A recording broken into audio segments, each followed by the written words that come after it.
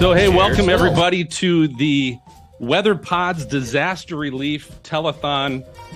Thank you for joining us. Welcome. I'm Phil Johnson. I'm with the Stormfront Freaks podcast, but I'm going to go ahead. We're going to go around the horn this morning and introduce the collaborators involved with this 12-hour event today. We're all excited about this. But first off, I'm going to hit James Brierton. He's also kind of helping to direct things, but James with the Carolina Weather Group. Good morning, James. You got your coffee this morning?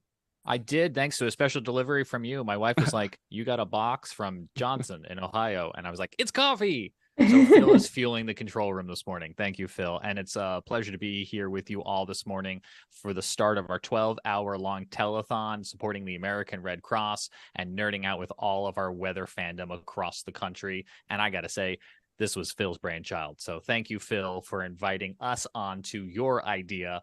I mean, Stormfront Freaks probably could have ran away and did a great job all by themselves, but it really speaks to the collaborative nature of the weather community. So we're happy to be here with you this morning. This is great. No, it's been a fun team working with all of you, including Gabriel Harbor with the Chaser Chat podcast. Good morning, Gabe. Thanks for being a part of this as well. Absolutely, Phil. So excited to be here doing this with all of you folks today. And I just want to give a shout out as well to James, Jared, and Tim, who are holding things down in the control room today with all the production stuff. My job is just to sit here and look pretty because you guys are taking care of everything else. So really, really stoked. Well, sweet. You got that part covered. So we're definitely in good hands. Then we got Bill Murray from Weather Brains, and Bill was able to join us and bring his group on as well. So we're looking forward to having him involved. But good morning, Bill. Good morning, Phil. It's nice to see some of our folks already in the chat over there. And I've got to get the YouTube feed going on that side. But I wanted to shout out, too, to all the incredible technical support. James Brierton last night helping me get our feed set up and ready to roll. He was just amazing, just watching him do his thing. So a lot of work, countless hours went into this thing. And thank you, Phil, for setting it up. It's a really great cause. It's going to be a fun day. It's good having you. And you know, as Bill mentioned, this is a live event, folks. This is 12 hours straight of a live event. And all of this has been coming together with some great help, including Carly Sisson has been involved in helping us out behind the scenes with some great graphics and great ideas. So Carly, good morning and welcome. Good morning. Thank you so much for having me. First of all, James, feel free to share any of that coffee anytime you want. But I'm so thankful to be here and appreciative. I'm such a fan of, first of all, a lot of you guys and your podcast, but the guest list we have coming today. So I'm really in this, not just as a collaborator, but a fan. So I really cannot wait to see all the people we've got coming on today and all the fun stuff we've got going on. Yeah, it's going to be a blast. We're looking forward to it. And of course, with live TV, you never know. Or in this case, live streaming, you never know what's going to happen. And that's part of the excitement when you go live. But who knows what's going to happen over the next 12 hours, other than we're going to have some great people and some great guests. We've already had one of our co-hosts dropping in this morning. We're going to see this all day today.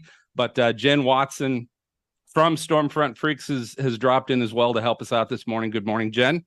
Yeah, good morning, everyone. I am so pumped for this. I feel like if you're a weather geek, you need to share this across all your social channels because it's going to be every epic storm chaser, meteorologist, anybody in the weather world from all over the world is going to be joining in on this. It's going to be so fun, so amazing, and it's to support an amazing cause.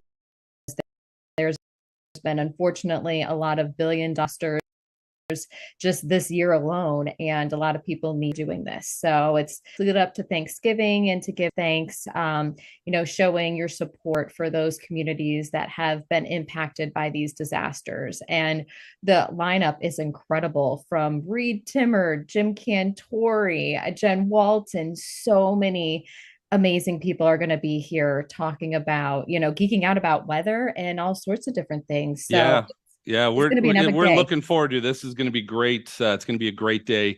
And Jen, you mentioned it, and I think that's important. Is we're trying to do this here over the Thanksgiving holiday. Everybody's getting ready to spend time with friends and family, And I think it's just a great opportunity to realize in the community that we work and operate in this weather community, that obviously what can come from that are disasters and opportunities and situations where people are being taken out of their home and they're being separated from friends and family. And so it's really an opportunity for us and all of our guests that are coming on today to really donate and spend some time to hang out and have fun, but also to recognize and ask for help and ask for support to the American Red Cross, to donate and give to those that aren't as fortunate. So I know we haven't even started yet.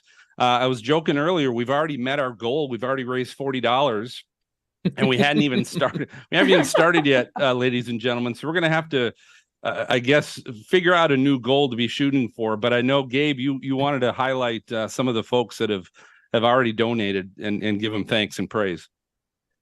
Yes, and if I was a good host, I would have that pulled up and ready to go. So I got it here. If James All right, wants to James, you got it, maybe bud. shout it out, that would be the way to go. Well, I have all of the screens, so it's very easy for me to see that Cody Law is our most recent donation of $10, bringing our total donation so far to $50. Wow, thanks, And so Cody. we're just Thank 9 you. minutes into this already. That's awesome. I love I it. know that one of the donations was from a friend of mine, Morgan. She goes by Tropical Trouble, so I do want to give her a shout out. Thank you, Morgan, and Radar. Yep, and we also the Reno family has made a donation, so thank you. And the very first donation that we got on the 11th of November, so 7 days, this is a week ago, was Jenny Lassiter made the very first donation of $10 to get the ball rolling, get things started. So thank you already for all of you, and which is surprising because it's only been us so far showing up on your screens, and it's not like we're probably the ones that are going to encourage you to donate, right? It's these big guests that we have coming on later. This is true. I love it. Everyone, I mean, this is amazing. It's going to be an epic day, and we're just getting started. That's the fun thing. We're just getting started.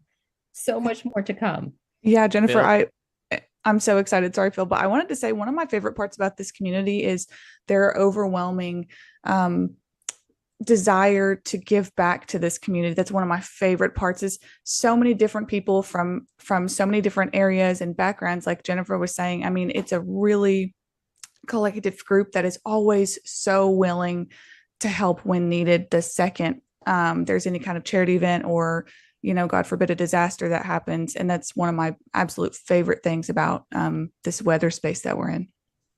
Carly, I couldn't agree more with that statement, because it really is, we're a tight-knit community, and not just a community, we're a family. We support each other. Whenever there's somebody in need, we're there, right there in an instant, to have their back, to give them a call. It's something truly special that I don't think a lot of other industries are like, which is really neat to be a part of. And I absolutely love it. And I'll tell you what, let me just kind of quick go through some of the scheduled guests we have set to appear today, so that you can kind of know what to look forward to. And I encourage everybody, throw us on your TV, throw this on your laptop or on your phone, and just go ahead and leave it on all day, because you might need to hit to the grocery store, take the kids to soccer practice. But when you come back, it'll still be there. There's still going to be some great guests. Let me go through this a little bit. I've got Mike Boylan, Trey Greenwood, Tony Rice, Tim Marshall, Kim Cunningham, Ken Graham, Cameron Nixon, Brett Adair, Chris Jackson, Mark Sudduth, Jeff Petrowski, Todd James going to be joining us from the Red Cross here in a minute, Bruce Jones from Midland Radios, Gabe Cox, Richard Neal, Jen Walton, Michael Binsky, Mike Bettis, Aaron Jayjack, the Outbreak video game crew, Jim Reed, Eric Fox, Ginger Z, Reed Timmer, Ed Mansuri. We've got Gabe, the weather drama team. I'm looking forward to this. Elfaria and Cassie. Is that right? That is correct. I had to give a little bit of airtime to my partners in crime. We cover any and all drama that happens in the WX Twitter, I guess now XWXX community. Is that what you would say? Definitely won't be adding one more X onto there, because So that should be good. We got Janice Dean, Josh Morgerman, Dr. Jacobs, Brandon Kopic, Candace Jordan, Jim Cantore, Mike Scatlin, James Spann, Greg Johnson, and all the other co-hosts from all of our other podcasts joining us. This is going to be an amazing day. Bill, what are you looking forward to today? I'm just overwhelmed by the incredible guests. I mean, I want to, it's hard to get me away from the television on Saturday for college football. And I tell you what, this right here is compelling enough to make that happen. Well, especially since it's Cupcake Saturday today over in the football world. But just the guests are blowing me away. It's going to be a fabulous day. I can't wait for our hour.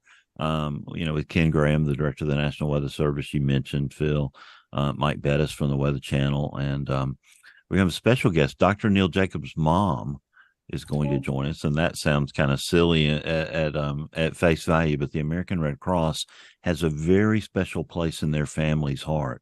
It's almost one of those tearjerker things you see on ESPN Game Day. But his mom is going to join us and tell about her experience in Vietnam, in which she got Neil's dad out of the deal. So that worked out pretty well for them.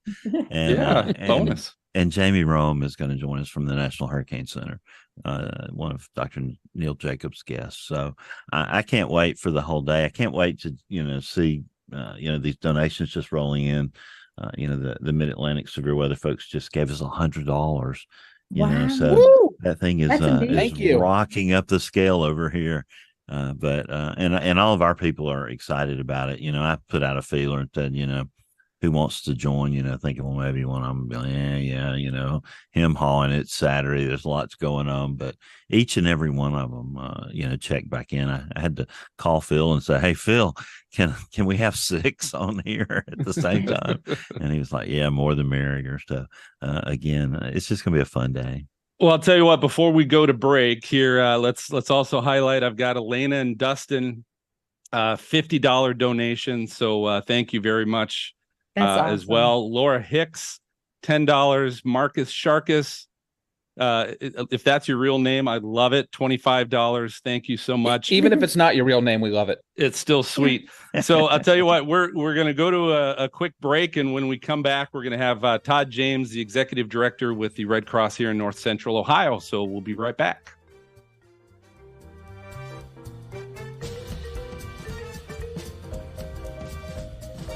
I am out here helping people who have lost absolutely everything that they have. Their cars, their furniture, their clothes. All their stuff is gone, and I just want to give them some hope. And sometimes just a hot meal will do that for them.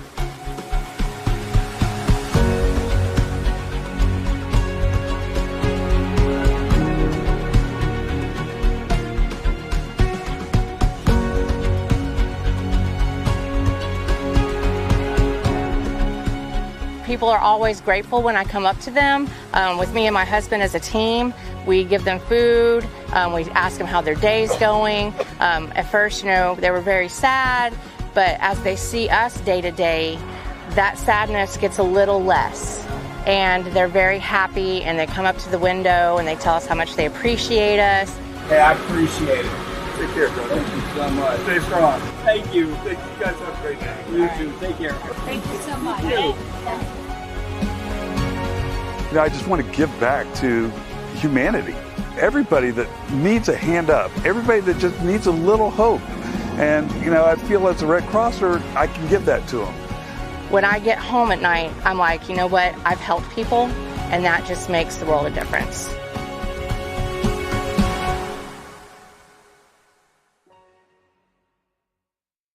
Hold tight. We're about to start. Okay, sorry.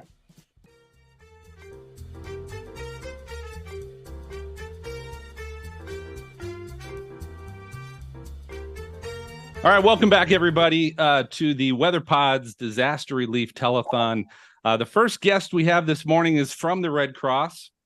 Todd James is the executive director for the Red Cross in North Central Ohio.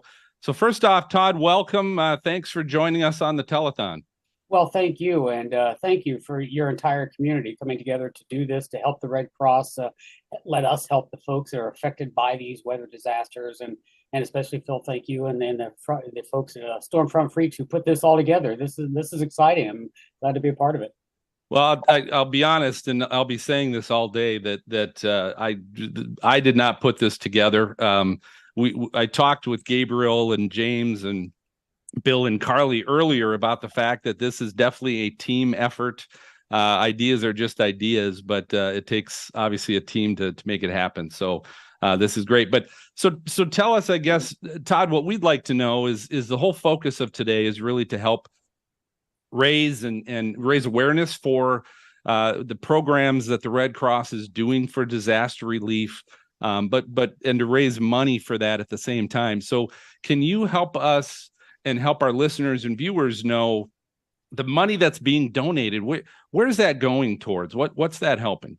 Well, we're very proud of the fact that over 90 cents of every dollar that's donated goes right back into our mission. And in terms of disaster relief, that means that when a disaster happens, the large disasters, the big ones that you see us out on, tornadoes, hurricanes, and earthquakes, whatever it is, a wildfire, we're there. We're providing shelter, and we're providing comfort and food, access to medical resources, to counseling resources. We're working with the community as a whole then when it comes to recovery.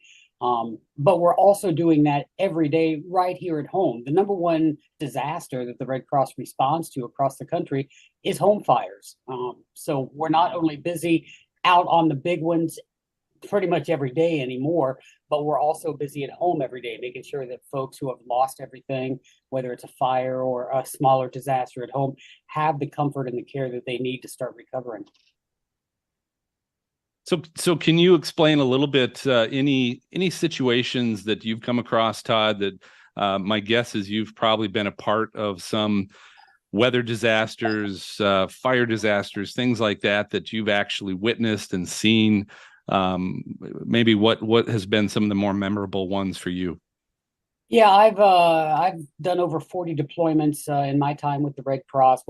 It's what we call when we go out to the larger scale disasters and become part of the team there.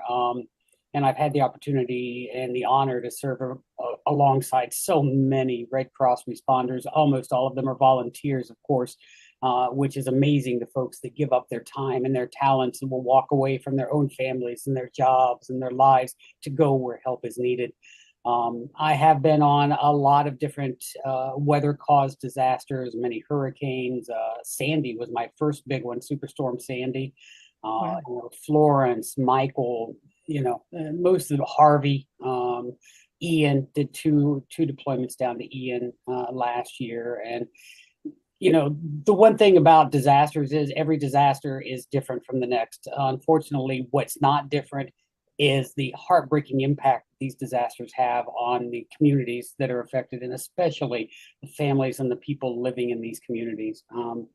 I have seen, unfortunately, a lot of heartbreak. I've seen families that have lost everything, families that have lost loved ones, and it's hard. It really is. You have to learn how to kind of compartmentalize it, and we make sure that all of our responders have access to the same resources, especially the counseling resources that we offer to the folks that we're serving. But I will tell you also, I've yet to leave one of these disasters that I've been on without also having an amazing sense of community. In every one of the disasters that I've been to, whether it's here at home or out on the larger scale events, the way communities and neighbors and families come together to help each other during these times of crisis is simply amazing. Have you, one thing I want to bring up, and I know this is something that's near and dear to Carly's heart as well, is really helping on the mental health side of things. And you brought that up. Have you, I guess, tell us what are some of the things it's a really relatively new focus. Like, people are finally starting to figure out this is another wellness piece of humans that we have to focus on, not just bodily injuries, but the mental health injuries. What has the Red Cross been doing recently to also help there as well? Well, you're absolutely right. And our disaster mental health teams are right at the front when we deploy to a disaster. Again, whether it's a local disaster or one of the bigger ones, we realize that the long-term effects of living through a trauma like that, especially for children, is really difficult. So we have disaster mental health teams of certified professionals, counselors, and the folks that do this every day for a living and are experts at it. Again, will volunteer their time and their talents to join us, to offer immediate help right there, to meet with the folks that have been affected and how can we help them. But also, even more importantly, make sure that they connect with the resources in their community for their long-term recovery. And that's a big focus of our work. It's not just going in and being there for a few days or a week or two running a shelter and feeding thousands of people a day. That's vital, and that is a huge part, especially in the immediate after effects of a disaster.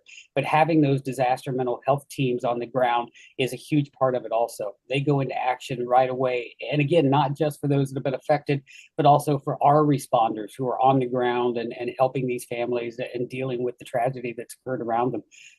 We are constantly recruiting professionals who want to be a part of this team. So if anyone happens to be joining us today and you're a licensed mental health professional, we would love to talk to you about joining our team and being there when the communities need you. Hey, Todd, Gabriel here. Hi, Gabe. Thank you so much for joining us today. I have a question. What is or what has been the most challenging event that you have had to work as a member of the Red Cross? I think probably because it's still fresh in my mind, one of the most challenging is my most recent one, which was the Hawaii wildfires. It was really difficult because of the distance that Hawaii is from here in the continental U.S. And so getting all of the supplies and the people there, along with the conditions on, Maui itself. Housing, of course, was in extremely short supply. The hotels were all full. And so it was really, a challenge. But I'll tell you, Gabe, I think one of the things, I've been with the Red Cross for 17 years now. And one of the things that amazes me about our people, if you've ever had the opportunity to see us come in right after a disaster, is within a couple of days, we will set up basically a corporation or a business. We have to set up a headquarters. We've got to bring in all of the supplies that we're going to need. Now, again, we start with the local chapter. Every disaster is a local disaster, no matter how big it is. And it starts immediately with the local Red Cross, who have already had trained volunteers ready for these events, have supplies laid in. But as we see the event is going to be bigger than just the local chapter can handle, that's when we start, saying, let's mobilize, let's get everybody in there. And we bring them all together in a few days. You'll have a few hundred or 1,000 or more Red Cross responders in the community. And so that involves not just the outward work that we're doing, the sheltering, the food, the comfort, the counseling, the medical services, everything that we're doing.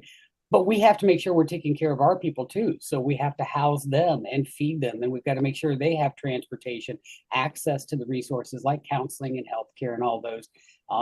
I have yet to see any organization that can mobilize a response like this outside of the U.S. military. And it's really something to see when we get this up and rolling while we're caring for people while we're doing it. You've kind of heard of building the airplane while you're flying. Well, we know how to build the airplane very well, and we can do it. We take off and we're building, and almost before we've left the ground, it's all ready to go.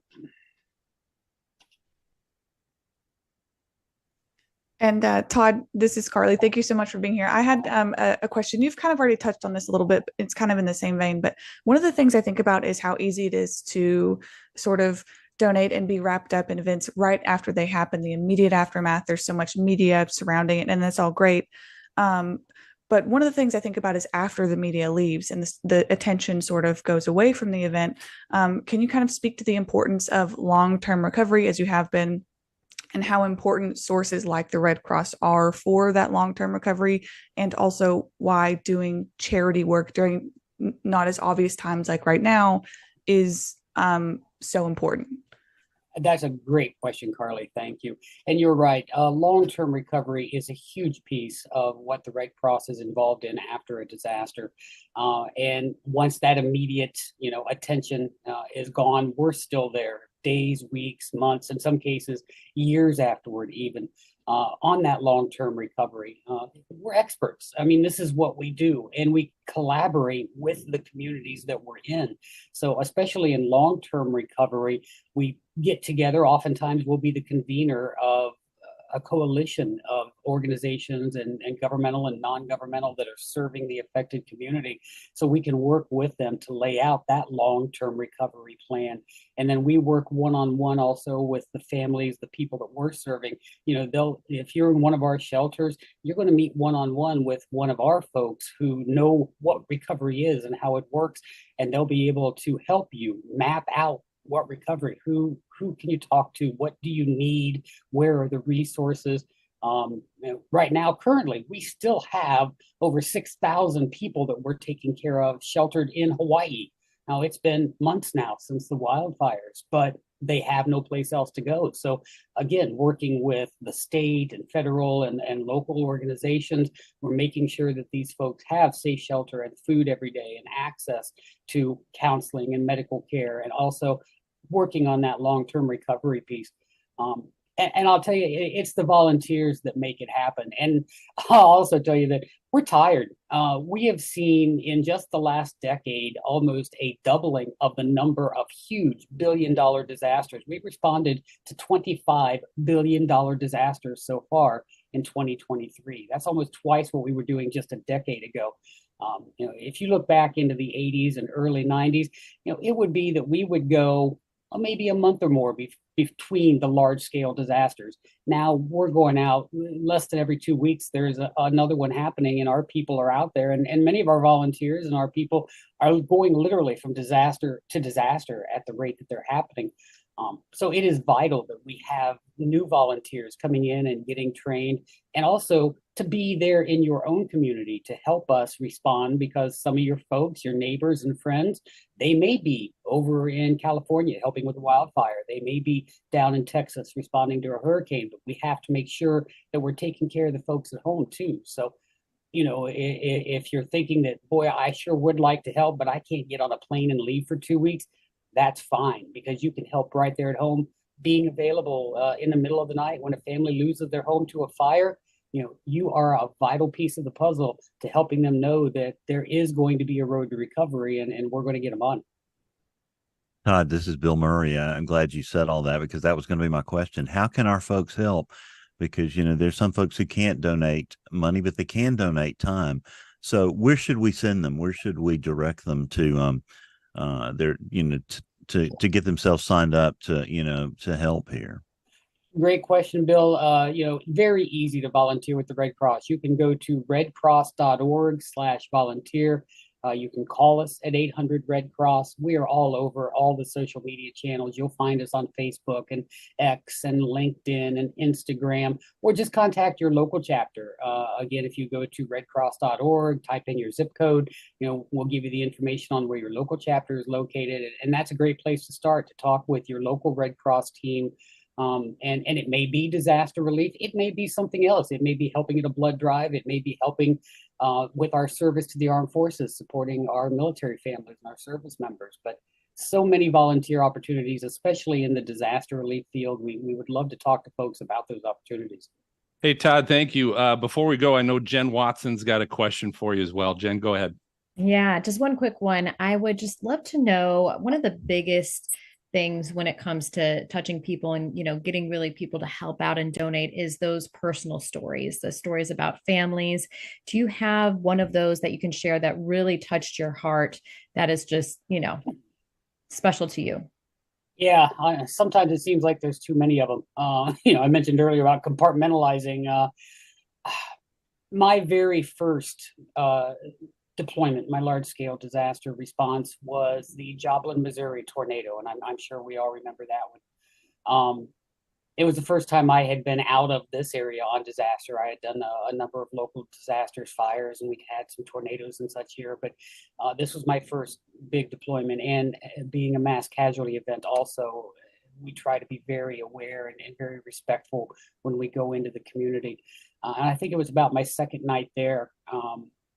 we had been very graciously donated some rooms across the border in Oklahoma, and so it was about a half hour, 45-minute drive, which actually was nice to kind of decompress each night. But I got back to my room, and of course I had all my Red Cross gear on, so we kind of stand out like a neon sign when we're wearing all of that. But just as I was getting back into the hotel, a couple stopped me in the hallway, and of course could tell I was with the Red Cross, and they asked me if I could help them because their daughter had lost her life in the tornado, and they weren't sure how to get into where they had set up an area for families to identify their loved ones or find out what was going on. And that is not part of what we as the Red Cross deal with. That was a local governmental operation with support, I'm sure, from a number of agencies. But it was heartbreaking. I tried to offer them, information I could on where they would be able to help, but also connected them with our disaster mental health team and let them know about the resources we had available at the shelter there in Joplin. And I did actually run into them a couple of days after that in the shelter. They were coming in to get some information and help. And that one has stuck with me for the 17 years I've been here with the Red Cross. I guess it was a few years into so probably now it's been about a dozen years or so. That one has stuck with me from the beginning. But there also, I know that one's a little bit of a downer. There are so many positives. I mean, I meet so many people in all of the shelters. I've been hugged by thousands of people. I almost someday, I should have started counting these for a Guinness World Record. And I've seen birthday parties and anniversaries celebrated in shelters. We helped plan a little birthday party. Again, going back to Joplin, a little girl was having her 5th birthday, and of course the party that mom had planned couldn't happen. So we made it happen in the shelter for her. And when you can do that, try to give these families, especially the kids, a little taste of normalcy in the midst of all this chaos. It's an amazing feeling. Well, I think the important part is bringing the smile, and which can be difficult to do at times. But Todd, we appreciate your time, and we appreciate you coming on and being a part of this. And we hope by the end of these 12 hours today that we're able to make a big donation to the Red Cross from all of our listeners and viewers. Along with that, before we go to break, I want to thank Bobby Rowland, $50, B, $25. Theo and Valentine, $50. Thank you. Convective Chronicles, I think we're going to see you a little bit later, Trey. $25 there as well. So thank you. We're going to head to break, and Ginger Z is coming up. Thank you, Todd. Thank you. Thank you so much. Thank you. Hi, I'm Holly with the American Red Cross of Illinois, but right now I'm in Mayfield, Kentucky, where devastation has run through this town, leaving a path of destruction. The American Red Cross is on the ground in Kentucky to help with people's basic needs, to provide them shelter and lodging, to provide meals, and to provide comfort and care as we go through this really difficult, devastating time. We're here to provide comfort and care and hope for a brighter tomorrow, and we'll be here for as long as is needed. If you're looking to help make a difference to people experiencing disasters like this one, consider giving a gift to the American Red Cross, a financial gift at redcross.org, or if you can find it in your heart to roll up a sleeve and give blood. We are in a blood shortage and are looking for more people to give to help save lives. You can make an appointment at redcrossblood.org.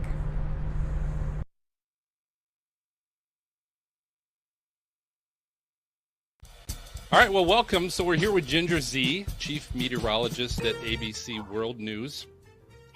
Ginger, you've got, last time I talked, you've got another kind of title, has something to do with climate, and I want to find out a little bit about that. Yeah, so my new title includes chief meteorologist, but also chief climate correspondent.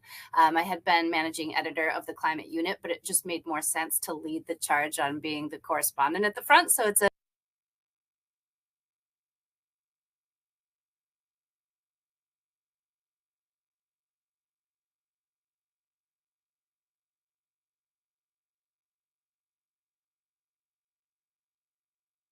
it ties sometimes to climate change, and when it does, we want to bring those stories. When it doesn't, we want to be clear about that. And usually, it just has a ton of nuance, and it's part of it. And we want to cover all parts of the science. Well, the title is probably recognition of a lot of the work that you've already been doing prior to that. So I know you lead the forefront in that. And I want to jump into a little bit with recently Hurricane Otis down in Acapulco, Mexico. That seemed to, I shouldn't say joke, but we talk a lot of times about individuals that say they never got the warning, they never didn't know it was coming, things like that some of us in the industry know the word's getting out, but maybe we just need to do a better job of making sure that gets out. But in this case, Otis really did ramp up really fast and catch a lot of people by surprise. Yes, and that is a word, surprise, that I've really helped my team understand we don't use unless it really happened. And so we don't use it. But with Otis, it did happen. And so I can count on one hand how many times you could legitimately use surprise. And we often get so frustrated with politicians or with the communication not getting to people when it's like, we know what was going to happen. It might, ramp up maybe a little bit faster or have a mile or two difference. But our science is so good that it is so often that we are misrepresented in that, it's just a guess anyway. Well, in this particular storm, I think it's so important as scientists to always say what we do know, but also say, this one got away. It is the one that got away. And unfortunately, it got away to a Cat 5 in a heavily populated area. And that's the part that you really hate to see. If you think about a couple years ago, I think it was 2017, another Cat 5, I think its name was Patricia. I have to go back and remember, but also hit the west coast of Mexico. And I remember that one was a much better forecast, but it also hit pretty unpopulated areas. And I remember Max, Samantha, myself, we were just terrified thinking, what is going to happen? Because there still are villages and all this stuff. It hit the cliffs of Mexico and it was like it got ripped to shreds and it was gone and nothing happened. And we thought, well, that was so strange. But that was just truly a function of where it hit and how quickly that part of Mexico can, rip up a storm. Unfortunately, not the case with Acapulco. No, and obviously a lot of damage done in that. And you've covered your share of disasters, storm disasters, whether tornado, whether hurricane, fire. I guess what have been some of the more memorable ones that really impacted you or have left an impact long term? I think too, we should talk about the forecasting of and relating to climate and extremes, because I think that's something that anecdotally I have most certainly experienced in my career. And I think Otis is hopefully not symbolic of what's to come, because I do think that we are presently in a very unique situation, unprecedented sea surface temperatures, unprecedented air temperatures around the globe, and a lot of other factors that are playing in just beyond greenhouse gas emissions. However, once that gets studied and figured out, I can tell you from all of the storms, especially in the last decade, that I have had to change the way that I forecast, because I always say when I got into this business, I was kind of both learned but taught to be a conservative forecaster. The models, especially in the late 90s, early 2000s, I felt like often overdid what was going to happen. And so, that is what a meteorologist's job is. It's to learn the bias of the models. It's to then communicate what people are going to feel. And I would often under forecast so it could over deliver if that were the case. And I think that it worked for a decade of my career. Starting in, I'd say after 2012-ish, I noticed a remarkable difference in forecasting, especially the last 5 years, Ida being one of the big ones, where the models kept doing things that we were like, no way. It kept saying, Ida's going to be over land for 9 hours as a 4 or a 3. And physically, as a meteorologist, you say, well, that doesn't make any sense. Even if it is, Plaquemine Parish in Southeast Louisiana that's so low to sea level, still doesn't make sense. It's friction. And sure enough, it verifies. And I remember just being there and after doing the coverage and being in the hotel, holy cow.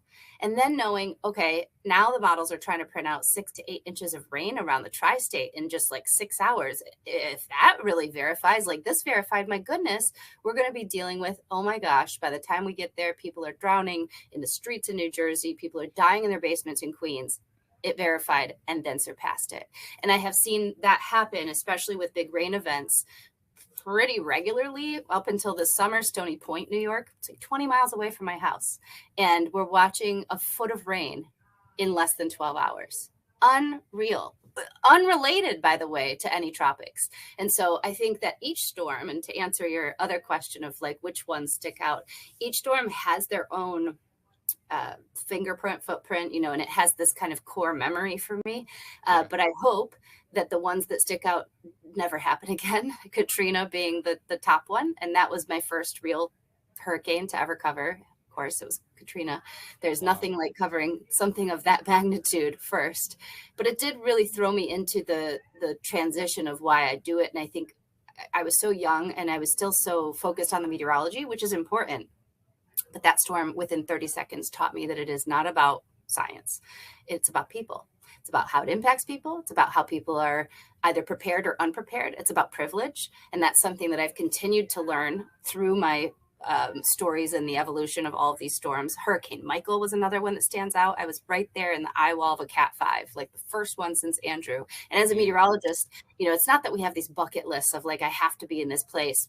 But when I knew I had the opportunity to be in the eye wall of, at that point, a Cat 4, very strong one, I thought, well, if we can be safe, let's do it. And then it was really shocking and unnerving to know that afterward, there were people who didn't have the opportunity to get out. And I thought, oh no, our science is so good and I'm here being safe. And then we've got people unsafe. So it keeps my, each storm, while they have their own things, it changes why I do what I do.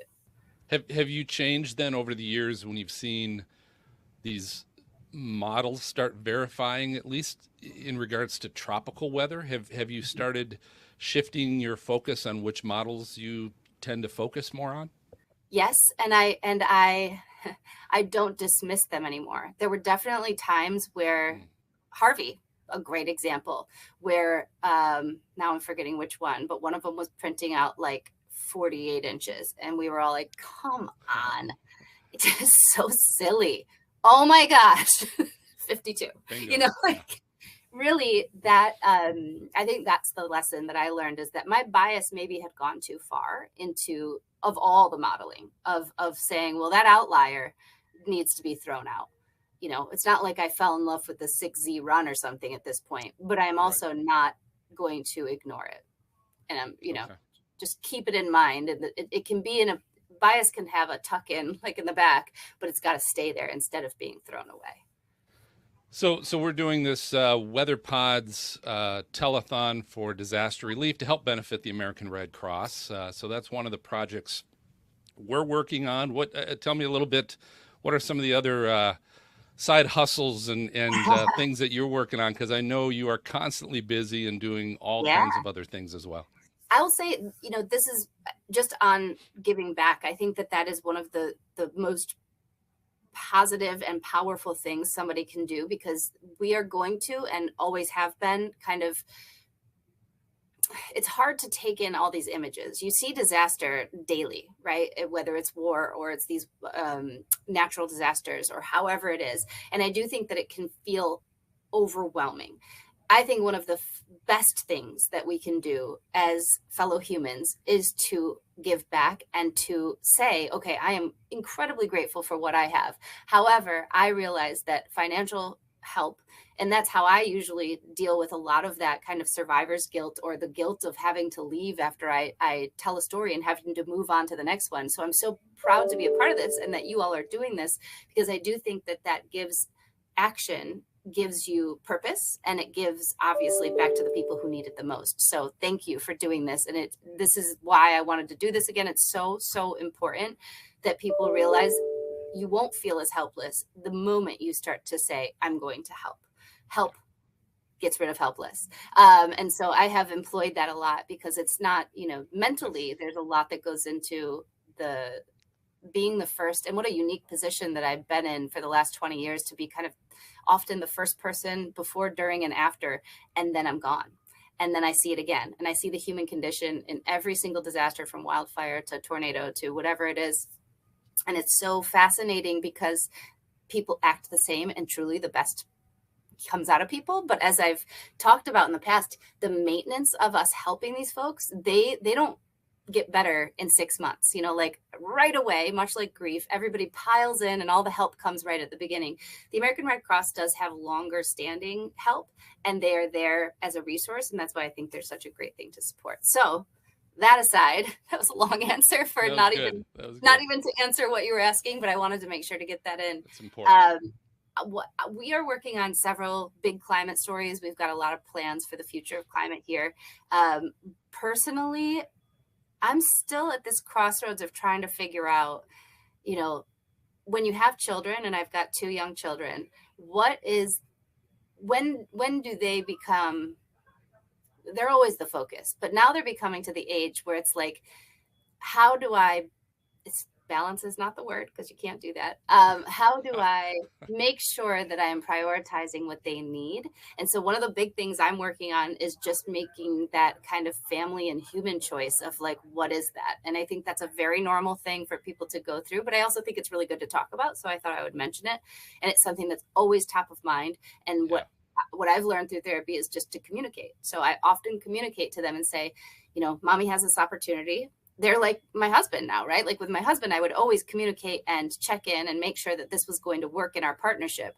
Well, now we've got 4 people in this partnership, and I got to make sure that each and every one of them feels like this is a good decision for everyone. So that's something that I'm working on personally. Good luck. And when you figure it out, let us all know. Yeah, I think what I've noticed is the communication helps, so that usually they're good and they understand. And we often they have questions about what it is. Why am I going to be gone for 2 days? Why am I going to be gone for 5 days? What is the purpose of it? What can they like understand about it? And then there are ones where, I was gone recently for 3 days straight, 4 different cities or something. And I got back and my hairstylist had come in because I was going to do an event at the Tribeca Film Festival. And the moment she walked in, my oldest starts bawling, and he's like, are you leaving again? And I was to mommy, like, this is too much. And we made change, like for the following 2 weeks, he was able to see the action and feel like he was being helped by the change. And so I think that's something that every parent probably has to go through and understand. But when I do have those windows, I'm never going to stop being me and wanting to keep growing, not just the climate unit here, but like my end goal is both to finally get something into children's programming. Don't know what that is or how it's going to look, but I will never stop trying, because I think that that's the place that I get most excited about. I'm doing a story actually at the end of this month with a group called Change is Simple, and they provide this really fun, interactive, hands-on environment and climate education series where they go into schools and they it's what I used to do as a meteorologist in local markets. Like, how is a teacher supposed to know as much as we do as experts in a field? Right. They go and they just, but really brilliantly with hands-on experiments and all of these really cool things. And it's something that a school can't necessarily focus on as a curriculum or prioritize, but the kids are going to learn so much in this one thing. Like, to be involved in something like that we could make nationwide, I think would be really powerful. So that's one of the other goals. Cool. Yeah. And then in the same way, I'm on the board at the National Children's Museum. And that's kind of where my mind is always going, is how do we bring access to STEM to kids who would never necessarily get it? So all of those things, I used to think it was going to be through a show or through some other way. I actually think it might be through something much more tangible and not so much in the way that I've always been trained to do things. So hopefully that comes to fruition. That's great. Well, I'll tell you what, let people know, Ginger, how people can follow you maybe on social media so they can track some of this progress and some of the projects you're working on.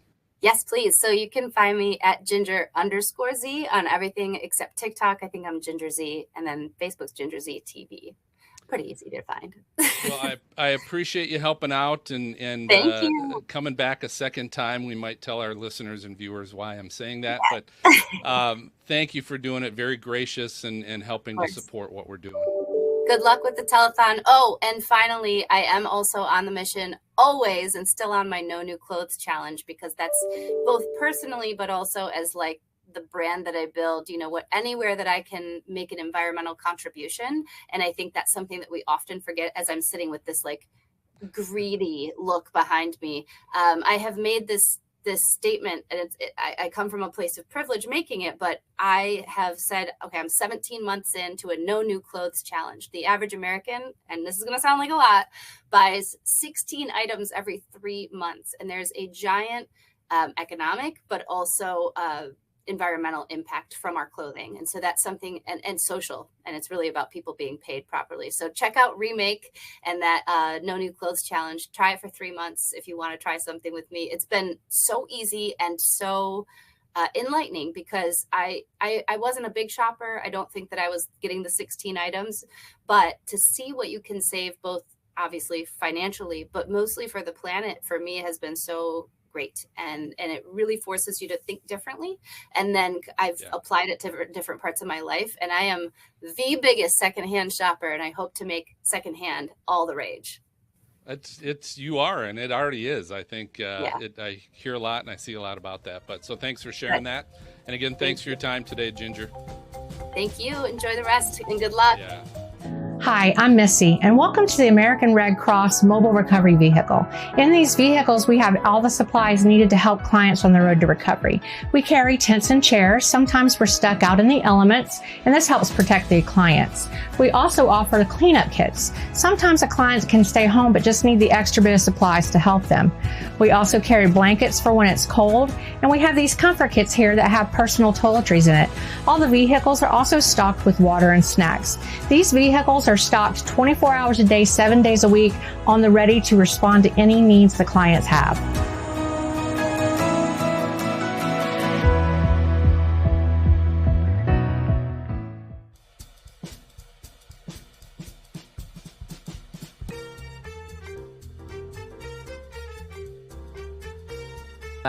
Welcome back to our telethon. We are coming up at the close of 1 hour, and we are closing in on $600 of donations thanks to your generosity just in this first hour alone. It's very exciting. So happy to have you with us here as we continue on.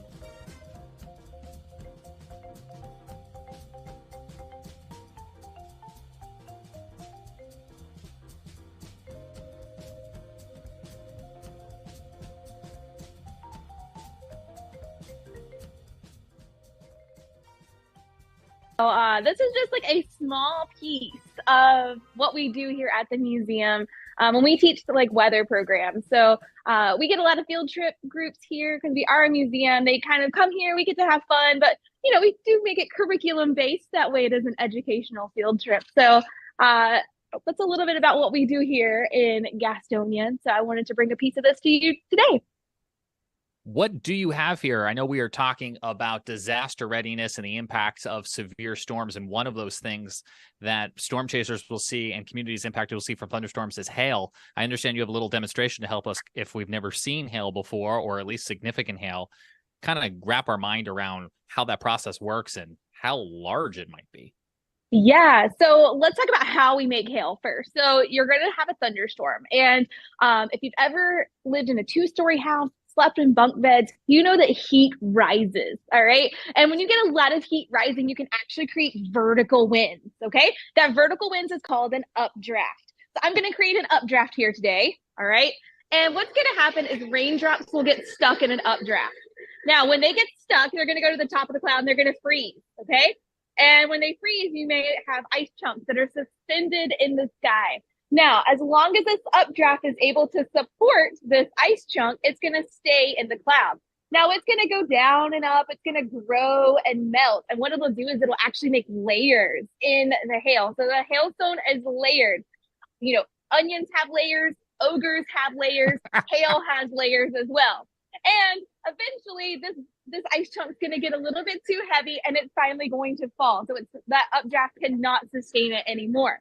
So my question for you at home, this baseball here, will it levitate? All right.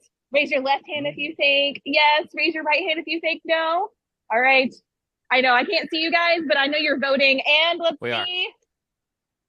Womp womp. So my question for you, why won't this levitate? And if you're thinking, it's probably because the ball's too heavy, you're exactly right. So I want you to take that one step further. That means this updraft can't support this baseball. So you have to have even stronger winds going vertically to support things like these baseball, softballs in the sky. In fact, softball-sized hail, you have to have winds going up in a cloud at 100 miles an hour. That's crazy. Whoa, right? 100-mile-an-hour winds going up. right? And what comes up must come down. When it comes down, something like baseball size hail, when it comes down, will fall at nearly 100 miles an hour. So if you've ever seen people, I know we're over here in North Carolina, baseball size hail is pretty rare for us. But over here in the central portion of the country, they get baseball size hail a little bit more regularly. That's why you'll see people who carry like baseball helmets in their cars and such. If this thing's falling at 100 miles an hour, you're going to want to protect your head for sure. Now, we're talking about, weather preparedness, and I actually have some citizen science stuff for you guys, stuff that you can do at your house, but you can also help the meteorologist. And that is if you find hail at your house. So if it's hailing and you can safely get a piece of hail, measure it. And then send that in to your local National Weather Service. That really helps them out because, we can see what we can see through radar. But if they're getting really ground truth about what kind of hail is out there, that might give them a classification of a storm being severe or not. It also can just help them update their warnings. So I've got some similar or very common items. So coins are always great. You can put your hailstone right there beside a coin, take a picture and send it to them. That's a really standard way. If it's bigger than a quarter, it's technically severe hail. Golf balls, baseball, softball, these are very standard things. What you don't want to use is bouncy ball size hail. Well, bouncy balls come in a lot of different sizes, so not a standard unit. Also, you don't want to get out something like a pipe cleaner sized hail. You guys didn't know I actually cut off a little bit of this, so it's not a standard pipe cleaner size. So try to find objects that you would that are pretty standard across the industry. So softballs, baseballs, golf balls, coins, dollar bills, things like that are really, really helpful. I mean, that's an excellent point, Candace, because the storm reports that come in from professionals, but also just the community really helps the National Weather Service, as you mentioned, understand what's happening on the ground and what's to come downstream. So having some sort of confirmed point of reference rather than just trying to reference an object that might come in various sizes could really help people in the next community allow that National Weather Service to issue that proper severe thunderstorm warning. Exactly. And, being a citizen scientist, you may live in a more rural part of the county. Maybe we don't have a lot of professional, whether it be weather equipment or human interaction in your local area. So even something as simple as taking a picture and putting it on like Facebook and tagging them, putting it on Twitter, X, whatever they're called, and tagging them can be a really big help. So just know that you are important in the meteorological world, and your forecast or your observations really do help our forecast. Absolutely. Candace, before we let you go, I can't help but notice you've also got a tornado there on the table. Yes. And do you want to see a really cool snow thing? Because we're about to come up on winter, right? We are. Yes, please. Okay. So this stems from me living in North Carolina my entire life, pretty much. And snow is not what it is up north around here. Okay. We get like that wet snow, the heavy snow. You walk outside and you're drenched after you come back in, but it's not like that everywhere. So we have what we call snow ratios, okay? So it's the amount of water compared to the amount of snow. So sometimes a little bit of water can make a lot of snow. Sometimes a little bit of water can make not a lot of snow, and it's kind of mushy. So around here in the South, we typically get that mushy snow. It's basically, there's a lot of water content in that snow. Up north, you can get really dry snows. So I wanted to show you that today. I've got 2 tubes here filled with some snow. James, can you confirm that you can see these tubes here? I can confirm we can see those tubes. Awesome. So I'm going to pour some water in each one of these, and we're just going to see what happens. So here we go. So I poured some water in there. Not much movement. I'm going to pour a little water in here. And you'll notice this one here is starting to rise a bit more. So this one here that I put in, this one, you can see it's sticky. It's not really even wanting to come out. It's that very heavy, wet snow. This here, really dry, really fluffy. This here is that snow that, you don't really pack well, but man, you could get like 40, 50 inches of it really, really quickly. So you can have 1 inch of rain make 6 inches of snow. You can have 1 inch of rain make 50 inches of snow. It's really all about that snow ratios. That's really good to remember as we head into the winter season. That's what makes forecasting snow so hard. I'll also say, as a native New Yorker, not all sleigh riding is the same. You want that nice, packed, maybe just a tad bit icy snow to really quickly get down the hill. For sure. And then you mentioned the tornado. I just had to bring the tornado. It's just a lot of fun to look at. Absolutely. And that's a nice, safe way to look at it. Candace from the Shield Museum, if anybody's ever visiting Charlotte, it's just a quick little drive to the west over there in Gastonia, North Carolina. As always, Candace, we appreciate your expertise, your knowledge, and just your energy this morning. Yeah, always come over. We have an annual event called Weatherproof. We're also going to be doing some Snow Much Science programs in January, so come on out. We'd love to have you guys. And from one nonprofit to another, we really appreciate your donations this morning because they really do matter.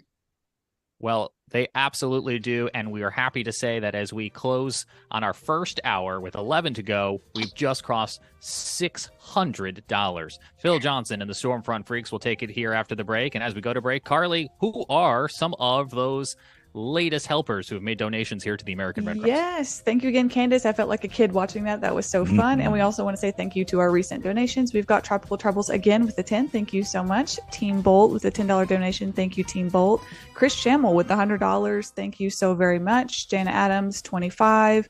Valerie McMahon, 25. Thank you so much. And we've also got the Tornadoologist. I know I've seen you around. Thank you so much for the 25. And Jean Schaefer as well. So what an incredible first hour we've had already, James. We'll be right back. Stay with us.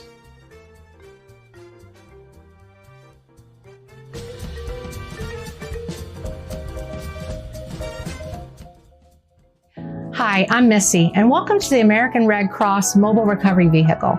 In these vehicles, we have all the supplies needed to help clients on the road to recovery. We carry tents and chairs. Sometimes we're stuck out in the elements, and this helps protect the clients. We also offer cleanup kits. Sometimes a client can stay home but just need the extra bit of supplies to help them.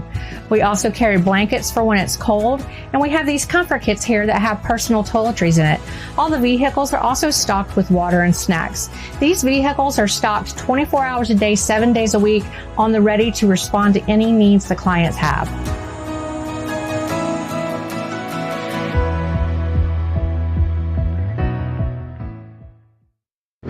On the next Stormfront Freaks. But it's our job to tell the story. People expect me to be out there and tell the story.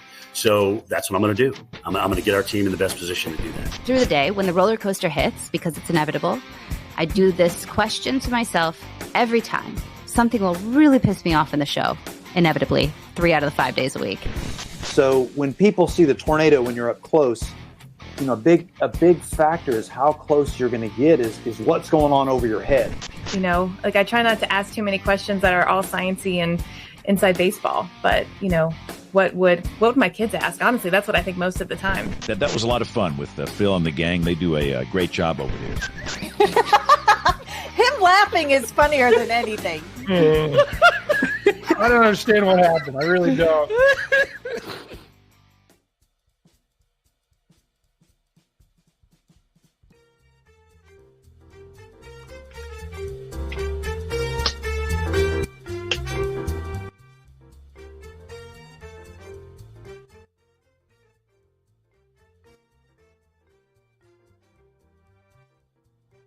We've got some great guests coming up.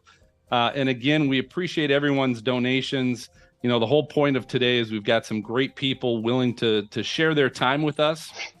And all in the hope of really raising more money for the American Red Cross and their disaster relief. So keep those coming in. Thank you so much for doing that. I am joined this morning. We've got some of our Stormfront Freaks co-hosts first.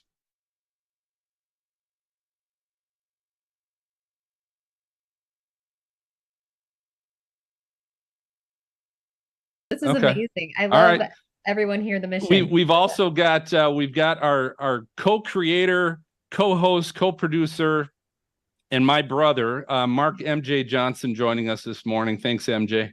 Yeah. Good morning, everybody. Good to be here. This is a lot of fun. It's a good. And then Brady Harris. Brady Harris is one of our co-hosts as well. Brady's joining us from Columbus. Brady, good morning. Hey, Phil. I don't have any exotic rugs behind me like MJ does, but I'm working on it. That's good. And we're still joined by Weather Brains Bill Murray We got Yeah. Carly Sisson with us, but we want to jump to our first guest here. Mike Boylan, creator of Mike's Weather Page. He's also a storm chaser. Mike, thanks for joining us. I know you got some softball or something like that going on today. Is this you or one of your kids? Oh, it's my kids. It's my second love.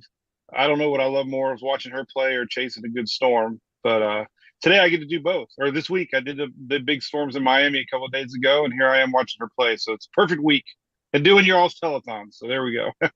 Well, we definitely appreciate you joining us. So thanks for the time on that. And I'm going to tell all of our co-hosts what we do on Stormfront Freaks is if you've got a question, you just kind of jump in and whoever's the loudest tends to get their question in first. But Mike, I want to first get a little feedback from you on this year's tropical season. What was your take on this year? What were your thoughts on it? I think beginning of the year, I stress the importance of, it only takes one. Sometimes we get these seasons with a lot of names. We almost had Vince today. So I think it comes down to all that preseason hype of a busy season versus a slow season. And sometimes we only get one or two landfalling systems. And that's the one thing that I think it stands out is, everybody thinks it's a dead season when they're not affected. And we really only had Idalia. We still had a third active season ever, but we really only had one memorable storm. So it just kind of shows you that tropics are tricky. We saw over in Mexico with Acapulco there what could happen overnight. So always you just can't turn your back on the tropics, that's for sure. I want to actually, Mike, expand on Phil's question. So he talked about the tropical season this year. What about like the year as a whole when it comes to chasing storms? Was there anything that stood out for you, and kind of break down some of your biggest chases? Yeah, well, Idalia we went to Idalia, and that was a different storm for us up here because we had surge all the way basically where Ian made landfall. Some places down in Fort Myers area had more surge than they did with Ian, and it was a storm that was 100 miles off the coast. So I think the biggest impact for me was the non-direct landfall of a storm, and the whole west coast of Florida experienced flooding, and every town where I live had FEMA set up. And we're talking, Palm Harbor, Clearwater, Tarpon Springs, the Sponge Docks, places that have never flooded, had water inland. I mean, I went to Crystal River, which was way away from the landfall, and they had water a mile from the coast. And there was locals walking around. They look like zombies because they've never seen it. Locals have never saw water come inland that far. So those are things that I take away. The non-landfall effects in Valdosta, Georgia. Like, this storm was so strong, there was pine trees everywhere. Interstate 10 was closed. So it reinstates how important to discuss inland effects and not where the storm hits, because there was people that, again, up in Georgia that thought it was only going to be a Florida event, and they're looking around and they got trees down everywhere. So that was my most memorable thing, I think, was just how many people were affected from a storm that was 100 miles off the coast here on the West Coast. And we had record surge. And it was a wake-up call for Tampa, where I live, that they had flooding that they've never seen in Tampa Bay, again, from a storm where the sun was out. We were getting flooded. So surge is a real deal. And I think that was the big thing for me, is what surge can really do. Yeah. And Mike, and that's a really interesting point, right? Because you're right that, there was storm surge with sunshine out, right? That's how do you, do you think the public, do you think people that you were seeing were ready for that? Like, did they expect the amount of flooding or no? No, totally. No. Because I had locals kind of calling me out because, we had a storm called Ada a couple years ago in 2020, and we had hundreds of homes flooded in Pinellas. Same situation. It was a tropical storm that was only 60 miles off our coast. Everything lined up. We had, the new moon, tide cycles. And what I've learned from these storms, something that I never really learned until Idalia, especially, is when you have a persistent southwest wind here during high tide, it drives all that water in. But when that wind stays, the low tide never gets a chance to escape. So then when the second high tide came in, that's when we had our surge, several hours after Idalia was gone. That's when midday the next day we had these high surge values. Yeah. Cedar Key, for example, I tried to go out there, that's where Cantore was camped out. It was closed. It was still underwater. The bridge, the little causeway was underwater from the secondary surge from high tide. So that's something that I think fascinates me, is when the low tide never gets a chance to escape, and then the next tide comes in with those winds, and we get that additional surge that nobody really expected. Yeah, because I'm pretty sure too it was the historic high tide, right? It was one of the actual surge combined with the fact that this was the highest tide of the year was just a recipe for disaster. And I can't even imagine having to try and communicate to that, hey, we're not going to get hit with the hurricane, but you're still going to have storm surge. Like, the public doesn't understand storm surge as it is, how do you explain, hey, the center of this thing is going to be 100 miles off our coast, but we're still going to get storm surge flooding, and we're still going to have flooding along the coast. Like, if I'm a person that lives there, I'm just going to be like, it's not going to hit me. I'm going to be fine, Totally. And it goes back to the cone, what the NHC wants to try to figure out a different way to showcase the cone because of what happened with Ian. The eye was right on that edge of the bottom part of the cone. A lot of people focus on that center line and the effects that can can happen outside that cone. And again, we're talking a storm that was 100 miles away, and so many people were flooded. I have not seen final numbers yet, but Homosassa Springs, Crystal River, all these little cities, Yankeetown and stuff. If anybody knows driving on US 19 North, every one of these little towns had serious flooding, and again, like you said, everybody thinks the storm's going north. And so going back to that statement, here at the softball field, I'm meeting a lot of folks that live in Fort Myers, and that storm still bothers me of how the emotions swung with every 6-hour update. And folks in Tampa, when that thing, for one cycle, they had the models go into the panhandle of Florida. So everybody here in Tampa is like, oh, it's going west. Especially Fort Myers, it's like 2 days before, right? They're like, oh, that's not our storm. And then, so the emotions with swings on these shifts. Down at Wink News, they're doing Matt. Thank you, because I just drew a blank. But he went out on a limb, and they've changed their graphics, and they don't show the center line anymore. Mm-hmm. They have a cone with just a cone, and that's the biggest thing is I think educating people and the inland effects. That's the number one thing I hear is like, oh my God, I had no idea, because everybody's so focused on landfall. Yeah. And Mike, you bring up a good point about, I like how they took out the center part of the storm. So it's just the cone, because I think that's really difficult even, for everyone to understand, okay, what do we need to do? How do we need to prepare? And, for the public to prepare and do what they need to get all their resources and everything in line. And it can be one of the most difficult things when it comes to communicating, on TV. Now, Mike, I'd love to know more about a little bit into tornado chasing and what you've done there and some big things. Oh God, I'm a rookie. I joke, I haven't met Reed, and I've tried. This last little tornado outbreak that we had here at home, I did capture our Oldsmar tornado on a drone. So I'm getting better, and we did have damage here, and I felt good because National Weather Service in Tampa actually used my footage. They didn't even designate this a tornado until I had the footage, and we had some homes that were damaged. So I am getting a little better reading, vorticity signals and learning what side to be on, and don't be on the rain side. I mean, I went to Georgia over the summer, and I was on the other side of the tornado, and I'm like getting hail, and I can't see, and all the smart chasers were on the south side and on the dry side, So, and tornadoes are frustrating to me because they bounce, they don't stay on the ground very long. And so, yeah, that we did have a pretty big outbreak here, where I live in Curlew, and the Curlew Causeway is pretty famous in Dunedin, and we had a significant EF2 damage there. And I was in the parking lot, and I just had a bad feeling. So I got the heck out of Dodge, and that's exactly where it hit. That was the one with the portalet. I don't know if you saw the videos. There was a portalet that ended up on a street light. I was right underneath that. So something told me to get out. I just, So I'm kind of scared of tornadoes. I feel confident with hurricanes. I know the direction of the wind. I know where, I know how to stay away from the surge. So the tornadoes are tricky. And I think, how many chasers, go a whole season, right? And they just get that one or two, successful chases, but how many, like 100 did they fail at, right? So I think tornadoes are tricky, right? We see it with SPC all the time. Sometimes they get, dark green and they get an outbreak and they go, all the way up and they don't get one. So I think Mother Nature is smarter than a lot of us.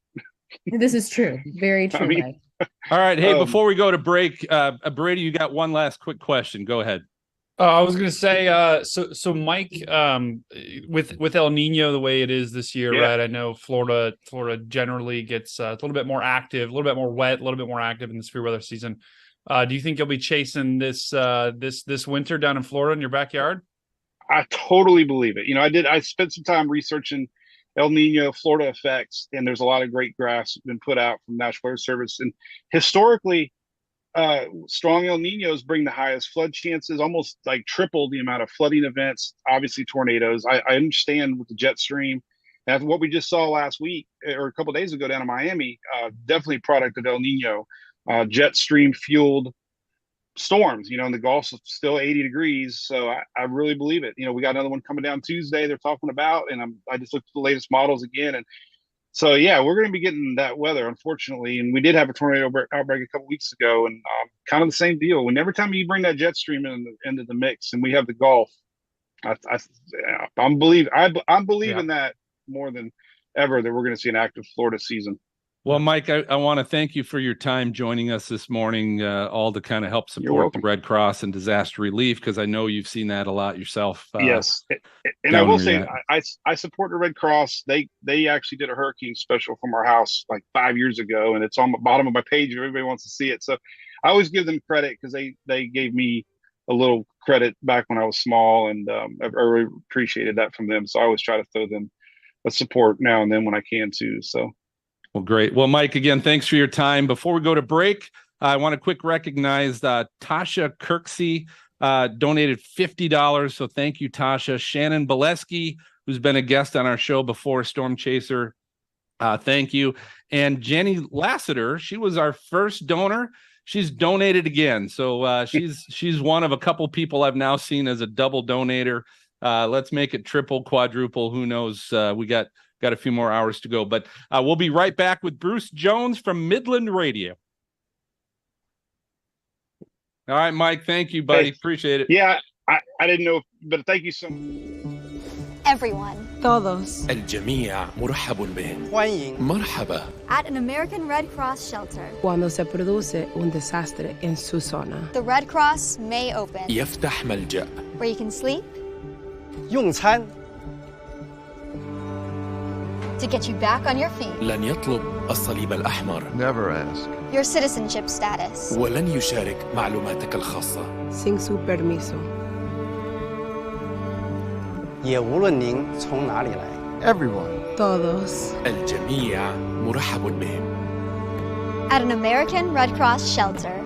To learn more about the Red Cross or to find an open shelter in your area, go to redcross.org or call 1-800-RED-CROSS.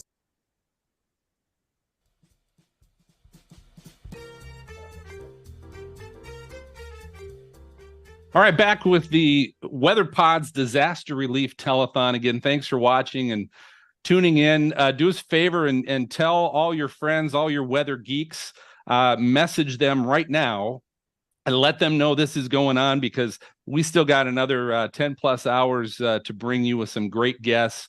And again, our co-hosts right now, we've got Jen Watson, MJ, Brady Harris, Bill Murray from Weather Brains, but we are welcoming in one of my favorites, Bruce Jones, meteorologist at Midland Radio, one of their top spokespeople.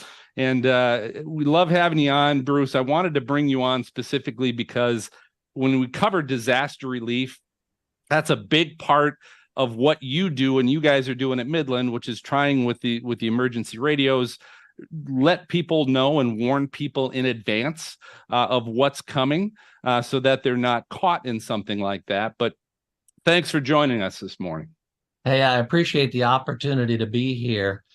And for those of you who are watching or listening online, this is a fundraiser for the American Red Cross. And I can tell you personally, I've been working with the American Red Cross closely over the last year and a half, maybe 2 years now. And they have done fantastic work providing weather radios to towns and counties that have been smacked by severe weather, or in the case of Hawaii, by wildfire. In the aftermath of any disaster, post-traumatic stress disorder is a huge issue amongst those who have survived. Whether you lost something in it or not, there's a lot of PTSD after these disasters. For the American Red Cross to be able to go around to these communities and hand each homeowner a NOAA weather radio is a tremendous shot in the arm and really helps them with their mental health issues. Because in the aftermath of something destructive in your hometown, whether you fight it or not, you're going to have a lot of mental issues that come to the surface every time the sky turns dark or the wind starts blowing. You can't control it. It just pops up. But the American Red Cross will go into these communities and hand people a NOAA weather radio. And that radio basically is like an umbrella of safety over that home and that family. So what we're doing here is raising funds for the American Red Cross so that they can continue in these efforts. And I give them an A+ in everything that I've seen them do. And Bruce, let's talk a little bit about having that secondary source of confirmation when there's severe weather, specifically a tornado, because there's been a lot of social scientists that have gone in after disasters. And what they found is it takes a lot of people, once either they get an alert on their phone or they hear the siren, they need that secondary source of confirmation before they actually take shelter. And also another fact is, a lot of times we can get severe weather when we're sleeping and you can't rely on the outdoor sirens to wake you up. So why is it so important to have a weather radio and another source of confirmation? Yeah, that's a great question, Jen. I'll tell you, when I was a kid, we lived in Austin, Texas. This was in the 1960s. In Austin, Texas, we did not have central air conditioning in our home. Central air was for rich people. Yeah. You kept your windows open. Wow. In Texas, in Austin, my Texas, gosh. you kept your windows open in the spring and summer. Tornado season, your windows were open. So an outdoor siren might have been a little more audible in those days. But those sirens are designed to warn you when you're outdoors. And at 2 o'clock in the morning, unless you're out walking your dog at 2 a.m., you're not supposed to hear that siren inside your home. NOAA weather radio was specifically designed to be an indoor tornado siren because we recognized this problem in the 60s, the 70s, and it persists today. Now people put so much faith in this cell phone that if your local cell phone tower goes down, you need to understand you may get nothing at all from this phone. And that was the situation in Cookeville, Tennessee, in 2020, nocturnal tornado, middle of the night. People who went to bed relying on this cell phone to wake them up got nothing because 2 of the big cell phone towers that serve Cookeville were disabled by earlier wind damage. NOAA weather radio had the tornado warning 11 minutes in advance. Anyone in Cookeville with a weather radio had 11 minutes to take shelter. 19 people died that night. F4 tornado, Cookeville, Tennessee, a suburb of Nashville. But you know, after that tornado, our online sales in Tennessee and Kentucky went up 6,000%. Wow. Wow. Yeah. Wow. So people get the message after, and I understand that. But we try to get the message out before. And so American Red Cross has done wonderful work in the aftermath of these storms, but it's up to each of us individually to do something preceding these storms. Sure. So get warnings. So Bruce, I've got a question because we know all of your, all of the weather radios come with the same technology, right? That's designed so that you can program your county, your locale. into, because that's one of the things people say, I don't want it going off all the time for, Yeah. it's just like we hear, right, from media, right? They don't want to hear it if it's not in their area. Yeah. Can you tell us what's the best way for any of us out here in the community, if we're working with people, doing a distribution of these radios, doing some things like that, best way to get people to be able to program that themselves? What are the resources available to help them figure out how to program it for their locale? Yeah, that's a great question. We've made it a lot easier. First of all, when you buy a weather radio, look for the public alert designation. Public alert is not advertising. It's the Consumer Technology Association. They set standards for these devices because they want them to be true life-saving devices. So get a public alert certified weather radio, and that one you can program to go off just for your county. And it's easy now because it's all alphabetical. When you do set location, it says USA or Canada, you pick USA. And then it says what state in the USA, you pick your state, and then it has the alphabetical list of counties, and you find your county and set it in there, and it's done. And we have partial county alerting coming here real soon, where some counties of the United States will be partitioned into smaller segments, and then you can set your weather radio to only go off for the northwest or the southeast corner of your county, and you'll only get the tornado warnings for your specific section of the county. So you're capable of doing that right now, but the emergency managers need to meet with National Weather Service and decide how to subdivide their counties. So Bruce Jones, Bill Murray here. You have a print of a painting on your wall behind you that was in the World Book Encyclopedia when I was a kid. And that print scared me to pieces, Bruce, because that was just a terrifying situation. And it reminded me of too many times, having to go to the, as we call them in Alabama, storm pit. That was a very intimidating name, but it's good to see you. You got any weather history for us today? Anything that happened on this date? Not off the top of my head, but let me respond to you about that. I had the same World Book Encyclopedia, and that was one of my motivations for getting into weather. That and the Wizard of Oz movie that I saw when I was 5. But that picture right there, if you study it, it's just the most dynamic picture. It's called Tornado in Kansas, or Tornado over Kansas, and it's by Curry, Curry. The original's up in Grand Rapids, Michigan, as I recall, or Kalamazoo, or someplace up there in an art museum. But it's wonderful. It's the family taking shelter as the tornado's coming, and there's some drama in there as the cat is getting ready to bolt out of the little boy's arms, and something interesting is about to happen as they try to get to the shelter, but the little boy may be running to chase after the cat. But and what they would have given for a weather radio back then. Yeah. So basically, to wrap up, I'll tell you, National Weather Service has developed this network of 1,033 transmitters. They send out a signal 24/7, 365. The weather radio's job is to silently monitor that signal. And so most of the year, a weather radio, it really just sits there silently. It's plugged in, has battery backup, so it'll work in a power failure, but it's plugged into the wall and it silently monitors that. And when there's trouble, it goes off, just like a smoke detector does.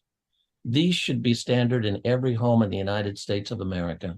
And for those of you watching, please make a donation to the American Red Cross, because they've sent these radios to Mayfield, Kentucky. They just sent a bunch of them down to Louisiana.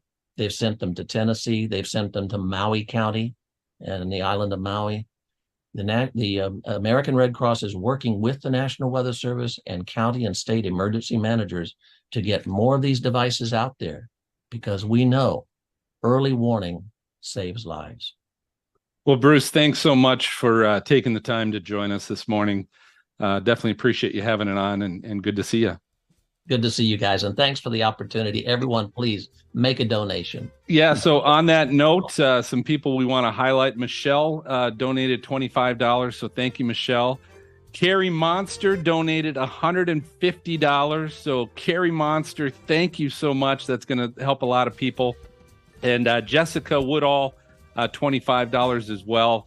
Thank you very much, everybody who's helping to give. I know we got a bunch of people that have been ripping it up on the chats as well. Hopefully we'll be talking with you guys as well. We got a lot of stuff going on, but we're going to head to break here a little bit. We're going to be right back with Reed Timmer, so stay tuned.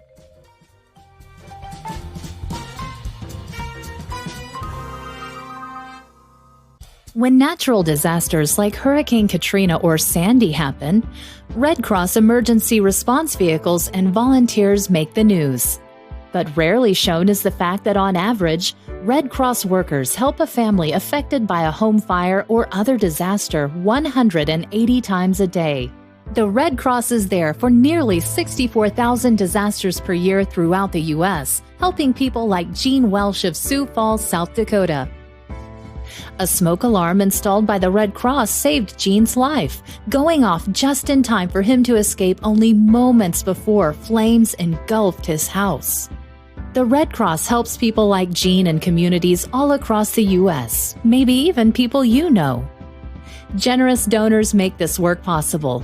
Donor gifts enable the American Red Cross to sustain a strong nationwide infrastructure comprised of local offices, robust training, integrated IT and communication systems, a fleet of response vehicles, warehouses stocked with shelter and relief supplies, and partners to help mobilize to support one family or 100,000 families.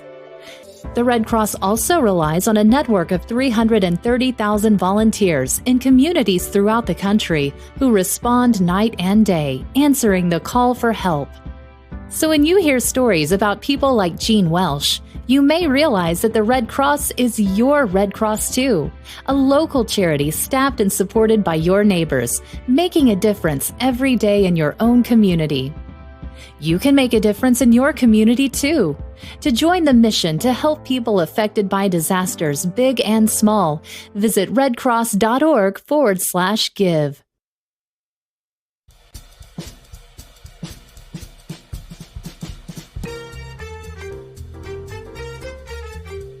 All right, we're moving on with the WeatherPod's Disaster Relief Telethon, and we've got an opportunity now to bring in extreme meteorologist Dr. Reed Timmer. Reed, welcome to the telethon this morning. Thanks for having me. Never stop chasing. Absolutely. So besides the fact I love your hat, by the way, but we're talking. I want to just start off right off the bat here. So this is all for the American Red Cross disaster relief. I know certainly with the number of storms you've been involved in, both tornadoes, tropical blizzards, winter storms, floods. You've kind of covered the gambit. I am really curious to know what are some of the top disasters that you've seen that you still remember and kind of still hit with you a little bit. Well, probably the first one that I ever saw that kind of got when I first started storm chasing in 1999 was the May 3rd, 1999 tornado, the F5 that went from down west of Chickasha up through Moore and South Oklahoma City. And we were freshmen at the University of Oklahoma at that time, and 5 of us were packed in a soft top Geo Tracker. Oh, nice. Cool vehicle from back in the day. And I had one of those. Yeah, they're a collector's item probably now. Yeah. And it was my friend Matt Sanis's Geo Tracker, and we were all packed in there. And then we ended up seeing the first couple tornadoes from that supercell, and then we kind of meandered through a forest and ended up in the path of it somehow. And someone in the vehicle had the bright idea to abandon the Geo Tracker and run for an overpass when it was coming at us. And there was a family freaking out underneath the overpass, but thankfully the tornado wobbled a little bit right when it was approaching us, missed us just to the north. But then we hopped in the car and then we saw the damage that tornado caused up in Moore, and we saw horses just wandering down I-44, people starting to emerge from their homes. And that was kind of the first time that I'd ever really seen that kind of war zone like damage that a big tornado can leave behind. And Reed, I'd love to ask you a question because you have seen so many storms, have done so much research as well. I remember when I was working in Tupelo, Mississippi, and you would come down to Hyperion Technology Group and you'd be working with the engineers and trying to, create your cool things, that you'd send into the storm. But you have a lot of data and, we still don't know why some supercells produce tornadoes and some don't. What is some of the most powerful, data and research that you found from your years of storm chasing and just your experience overall? Well, definitely the rocket launch into the Linwood, Kansas EF4 tornado back in 2019, and even back when we were working with Hyperion Technology Group, we were trying to design miniaturized sensors that could live stream data and their GPS position. But back then, the technology wasn't quite ready for us to recover those sensors, and so we launched a lot into tornadoes, and we never saw them again. They would just get carried away for many miles, and we would lose those sensors many times, and the ones that we would find were the ones that didn't get inside of the tornado, that got deflected straight to the ground.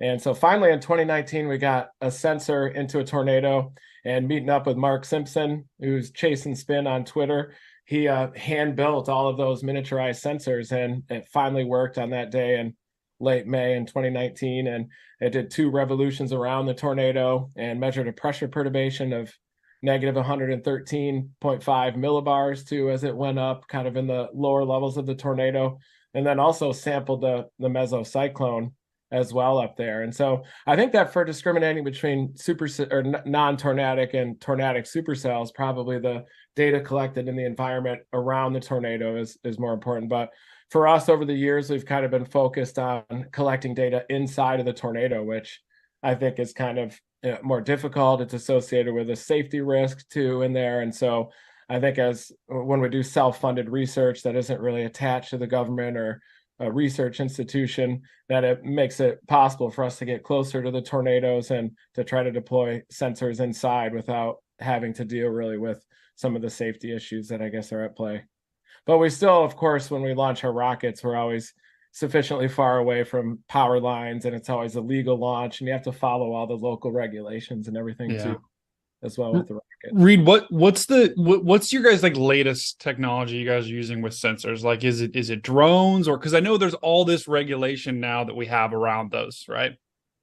Yeah, our most recent project has been launching those miniaturized sensors with model rockets that are custom built from the roof of the Dominator. That's so awesome. So that we're getting the path of it from the inflow notch, and we've learned over the years that we really need the propulsion of that the rocket engine provides, because around the tornado, almost every tornado I've ever chased has that sheath of sinking motion around it that's associated with the occlusion process at any given level. So if you try to launch a parachute probe from far out of the tornado and it's riding the inflow toward it, it'll just go straight to the ground before reaching the core of the tornado. But if you have a rocket or even a racing drone, like an FPV drone, and you can get through that sheath of sinking air, get into the tornado, and then you just have this dynamic pipe of a cyclonically rotating updraft, probably up above 10 or 11,000 feet. And then it, I think, levels off into the tilted mesocyclonic flow a little bit more. Yeah, it's crazy to think about, right? Like I just remember from watching your old TV shows, like you have to get it just right. You know, when you launch a drone, you can't just launch it towards the storm and it's going to, go into the tornado. You have to line it up with the wind vectors and make sure you're not going to get a burst of sinking air like you were saying. And it's crazy, right? But it's always really cool just to see the data you produce, and it's like the hunt for Red October meets storm chasing, right? That's awesome. Yeah, that's fun to collect data inside of a tornado too. And I love just storm chasing with just my potato phone, and a pair of shorts and a beater vehicle and a car too. But when you're trying to collect data inside too, it kind of adds some more stakes and a little bit more fulfillment, I guess, with the whole storm chasing process. I like to do the ground probes too. But with self-funded research, it is tough because it is kind of a one-way street. There's definitely no saving up for retirement or anything, and no funded science. Yeah. Reed, Bill Murray here. Always love everything you do, and loved the show Tornado Chasers. Talk about that show for a second, and then just spend a moment and talk to us about Tim Samaras and what he meant to you. Sure. Yeah. Tornado Chasers was our kind of independent production that we did after Storm Chasers. So that was canceled after the 2011 season. And we partnered with all our old camera guys from Storm Chasers and Ken Cole, who we've worked with since our University of Oklahoma years. He's always been an independent film guy in addition to a meteorologist too. And we did our first show, Tornado Glory, back in the early 2000s with Ken as part of his student project at the University of Oklahoma.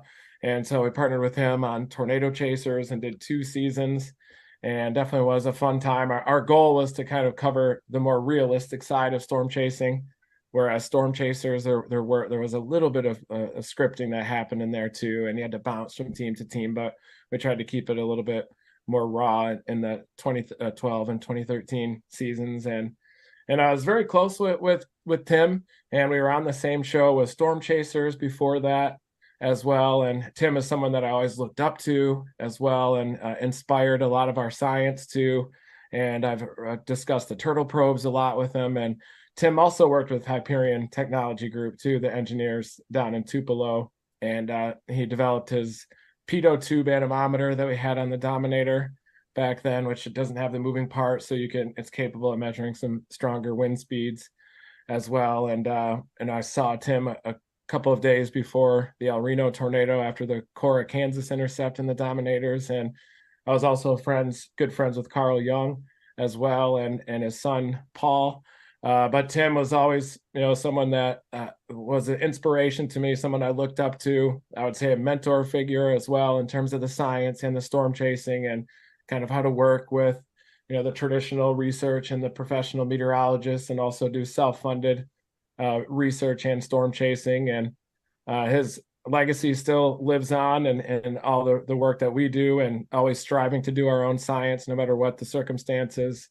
And he's forever missed as well. He was always looking out for our safety and always worried about whether we're okay when we were storm chasing too. So but yeah, I loved Tim, and definitely will be forever missed. He's a pioneer of storm chasing science, and there's a lot of people in the professional meteorology community that view storm chasing as a little bit less important as to other aspects of professional meteorology, like television meteorology, for example, or National Weather Service forecasters or research meteorologists. And I just feel like Tim was kind of at the leading edge of storm chasers doing science and being professionals, and storm chasing being treated as a professional industry more so, and also how storm chasers can help out in collecting data, because the fact is there's probably nobody more passionate about weather than the storm chasing community out there. And also there's not many people that have such a diversified skill set with the technical skills. I mean, there are storm chasers that computer program, they can video edit, they can fly drones, they have all their licenses and everything too. And so I think that it was such a natural fit for storm chasers to participate in field science and in the warning process. And Tim was always kind of at the forefront of that with storm chasing. Thank you. And Reed, those were such kind words for Tim and just the community in general. And that day with El Reno, that was a tornado that surprised everyone. It grew in size so rapidly, and also its forward speed just increased so surprisingly as well. Can you break down the tornado and just that day in general and what it was like?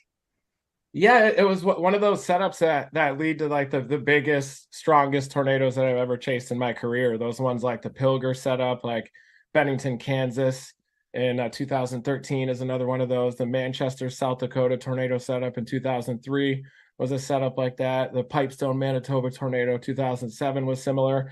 And basically later on in the season and in the summertime, late spring into summer, you can get those kind of post-frontal environments where you get the northerly winds that'll shift around to an easterly direction beneath kind of zonal flow aloft, or even relatively modest mid-level flow, but a ton of cape. So you get a lot of cape with those setups, slower storm motions.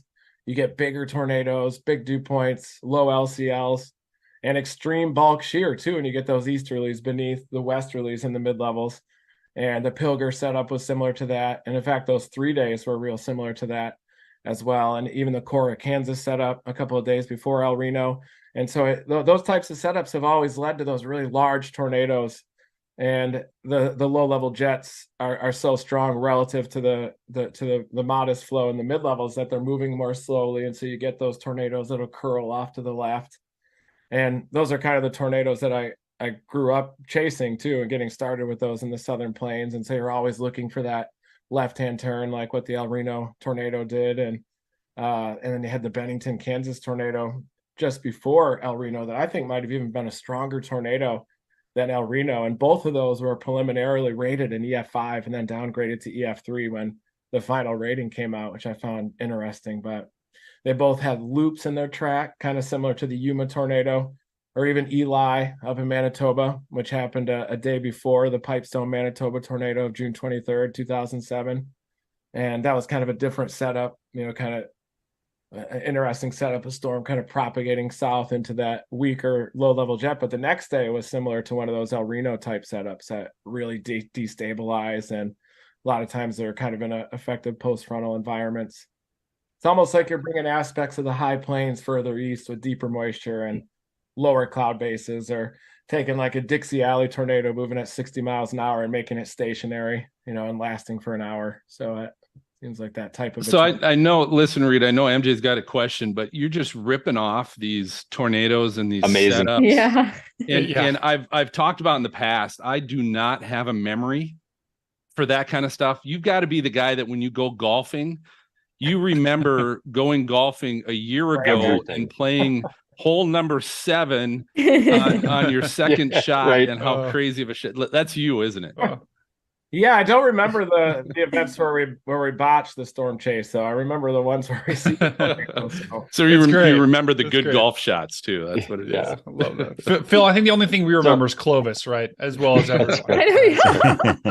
The whole body of work that was Clovis. I don't remember those dates, though. Those individual dates of the Clovis thing. I just remember day after day of action. So I'm not remembering them as well anymore, I don't think. So Reed, I have a question. Mark Johnson, MJ from Stormfront Freaks. You've talked a lot about self-funded, right? Doing research in a self-funded way. Is that your choice? Are you happy doing that, or have you done grant-based research? Have you looked, because you know so much and have such great technology that you're using to do this research? Just talk about that for a minute.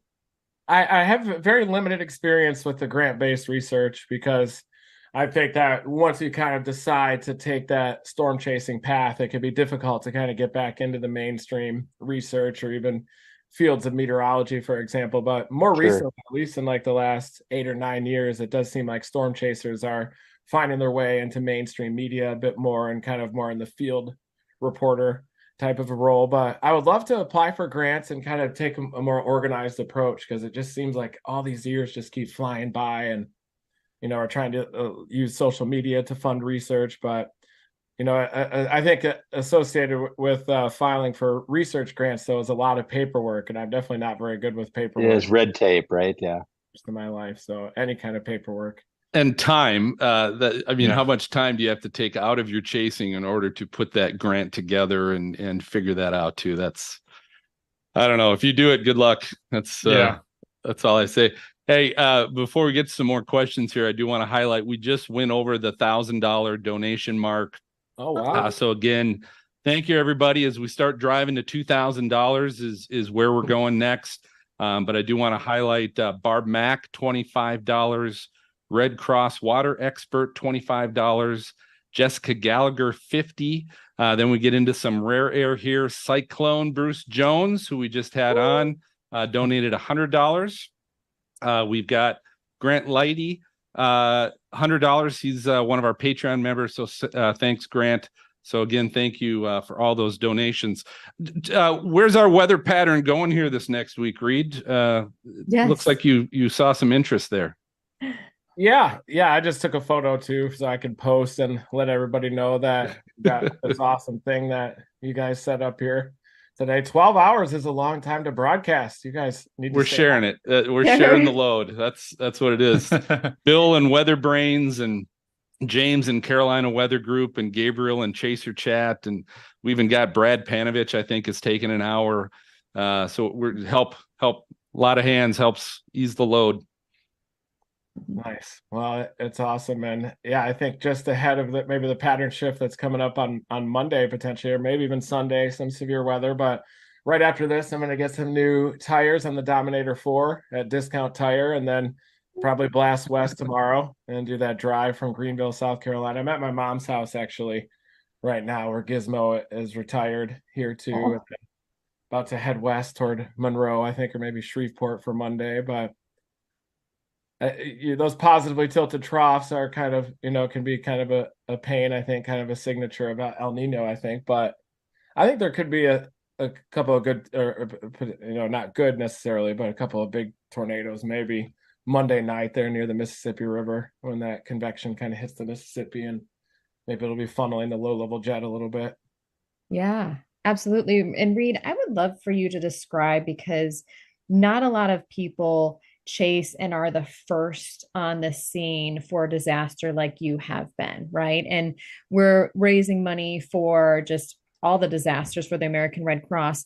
But can you describe a little bit like the smells of, like, the of wood, when the trees are completely like torn down and everything from a tornado, the natural gas you smell? Like, what is it like coming up on a scene where a town's been completely destroyed? And what is like the number one thing that people need when something like that happens?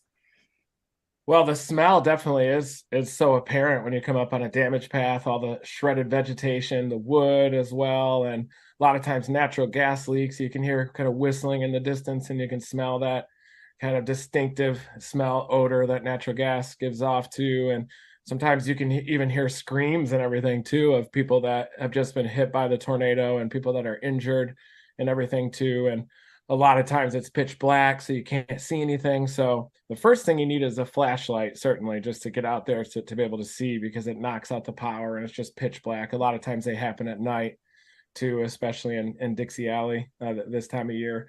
But you need the standard first aid kit, and of course the one of the most important things is training. I think that all storm chasers should have that training as well.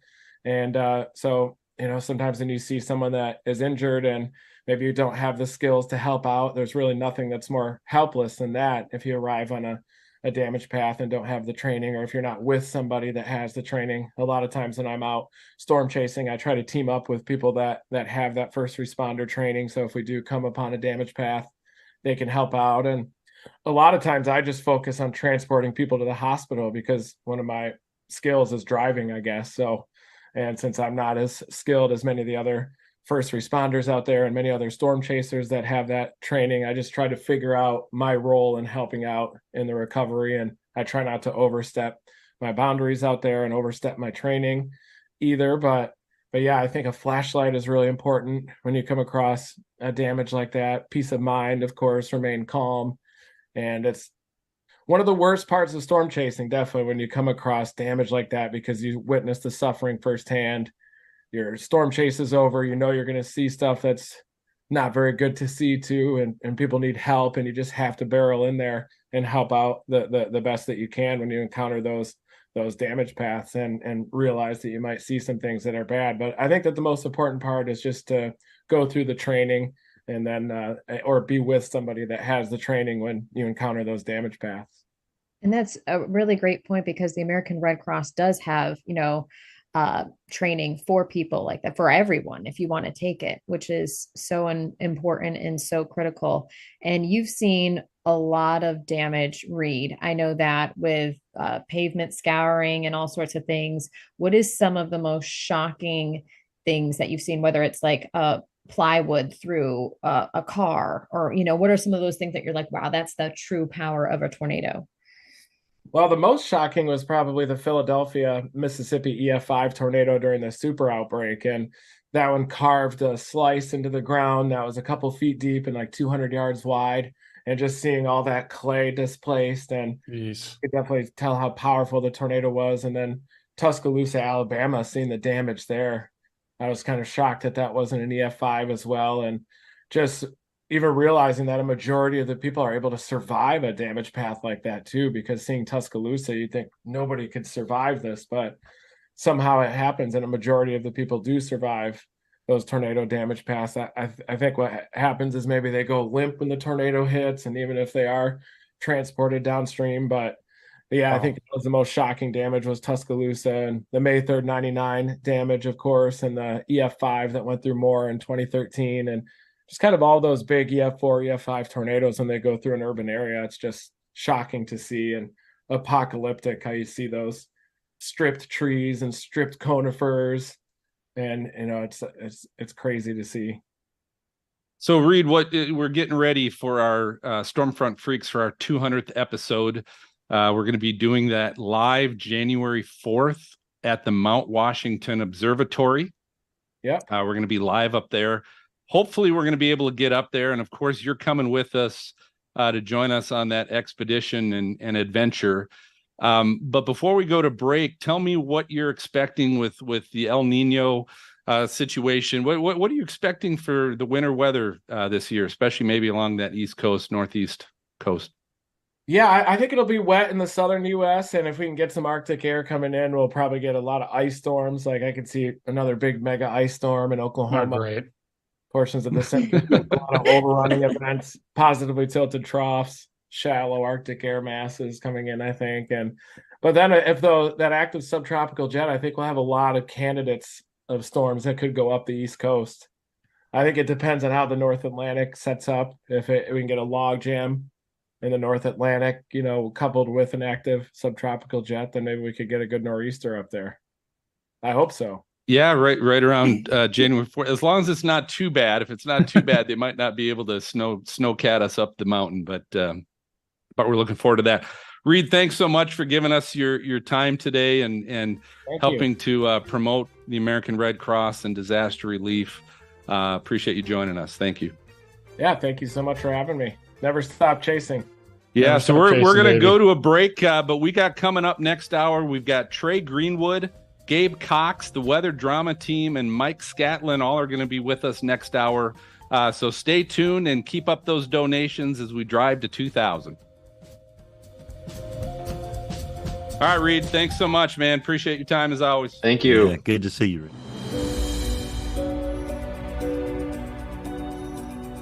During Hurricane Florence, I decided to stay at my house in Wilmington. I had just moved into it. It was an older house, so we thought it was going to be really safe. Just like a normal night, I got in my bed and the tree literally fell on top of where I was sleeping in my bed.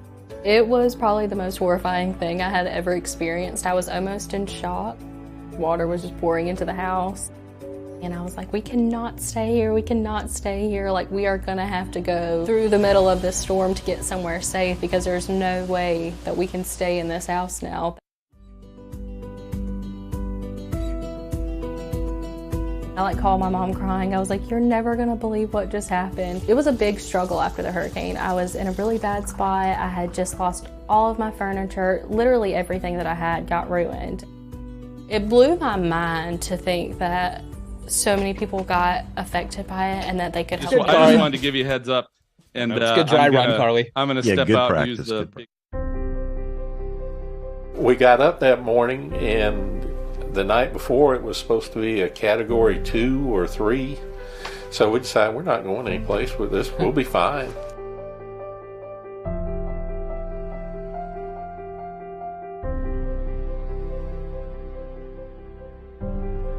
Wind was so strong that it sheared the screws out of my dining room table and put it on the floor. When the windows blew out and the tree came in, it was very unnerving, very eerie. Our beautiful neighborhood is gone. Everything at that point was in total rubble. So that was my first recollection and my first realization that we were in trouble. Yeah, I think it was maybe the second day after the storm, a Red Cross group came by, and they specifically were looking for us. I don't know who had reported it, but they were one of the groups that had come into the neighborhood. Yeah, I think financially Red Cross was able to help us immediately. I'd say within, a few days to a week. Yeah, a little after that. Yeah, and it was just nice to know that the Red Cross was there. They were handing out water. The food trucks were here. Mm-hmm. It was just incredible to me that it happened so quickly and so freely. So just knowing that there was somebody there in the form of the Red Cross, whether it was somebody in a food truck or just somebody coming to check on you per se, it made that whole process a little less lonely, a little less isolating. If you are in need, period, regardless of your financial circumstances, your lack of financial circumstances, they're there to help.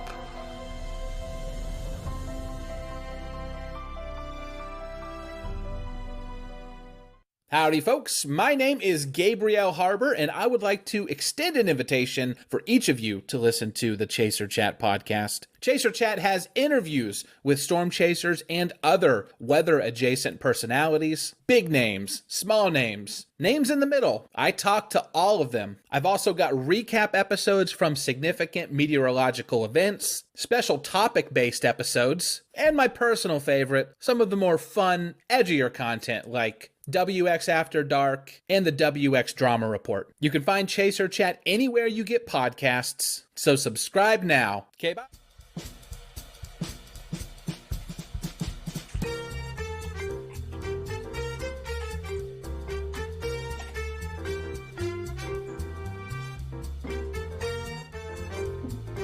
Howdy, folks, and welcome to our little WX Telethon.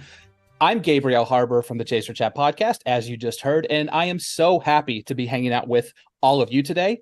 Also happy to be hanging out with my good friend, Carly Sisson. You probably know her from the Carly Anna YouTube channel. Carly, how you doing today? I'm doing so well. Thank you so much for inviting me to be a part of this, Gabriel. I really appreciate it. Absolutely. And how are we looking on donations right now, Carly? Yeah, so we just crossed the $1,000 threshold. Is that correct, Gabriel? I have no idea because unlike a good host, I don't have that pulled up for the second time in 3 hours. Fabulous. Your producer says yes. I wanted to go ahead. Sorry. I wanted to go ahead and shout out the most recent donations, though. So we've got Anonymous, $25. We've got Stephen Walchi with another $25.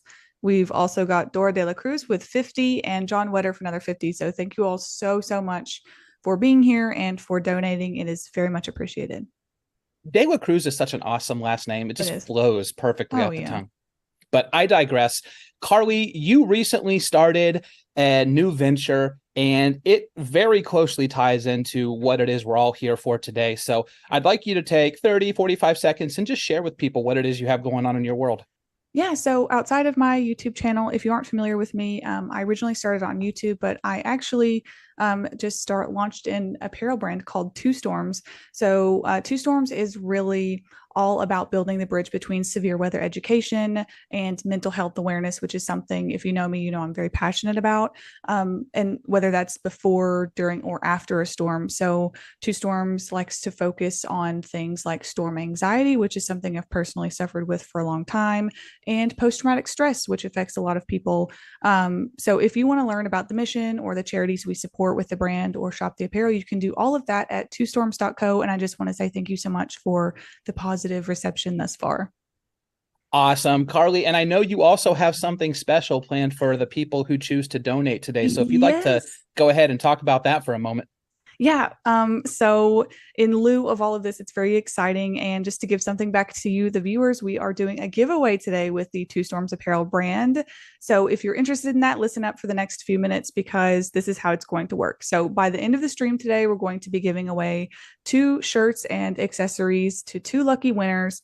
And this is how it's going to work. So all you need to do to be eligible is 2 things. The first thing you need to do is to make a donation today to the Red Cross, which is what we're all about today. So make a donation. Absolutely. And the second thing you need to be to be eligible, that's difficult for me to say for some reason, is to take a picture of your screenshot or your donation. So if you donate, take a screenshot, take a picture, and send it to me on Twitter at @2storms_. That's TWOSTORMS_. And I'm going to pick a random winner, 2 random winners at the end of today. So if you want to do that, make sure you do those 2 things. Heck yes. Thank you so much, Carly. I'm excited to see who wins those 2 t-shirts today. And without further ado, I would love to introduce my first guest. His name is Trey Greenwood. He runs the popular YouTube channel Convective Chronicles, and I was about to slip up and say he's my favorite weather YouTuber, but I'm hosting with you, Carly, so I'm going to say both of you are tied. Trey, how's it doing today, man? Doing great. Thank you for that. Thanks for having me. Absolutely, buddy. So stoked to have you here, and I'm not just blowing steam up your you-know-what to say that you are one of my favorites. I've learned so much from your YouTube channel and appreciate all the free content you put out there for people to learn. Yeah, I appreciate that. That's been the goal, to kind of give a one-stop shop for all meteorology education on YouTube. So appreciate that. So Trey, before we talk about disaster relief and your experiences with it, Could you share what your 2023 chase season has been like? Because I know it was a pretty active one for you. Yeah, it was a grind of a season, I'll say that, because it was so active. From doing stuff before my tour season, of course, I'm a guide for Extreme Tornado Tours, and then we were out for 3 months straight, basically from April through June, and we got some really good stuff. It was a very tough season from a forecasting perspective, because there were a lot of very small scale mesoscale events, as we call them, fueled by things like terrain and stuff that you really can't forecast well out ahead of time. So it was a grind of a season, but we got some good stuff. We got the Oklahoma events, April 19th, May 11th, here near the Oklahoma City metro area. And then we finished off the season with a really great chase near Kimball, Nebraska in late June, where we got about 200 yards from a real dusty, beautiful tornado. And the guests were stoked after that. So it was a real awesome season. Nice to have a little bit of a break after such a long season here going into the fall, but looks like we're revving right back up with severe weather here over the next few days. Now, one thing that I've always thought would be an interesting dynamic about running storm chasing tours is, what is it like when your people who are on the tour experience damage for the first time, whether that's just damage from non-human perspective, like down power lines, fences, roofs off of barns, that sort of thing, or even if they've experienced people being physically impacted by the storms. What's that like for you as a tour operator? So we always begin the tour in our orientation meeting saying that we very well may run across damage at times, and for the guests to kind of stay back and let the professionals do their thing. And we don't like to, get in the way. It's nice we had a guide last year who was a trained EMT, so that was nice to have. But we always tell the guests to, let the professionals do their thing. But we've come across damage in the past. And after on one of the tours this year, we were in the Oklahoma City area, and we took a look at some of the damage in Cole, Oklahoma, which was hit on April 19th and then again on May 11th. And it's just we just try to show people the other side of storm chasing, that of course we're out here to experience these amazing storms, and that's what we're out here to see, and that's what we love to see as meteorologists and storm chasers. But there's also the other side of this, so we have to keep reminding them of that, and that we get excited over the beautiful structure and the beautiful tornadoes, but we got to remember that these storms impact people's lives, and that we need to be respectful of that. And it's just kind of nice to bring things back to reality a little bit, seeing the damage after these events happen. Yeah, absolutely. And what about you personally? You've obviously been storm chasing for quite some time. What are some of your experiences you've had with coming across damage directly after a storm? Yeah, so my first experience with damage was the Ray, Colorado tornado, May 7th, 2016. We were very close to that tornado, and afterward we got out of its path, watched it cross, and we went back and we saw a house that was completely destroyed. Roof was off. And we went out and helped, and that was kind of my first foray into damage. Thankfully, I haven't been in a real intense situation as far as damage, like an EF4 or 5 after the fact. But just seeing the damage going through, I was in Little Rock as well, looking at this past year, March 31st, seeing some of the damage there. It's always sobering to see that.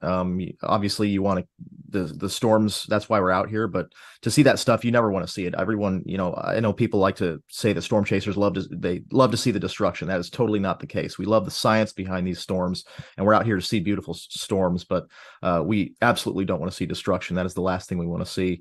And going back to places like Joplin, been through Joplin numerous times since 2011, and seeing and Moore, I live right down the street from Moore, Oklahoma, and seeing how they've rebuilt, that's always a real heartwarming thing and positive thing to see, how they've rebuilt after these disasters, and how, for example, places like Joplin and Greensburg, Kansas, especially too, how they've revamped their whole way they do business there, and being a more green city.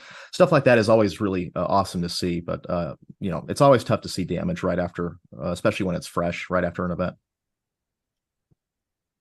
Now, one thing Carly really highlights on her YouTube channel is how people deal with the aftermath of these storms long after the spotlight is gone, the media pack up and go home, and the rebuilding effort has started, because mental health is a big deal. Another thing I think a lot of people might not think as much about, though, is storm chasers and their mental health, both from a sort of taxing perspective, because let's face it, it's a hobby that includes a lot of driving, a lot of time away from home, which can be a challenge in and of itself, especially if you're out there operating tours. I'm guessing you're on the road, in and out of motels all the time. And also just because when you witness damage everybody, it's like what Mike Tyson said. Everybody has a plan until they get punched in the face, and everybody thinks they know how they're going to handle seeing the human toll until they actually come face to face with it. So just from that perspective, how has that carried with you as a storm chaser?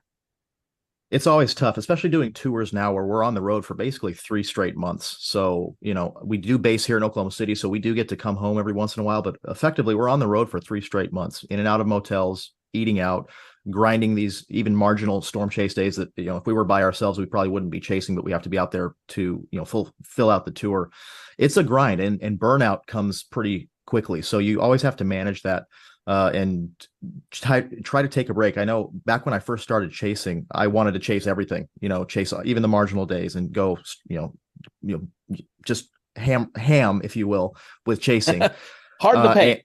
Yeah. And that I learned quickly was not the way to do things. You really need to prioritize your mental health and not getting burnt out. And it's easy to do that with chasing. So in the past couple of years, I've tried to, not chase the setups that are maybe in Minnesota that look good, maybe from, because from a financial perspective too, it takes a toll on the wallet, but it also takes a toll on your mental health. So I've always tried to incorporate breaks, not try to, do weather 24/7, try to take breaks, play golf, play basketball here and there to relieve some stress. That always helps too. The storm chasing is a stressful hobby as well. So anything you can do to kind of just take a break. You don't need to chase every storm system, every little marginal storm threat. There will always be storms to chase. And so just take a break and prioritize your mental health. And that has helped. Focusing on that last couple of years has helped me for sure. Another thing that really caught my attention, Trey, when I first started watching your videos is obviously you do a lot of screen sharing. And I would always see in the top left corner on one of the tabs that you were a poker player as well. So it seems like you must have a penchant for masochism, because you chose to double up on stressful hobbies. Playing poker, of course, not exactly always the biggest walk in the park. So do you think that's something, just from a personal perspective, I'd like to know, that has helped you as a storm chaser learn how to handle the ups and downs and the swings of storm chasing? For sure. I think poker is a great analog to storm chasing, because poker is a game of incomplete information, and we don't know the cards that our opponents have. And with storm chasing, we can study all we want. We can study the models, have our meteorology background down as much as we want, but we don't know what Mother Nature has in store. I know a previous guest said, sometimes we have a high risk, nothing happens. Sometimes we have a marginal risk and there's a tornado outbreak. We just don't. It's also a endeavor of incomplete information. So that has definitely helped. And poker, there's real money on the line, so it definitely it gets the heart rate going for sure. Just like storm chasing, there's not necessarily the same financial aspect to it, but there's definitely you only lose money. It only goes one way when you're storm chasing. True, you only go down. Yeah. So but yes, definitely I think it's a great analog to storm chasing. It's definitely helped me out. Gabriel, I wanted to take a second to, I'm going to ask you a question in a second, Trey, but I wanted to take a second to say a huge thank you to Tornado Talk for the $100 donation. Jen Naramore.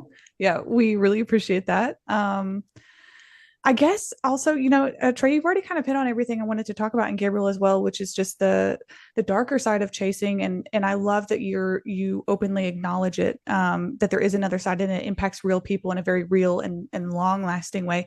And unfortunately, sometimes it's few and far between that you see cities that really do better after. A lot of times it's just a really sad story what happens to these communities. But I guess from there, what I would want to ask then, or just say, is that your channel, the way that you teach people about forecasting and different aspects of meteorology, I'll say for me personally, that was one of the most powerful things for me as someone who came from a place of having storm anxiety, and being able to learn more about forecasting and having a sense of control back over that fear, because you have that knowledge now. So it's a really powerful thing. And I just wanted to say that is so cool that there's so many forecasting and educational content out there for people like myself who really absolutely love it.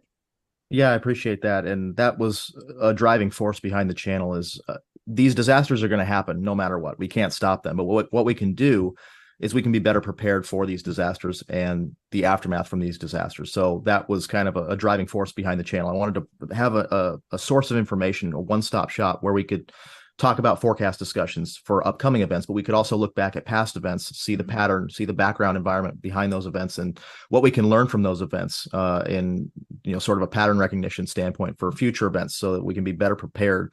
Because these storms are going to happen whether we like it or not. But if we can be more prepared, that's the best thing we can do regarding these storms. So, absolutely. Now, talking about easing anxiety, one last thing I want to hit on, Trey, is much like our friend Bill Murray from Weather Brains, you have the sweet, soft voice of a god. I could absolutely listen to you on your videos all day. I listen. I check for these things being a broadcaster because I sound like a freaking cartoon character. And whenever somebody has a nice voice, like especially like Cameron Nixon, who we're going to hear later today as well, I always get a little bit envious, right? Not too much, but a little bit. And so I just wanted to say that if you're looking to have your anxiety eased and pick up some weather information along the way, just throw that on while you're about to fall asleep. You can listen to Trey send you off to catch a few Z's, and you'll, through osmosis, actually gain some meteorological skill as well. Yeah, thank you. I've gotten comments about that before, and I've never known how to take it because when you fall asleep, that's usually if something's very boring, which I know meteorology stuff can be kind of tedious and boring, but I appreciate that. So thank you. Absolutely, my friend. Well, we're going to send you off now, but before we do, could you let people know exactly where they can find you on social media and give us one last plug for your YouTube channel? Yep. So on YouTube, it's Convective Chronicles. You'll see a tornado as the profile picture, one-stop shop for everything meteorology, education, forecast discussions, etc. And then social media, Facebook, Convective Chronicles, and Twitter, it's Conv Chronicles, CONV Chronicles, just one word. So that's where you can find me. Awesome, Trey. Thank you again so much for joining us today. Thanks for having me. Appreciate it. Thank you, Trey. We appreciate it. Yep. Thank you. All right, we are going to go to break for just a second, and then we'll be back with an interview with Gabe Cox from the Tornado Trackers. Remember to get those donations in, folks, and also remember Carliana running that little giveaway for two storms apparel. We'll get on that in a second when we come back, but thank you all again for listening.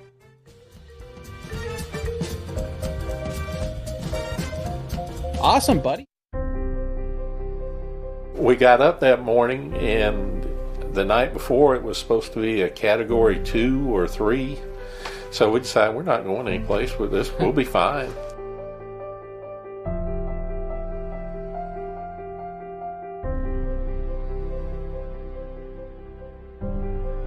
Wind was so strong that it sheared the screws out of my dining room table and put it on the floor. When the windows blew out and the tree came in, it was very unnerving, very eerie. Our beautiful neighborhood is gone. Everything at that point was in total rubble. So that was my first recollection and my first realization that we were in trouble. Yeah, I think it was maybe the second day after the storm, a Red Cross group came by, and they specifically were looking for us. I don't know who had reported it, but they were one of the groups that had come into the neighborhood. Yeah, I think financially Red Cross was able to help us immediately. I'd say within, a few days to a week. Yeah, a little after that. Yeah, and it was just nice to know that the Red Cross was there. They were handing out water. The food trucks were here. Mm-hmm. It was just incredible to me that it happened so quickly and so freely. So just knowing that there was somebody there in the form of the Red Cross, whether it was somebody in a food truck or just somebody coming to check on you per se, it made that whole process a little less lonely, a little less isolating. If you are in need, period, regardless of your financial circumstances, your lack of financial circumstances, they're there to help.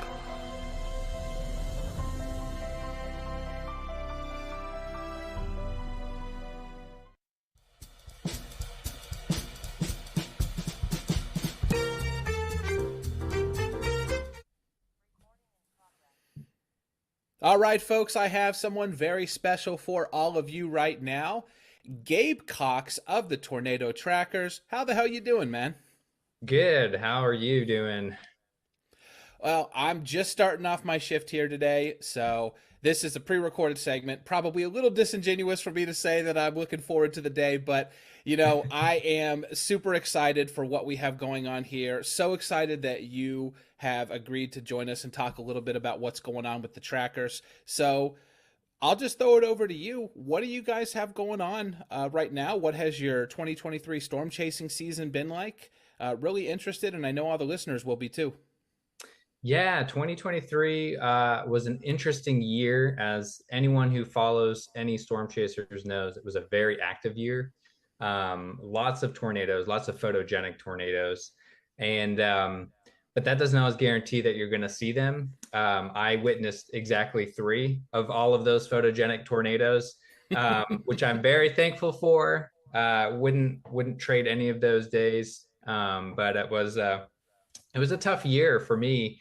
And it's easy to get down and think like, oh man, did I lose my spark? Am I, is my skill fading? But that's just how it goes with storm chasing. You have your good years and you have your bad years. This year was a tough year. Again, very thankful for the 3 tornadoes I saw. Very happy to have experienced those.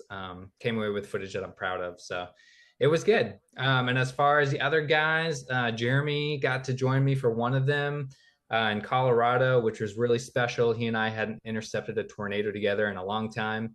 So that was a great moment. And Jeff has been busy at school. If you guys had listened to any of our podcasts, you know that Jeff is in broadcast meteorology program at Mississippi State. And he just got his first broadcast meteorology job in Temple, Texas. So congrats to Jeff. He is the weekend meteorologist there now. And I got to see one of his first live broadcasts, and he's doing awesome. So surreal to see him on screen. Now, just out of curiosity, going from storm chaser to broadcast meteorologist, you don't hear about that transition too often. Usually it's the other way around. Somebody goes from being a broadcast meteorologist into storm chasing more. So what was his motivation for choosing to do that? Well, there's definitely more stability in a studio. Yeah, that's true. For sure. He knows that when he shows up, he has a job, as opposed to me showing up in 2023 and missing all the tornadoes. I mean, he loves it. He loves public speaking. That's his background. So he's the man for the job for sure. So he and I are excited to be able to partner with me chasing in the area and being able to report stuff from the ground to him in the studio. So it'll be a fun working relationship. Yeah, I hadn't even thought about that, but he's obviously got built-in connections for any sort of storms that he's trying to track for his local forecast area. Yeah, it's great. I know the local meteorologists around here really love when we're able to chip in and report what's going on. Their eyes on the ground for them. So it'll be fun. It'll be a new way that he and I get to work together, and hopefully it'll be a long-lasting one. Now, the trackers footage was recently featured on Netflix as well, right? Yeah, that's right. We were on a Netflix docuseries called Earthstorm, and our footage was used heavily in the tornado episode. And then in the hurricane episode, they actually followed along one of our storm chases. So you can see us and our team intercepting a hurricane in Louisiana on the hurricane episode, and then lots of our tornado footage sprinkled throughout the tornado episode. Was there anything different with your chasing style, knowing that you had a production team with you? So actually with that one, the team didn't follow along with us, and that was kind of by design. They had some red tape that they, safety first for their team, and then the production company definitely put some hard barriers on what they were able to do. And so I talked to the director beforehand and told him, hey, we don't have those barriers. We play it safe, but we'll also take, calculated risks when we need to. And we could probably get closer to the center of the storm if we were going on our own. So they let us just go on our own. We documented it ourselves, and it worked out great for everybody. Awesome. Now, you guys have been around the block when it comes to storm chasing for quite some time, so I'm sure you've encountered some situations where you have seen some damage, maybe even had to provide some, search and rescue, or at least helping people out. What has your experience as a storm chaser been like with that? Yeah, there's two of the more memorable storm chases. One was a hurricane and one was a tornado. The tornado actually was a story that I was heavily involved with. And if you've listened to our podcast, you know about the Canton, Texas tornado. My car actually got stuck in a ditch, and I thought I was going to get hit by the tornado, which turned at the last minute and just missed my vehicle. One of the craziest episodes of anything I've ever listened to, by the way. It's intense. My wife doesn't like to listen to it at all. But that meant that when I got out of the ditch, I was one of the first on the scene to a mile-wide EF4 damage path. And there were injured people on the side of the road. There were injured animals running around, following me. I was looking for my chase partner. It's a really convoluted story. I encourage people to go listen because there's a lot of elements that played into it. But yeah, that was the first exposure to a damaging tornado that I had. I'd seen tornadoes in the middle of nowhere at that point, but I had never witnessed that damage up close. And it really hit home. It really was a sobering moment, and it brought the reality of storm chasing to light. So that was a very memorable one. And the other one was Hurricane Michael, which was the Category 5 that hit in the Florida Panhandle. And again, another podcast episode that we have, but that one was even more sobering because it was very similar to the tornado damage that I saw, but just over a massive area. And we weren't expecting it to be as bad as it was. So when we drove out after the storm, it was just a very humbling experience. And I actually had a friend and his family that had moved there previously. And so we knew that there were people that we knew were trying to pick up the pieces in that. And that was one actually that a week later brought my kids and my wife down, and we helped them out, just organizing donations and delivering goods to the people in the community. So the natural disasters and disaster relief side of it, something very dear to my heart, something our team really focuses on, and a proceed of all of our income every year goes to disaster relief. I did not know that. That's awesome. Yeah, it's something we don't brag about it. It's just something that we do as a team. We love to invest into disaster relief and invest into organizations that are already doing it well. And when it's local, we're there to help out and chip in ourselves.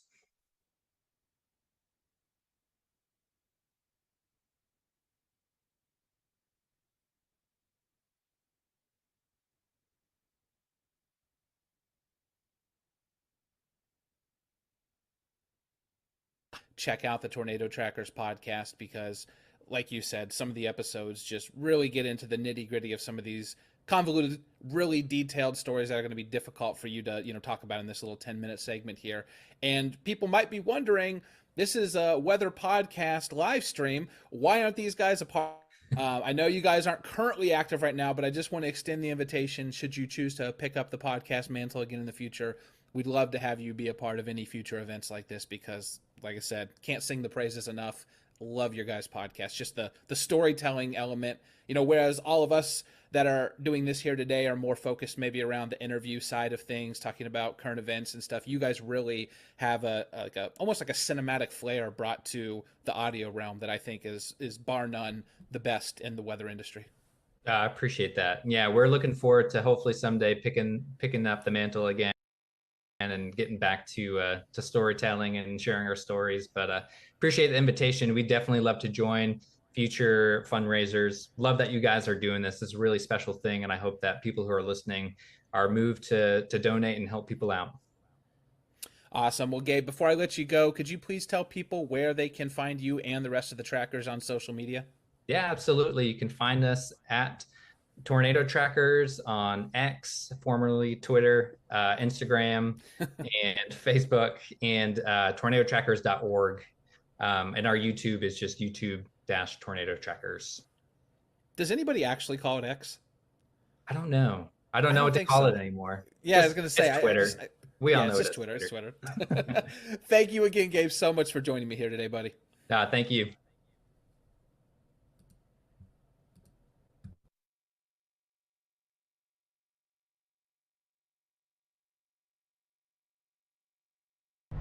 Hi, I'm Holly with the American Red Cross of Illinois, but right now I'm in Mayfield, Kentucky, where devastation has run through this town, leaving a path of destruction.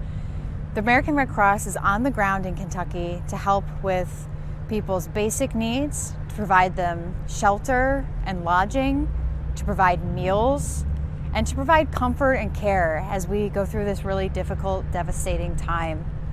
We're here to provide comfort and care and hope for a brighter tomorrow, and we'll be here for as long as is needed. If you're looking to help make a difference to people experiencing disasters like this one, consider giving a gift to the American Red Cross, a financial gift at redcross.org, or if you can find it in your heart to roll up a sleeve and give blood. We are in a blood shortage and are looking for more people to give to help save lives. You can make an appointment at redcrossblood.org.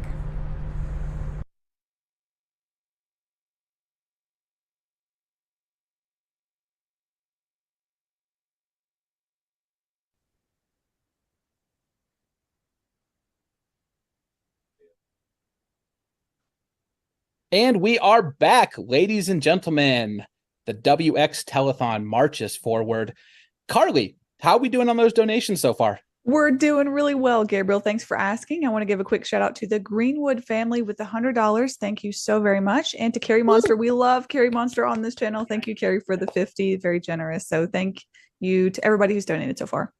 Yeah, I think the Greenwood family is Trey, who was just I think on. so, yeah. Really, really cool of him. If it's not, I apologize to the actual Greenwood family. That's a crazy coincidence, and we appreciate you as well. Yeah. Carly, before we go into our next guests with an S, tell people a little bit about your YouTube channel and what that's all about. Yeah, so if you aren't familiar with me, I have a YouTube channel and it is Carly Anna WX. I really started my channel from the foundation of having storm anxiety and kind of wanting to work through that and talk about lasting implications of severe weather. So you can check out my stuff over there. I do documentary style content, which is why I'm so excited about today's guest, because we have another documentary creator here in the weather space. I'm so excited to talk to Alfiria as well. Well, you just stole my thunder. I'm sorry. How am I supposed to introduce it when you already introduced it? That's okay. That's all right. This next one is a little bit of a guilty pleasure for me, because for those of you who aren't aware of Chaser Chat, which is probably the majority of you, I actually have a drama report that we drop whenever any significant tea gets spilled in the WX, we'll call it Twitter community, but sometimes at large. And these two yahoos are my partners in crime. So first of all, Alfiria, how the heck are you doing, man? I am alive. Also, people are like, oh, was this the time where we were actually going to get the face reveal? No. No. I was hoping for the Alfiria face reveal today, but unfortunately, turns out Alfiria doesn't exist. He's not human. I've actually been a plushie this entire time, and nobody's caught on yet. All right. Looks like I had some microphone issues. I think I'm back on track now. But thank you, Alfiria, for joining us here today. Cassie Fry, I actually had you entered in as Young, your maiden name, up until about 5 minutes before the show started, when I realized, holy crap, her last name is Fry now. I'm an idiot. So how you doing? Doing all right. And if it helps, I'm still getting used to it too. I still sign my name, Cassie Young, on every document, and I scribble out the last name and I put Fry. So you could just go Young Fry and have like the coolest rapper name out there. Yeah, the coolest name. Young Fry drops her mixtape. Check out her SoundCloud. All right. So both of you, my drama report cohorts, love having you on the show, but we're here to talk about something a little bit different today. And I'm going to start with Alfiria because, like Carly mentioned, he's also a documentary filmmaker, specifically weather documentaries. And I know disaster relief is a huge, huge topic, a passion for him, because generally the second half or the final third of all of his videos, he talks about exactly what the implications are from a disaster relief perspective for all of the events he covers. So Alfiria, if you could take a few minutes and just share with folks, why is that something that you are so passionate about? One of the more interesting things that I kind of just looked into when I originally started doing these videos in depth for the first time in I think a year with Gerald, was that when it comes to a storytelling perspective, right, there's multiple ways that different people do it. You have people who focus exclusively on the meteorology. You have people who focus less on the meteorology and mostly on the human impact. I try my best to kind of land somewhere in the middle. I usually don't end up in the middle. I usually end up at the human relief impact, but there's a reason for that as to why I've made that discovery, which is that the more that I've done this, the more that I've kind of and like, for example, with tornadoes, people are like, oh, what are your thoughts on like this tornadoes rating? And I'm like, I just don't care. And that's because the human impact, these are human events, right? These are natural disasters, not, I don't know what else you would call them. Acts of God. But you have, and more, I try and look into, okay, what was the aftermath? What was the response from either, government agencies and then charitable organizations, businesses, then the individual. And that really started to kind of pick up steam, I believe, after the December 10th video. And so it's the response is what makes or breaks what happens afterwards. Yeah. Because kind of like sets the course for how things are going to go after that. Yes. So you can't really change. You can prepare all you want, but what's going to happen is inevitable. And so how a community and how the world responds is pretty much the big determining factor there. In the case of my project that I'm working on right now, which is Super Typhoon Haiyan, it was one of the biggest international response efforts to a natural disaster in years. And I have to give props to the American Red Cross because they also did a lot of work there. And they helped a lot of people move and get better shelter. In the case of what I mean by that, it's that a lot of the times I've realized this, more research is going into the human impacts and the relief than the meteorology. Because the human impacts, that's where the story is. The meteorology is just icing on the cake. And I discovered this with December 10th when like 20 minutes of it, most of the script was on the human relief. And then with Haiyan, over half of that script is about what happened in Tacloban City and how governments pitched in to help, how nonprofits like the American Red Cross pitched in to help out, and how individuals helped to pitch in and help out.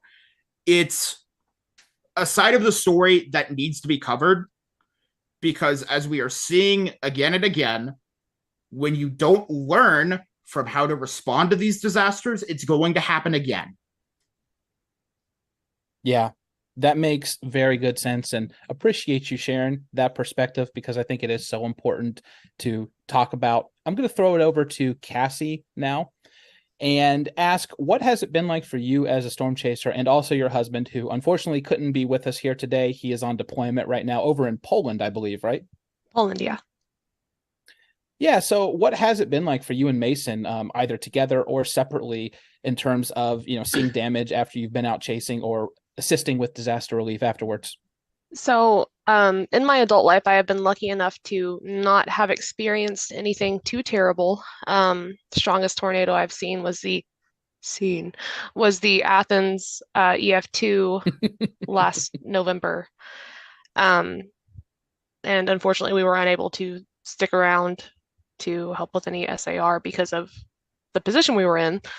I can't speak for Mason because he's seen much bigger tornadoes than I have. Right. But when Joplin happened in 2011, I lived in Neosho, Missouri at the time, and that was it's probably, I don't know, 20 miles down the road. So the next day, there was a big disaster relief setup going on in Joplin. I snuck in and I did what I could. It was at that point where people were still seeing some pretty terrible stuff. That's something that I'm still recovering on. That's why I'm big on the mental health aspect of search and recovery, is because it's a lot. You're going to see some stuff sometimes that will never leave you. So, and from a chasing perspective, if you've got the time during the off season, you're not doing anything, train yourself up. Do stop the bleed, do CPR certifications. And if you find yourself in a situation where search and recovery is necessary, I mean, I feel like you have a moral obligation to help out in any way you can. If you're not CPR certified, find somebody who is. Yeah, it's like, even if you're not able to actively help make the situation better, learning how to not make the situation worse and at least stabilize what's happening can mean a world of difference until people that are more skilled can arrive. Yeah. And I mean, even if it's just driving somebody to the hospital, like, you can help out in some way. And I feel like you have an obligation. And even speaking of the Red Cross, give blood. That's something I'm big on. I do it every chance I get. I know that I'm 2 months out from my next donation, so give blood when you can.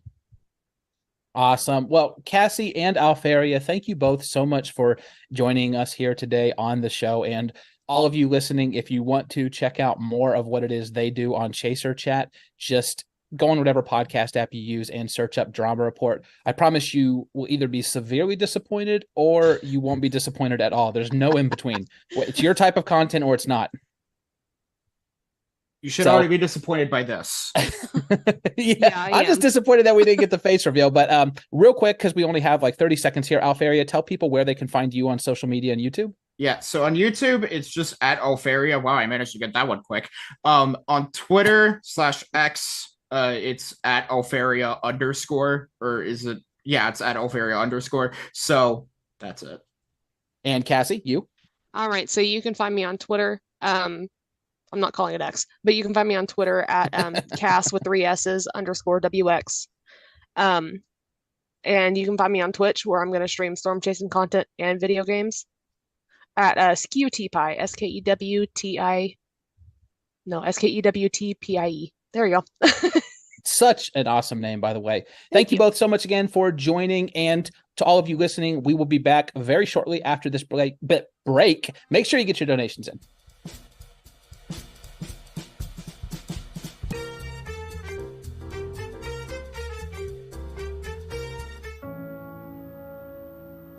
The tornado experience, I never want to go through it again. I live in Dawson Springs, Kentucky. I'm 6 months pregnant. Her name's gonna be Not Creelan. She's been through a tornado already and she doesn't even know it. A lot of people didn't know it was coming. There was a whole lot of wind. Everything started to shake really, really bad. Stuff was falling. My ears popped and it felt like I got hit in the chest. Like I couldn't breathe. It sounded like a train was outside the window. I went and hid in the closet. It was terrifying. I just heard a lot of screaming from the neighbors and I stepped outside and everything was everywhere. It just made me really sad. Just to see what used to be and now what it is. People here need all the help and support they can get. We had to evacuate where we were staying, and the Red Cross has helped us tremendously. And they go out their way to make sure that a person's comfortable and have what they need. They're very sweet people. They feed us really good, so I'm very thankful. They make us feel home. I know it's not home, but that's how good they make me feel.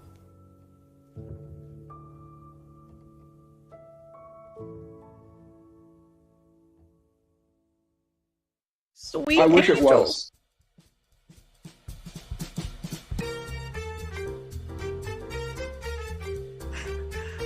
Hey folks, we're back. And as you can see, we have a new guest, Mike Scantlin, that is going to be joining in just a moment. But before we get to Mike, Carly, I would like you to just once again tell people about the giveaway that we have going on so they can get those tweets into your Two Storms account. Yeah, y'all, if you want to possibly win some merch from the brand Two Storms that I just launched, listen up. So we're doing a giveaway, and what you need to do for the giveaway is 2 things. The first thing to be eligible is that you need to make a donation today to the Red Cross. And the second thing you need to do is to tag me on Twitter at @2storms_,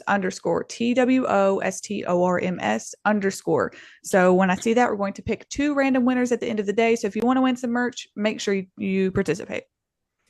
Awesome, awesome. And now the Scant Man. How's it going, brother? Yo, what up? So Happy excited Saturday to to be y'all. with you. Absolutely. Yeah. So happy to be talking with you.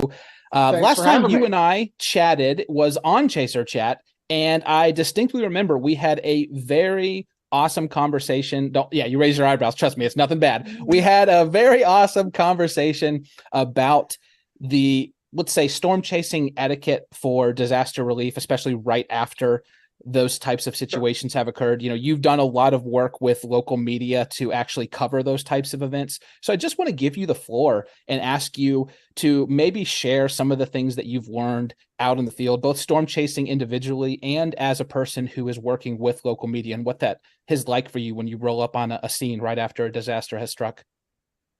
Well, probably one of the most intense experiences of covering, just the most extreme things that happen on Earth when they're real fresh. One of the worst ones I've had has actually happened since the last time we talked, with Hurricane Ian last year and Fort Myers Beach, and just an absolutely horrifying storm surge coming through there. And, we were there the day before and talking to people, and kind of scary thinking about, the 4 or 5 people that we talked to, and kind of wondering whether they got out of there or not, because not a lot of people were storm ready. I would say they knew the warning. They knew they had the warning. They knew they had a chance at getting something bad, but I don't think they really grasped the gravity of the situation. And it ended up overperforming, unfortunately, and just it was bad enough that we weren't even allowed to get back in there. I could fly the drone from the bridge and see how bad it was, but I don't know. It's a whole different ball game from tornadoes, because it's just such a longer form, like slow motion. We always say slow motion disaster, and it's you don't really know how bad it's going to be until you go back and look the next few days later, because we couldn't really get in there until 3 or 4 days later. But it's tough to see things like that, and then to be expected to perform your duties of covering it. It's just it's hard not to lose it as like an empathetic, I'm an emotional guy. I don't know if anybody has noticed that. I'm kind of, I'm all over the place. I react emotionally. I'm just, I'm a human being, right? I'm not going to try and stifle that, or I try not to get desensitized to these things, because, I think it's important to feel these emotions and kind of put yourself in other people's shoes, especially. It's good to keep that perspective when you're covering these things, and especially when you're chasing them and you're kind of in danger yourself, right? And you're also, you got to keep that perspective on the balance between not sensationalizing things, but also like the strong worded warning, like trying to, man, I'm really bad with words this morning. It's hard to toe the line between like warning people adequately and not overblowing it, because it's weather. You could tell someone this is going to be, 10 out of 10, the worst case scenario, and then it doesn't happen. And then, you feel like an idiot. But like, I'm kind of glad that we were there the day before and just telling people like, hey, this could be worse than you're being forecasted. Like, this could be a lot worse. And, to the point where, we were telling them like 10 feet or more water could be right here. And they're like, what, really? That's not what we've heard. And,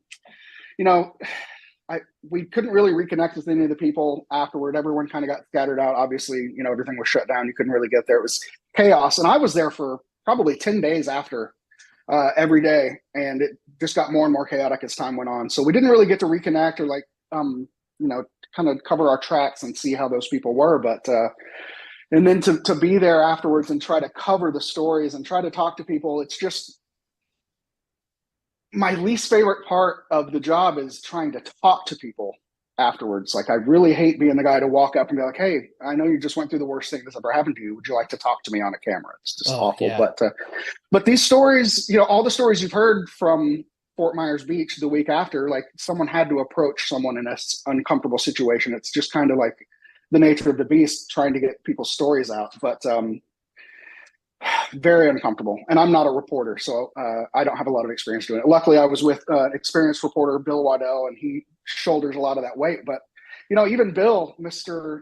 Professional reporter, he lost it a few times out there, even on air, just like really raw, emotional experience. And, storm chasing, it's a lot of fun. And, we're all friends, and look at this, the storms, there's going to be storms. Let's all go have fun. But like, a lot of really bad stuff happens out here, unfortunately. So, Mike, I'll jump in really quick. Is that something you please. I'm sorry, is that something you just have to compartmentalize to a point? Because I know you're a very empathetic person, and I'm sure there's a real difficulty there figuring out where to put that sort of in your brain. Is that something you have to push back until later while it's happening in the moment? I don't know if I compartmentalize it or just like work through it and feel it while working. Man, those few days after when we were talking to people, like, I don't think there was an interview we did with someone who went through that I didn't just bawl like a kid holding the camera talking to him. It's just really, it's, one of the worst things that I've ever seen happen. But I mean, that's the reality of storms. Like, we're all weather nerds and we're all excited about, seeing extreme things happen, but it's unfortunate that they do some of the worst things that happen on the planet. So I think it's important for us to ride that line and try not to be irreverent with our excitement for the potential things coming up, because people lose everything. People lose their lives. People lose everything they've ever had, and people that they love. Yeah, man, what a buzzkill. I apologize. Tugging but on this that is thread. Disaster relief. This is a part of it. Absolutely. And tugging on that thread of what you just talked about a little bit, I know you have some very strong opinions about the way storm chasers might conduct themselves properly if they find themselves, especially right afterwards, because like you just so eloquently put it, these are people who have literally just lost everything. They didn't lose it yesterday. They didn't lose it a week ago, a month ago, and have at least had a little time to process it. They literally just lost all this stuff. Yeah. So what would be some suggestions that you would have for storm chasers who find themselves maybe unexpectedly in a situation like this? Because there is that fine line. On one hand, we have to be honest about the fact that damage sells and destruction sells. People are looking to make some money back from storm chasing in any way that they can. But also, like you mentioned, there's a real human. These are real humans. This is real human impact. What advice would you give being a veteran who's experienced a lot of this? Well, first and foremost, like, there are a lot of free training classes out there for just basic first aid training. And, a lot of the stuff you'll learn in those classes. And I'm a hypocrite because I still haven't done it. Everything I know, I've just learned from my wife who works in a hospital. And we actually came upon a double injury car wreck just last weekend, just happened upon it at 1 a.m. and she jumped out and went into work mode. And just, you just need to know what to do in those situations, because you're more than likely going to encounter someone that needs your help, whether they're injured or they just need your help looking for someone, or they need to borrow your cell phone. Just, drop what you're doing and help them when they need it. Because, whatever you're doing can wait. You can take pictures of the damage, shoot video, live stream. That damage isn't going anywhere. Just people need your help in those situations. And, you could be the last person they ever talk to, the last person they ever ask anything from. And, I've been in some situations where I've not blown people off, but just, kind of halfway paid attention to what was going on and kept working. And I just wish that I could go back in time and just put it on hold, because, storms do bad things and these people need your help, and the damage isn't going to go anywhere. So just help anyone out any chance you get, even outside of storm chasing. It's, just basic human decency, I would think. Well, I appreciate that it's something that you're willing to admit you yourself have struggled with before as well, when you're trying to make that work empathy balance in a situation like that, which, I'm going to say it again. I said it earlier in the show. It's just like what Mike Tyson always said. Everybody has a plan till they get punched in the face. Everybody thinks they know what they're going to do and how they're going to respond to a situation like that until it actually happens. Mm-hmm. So it's totally understandable. And as far as the actual footage and stuff from the damage and that sort of thing, I think one of the things we can all agree on is we see these, well, it's not necessarily even storm damage. It's just anytime something bad is happening where it seems like the cameraman could have at least helped, if not helped, to prevent what was actually going on. And we all kind of internally screamed ourselves, like, why is the person more concerned about holding the camera than they are actually about doing something? Even if that something is just getting on the line with authorities and making sure that there's a response actually coming to help this person. And so I really resonate with what it is you just said.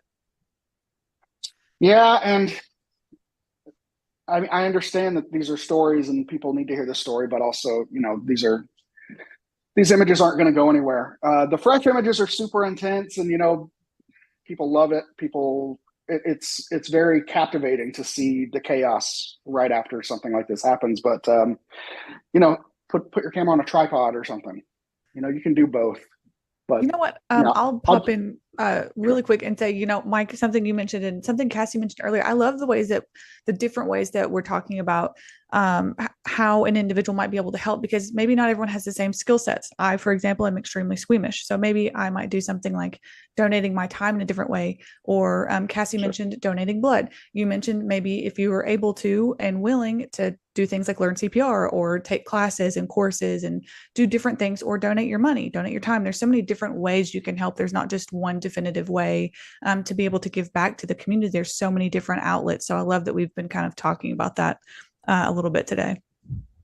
I agree with that 1,000%. And I'm not saying if you can't handle the situation, just dive in anyways. Because I understand everyone has different boundaries, and just be smart. Use your own personal. Mm-hmm. If you don't think you can handle it, I don't have any problem with. Yeah, everyone's got a different skill set, and that's why I like this community. It's so different and diverse, and everyone brings something different to the table. And even with being able to help out after, everyone brings something different. I think that's so wonderful. Absolutely. Well, Mike, that is about all of our time we have here today. So I want to thank you again so much for joining the show. And before I let you go, could you just tell people where they can connect with you on social media if they want to follow along with your storm chasing, or maybe just pop by and say hello?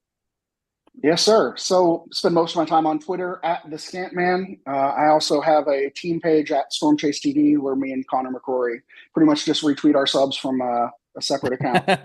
We spend most of our time on our personal accounts and just use that to retweet. Your Twitter's a blessing.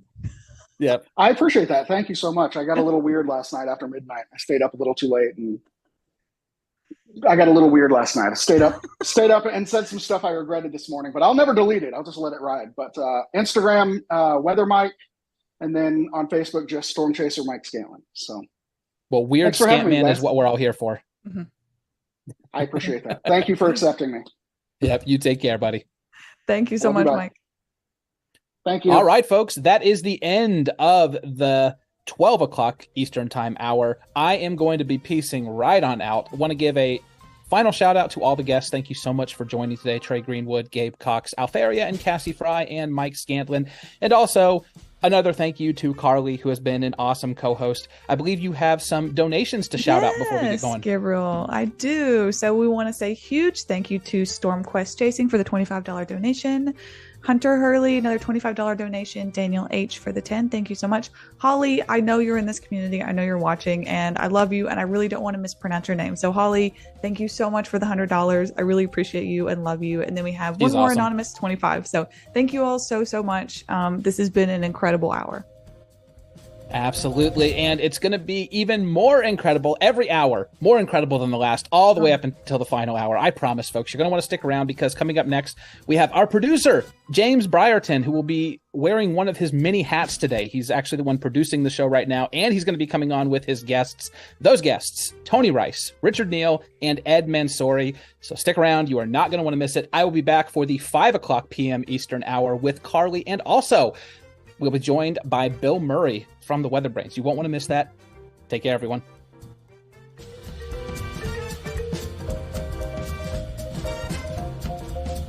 All right. We were watching the news, and he was hearing that it was going to be raining and flooding, but not even really realizing that, we're in that area to be affected. And so we opened up the door, and then there was just like a lake. I really don't know how we made it out. The first thing that goes through your head is you've got to get home, because you don't have nowhere else to go.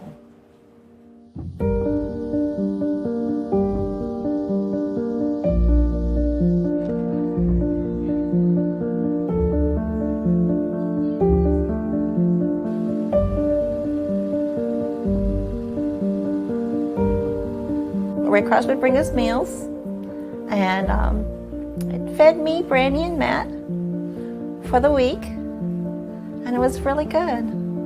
We lived like outside of the city limits, so for Red Cross to have come all the way out here, that's something. That says a lot. No one's left behind kind of feeling. Immediately after the floods, all of us at Rebuilding Together had the same thought. We've got to do something. We've got to make sure that we are helping our neighbors, our community, get back to their normal, to whatever that looks like. So that included helping them move their items out, which was emotionally heartbreaking. And then when we were finally able to do that, it was the cleaning, the making sure that we got the mold out so where it was, habitable for them to return, to reinstalling the walls and the insulation and the painting, the texturing, really adding the things that make a home a home. That's what we've been doing. But it would not be possible to do all of this without the financial assistance that we've gotten from the Red Cross. Well, Brandy is Down syndrome. She's not vocal. As a mother, you're born to protect. You're born to protect that child. Well, we lost everything. And the Red Cross, Rebuilding Together, Baton Rouge, they helped put my baby's room back together again. And this is Brandy's room. You just do not know what that is for a mother. When you think you can't do, someone else got your back doing it for you. You all are the ones who bring the gift of possibility.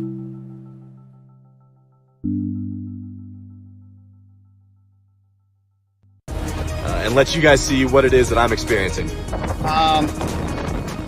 Trying to get a direct measurement with a handheld Kestrel anemometer here. We'll see what we can pick up, but and there's changes. When a tornado-warned cell came through the neighborhood and it brought down several large pines, just like the one you're seeing right here behind me. To give you a sense of what the aftermath of storm damage smells like, it smells very heavily of pine and also sounds like chainsaws. We have another tree down here. This one just barely missing this brick home. I mean, this is incredible. Let me turn the camera around. Get us back into kind of a dry view. And I get up here, and all of a sudden the storm surge started. And all of a sudden, I ended up with about 4 feet of water. I'm Scotty Powell here reporting just outside of Sparta, North Carolina, where you've seen a lot of the earthquake damage. Again, a 5.1 magnitude earthquake rocked Sparta, North Carolina earlier this morning, just after 8 a.m. If you go look at the footing of that, you'll see where it was a twist. Very severe wind that caused these structures. From Gaston County to back here in Mecklenburg County, those were just two of the tornado warnings that were issued here for the greater Charlotte area. I'm not one for hyperbole, but it's countless at this point. There's trees on houses. There's a lot of roads that are blocked. We're just trying to get cleaned up so people can get through. Have you ever seen the Dan River like this before? No, not that I can recall. I mean, I've seen it fairly flooded before, but I've never seen it to where we're now kind of asking ourselves, okay, a couple more feet and it might get over those bridges.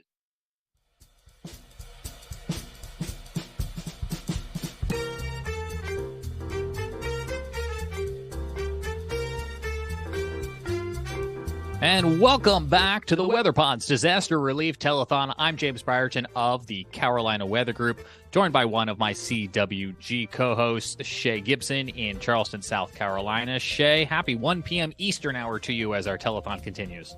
Yes, sir. And it's a beautiful day after all these clouds for several days, northerly winds, and now it's finally warm and sunny out. It feels great. I know. I don't know what the rest of the country has been like. Folks can certainly let us know in the comments, but we've had fake summer, fake fall, and fake winter all flipping around here in the Carolinas, and we're enjoying, like you mentioned, some nice sunny weather. Well, coming up this hour, we're going to talk about that SpaceX launch this morning. They did their second attempt for Starship, and we're going to bring you inside the development of a video game we have all been anxiously awaiting for. It is called Outbreak, and it is a virtual storm chasing game. That's coming up later this hour right here as our telethon continues. Thanks to everybody who has helped raise money. $1,800 and counting now as we move through this 1 p.m. Eastern hour. Well, I'll bring you over to this interview we got a chance to do with Ed Cantore. He is the founder, and he runs WeatherStem. They are weather units across the country, Fox Weather and us here at the Carolina Weather Group, to get a bird's eye view of weather happening real time. They've got these things on football stadiums and at schools and emergency management. It's really cool stuff, and we had a chance to catch up with him. Here, take a listen to this. Joining us now is Ed Mansouri. He is the founder of WeatherStem. Ed, thanks so much for taking time out to talk with us today. Oh, thanks for talking to me. It's a real pleasure to talk to you as always. We had the pleasure of having you on the Carolina Weather Group a few years ago. I had the pleasure of meeting one of your crews when they did an install in Rock Hill, South Carolina. And since then, your network has just grown and grown. So for anyone who is not familiar with WeatherStem, tell us about it. WeatherStem, it represents an intersection of innovative weather technology, hardware and software. So you mentioned our network expanding, and the network consists of strategically placed what we call WeatherStem units. So these are WeatherStems. These are sites that have a modern weather station that is keeping track of the atmosphere at that location, moment by moment. Cameras that are telling the story. So the weather instruments measure the temperature, measure the wind speed, measure the pressure, measure the data that describes what the atmosphere is doing at that location. But then the cameras take a step further, and they create this journal that really helps us understand what's happening and what has happened at these sites, because we're storing the data perpetually, and we can go back in time and see what it was at a particular place at a particular point in time. Your cameras have captured updrafts, downdrafts, tornadoes, lightning, hurricanes, and of course snow, to run the kind of the gamut there. Who is the consumer of all this data, Ed? Well, the business model, if you will, of WeatherStem is really evolving. We started, as you may remember, when we first had the opportunity and the privilege to meet you guys. I believe I shared that our program started with an educational beginning. Okay, and the STEM in our company's name, WeatherStem, is not gratuitous.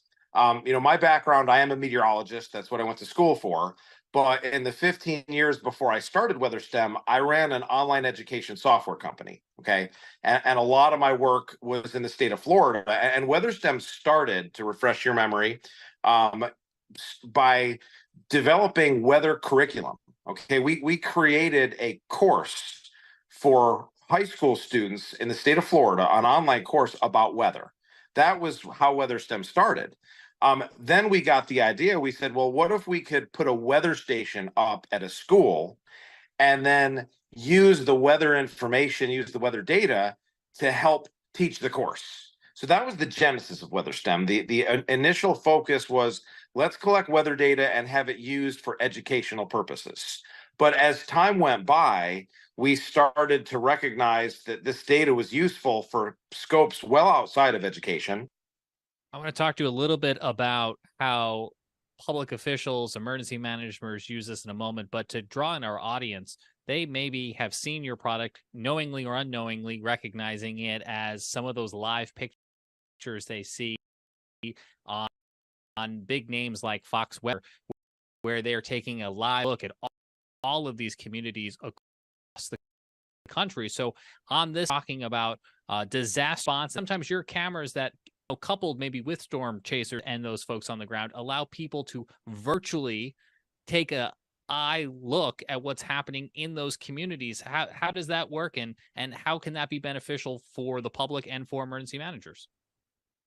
Well, the ability to be at a remote location, far removed from a potentially hazardous situation, but still be able to monitor how that situation is unfolding and how it is impacting, property, how it is impacting neighborhoods.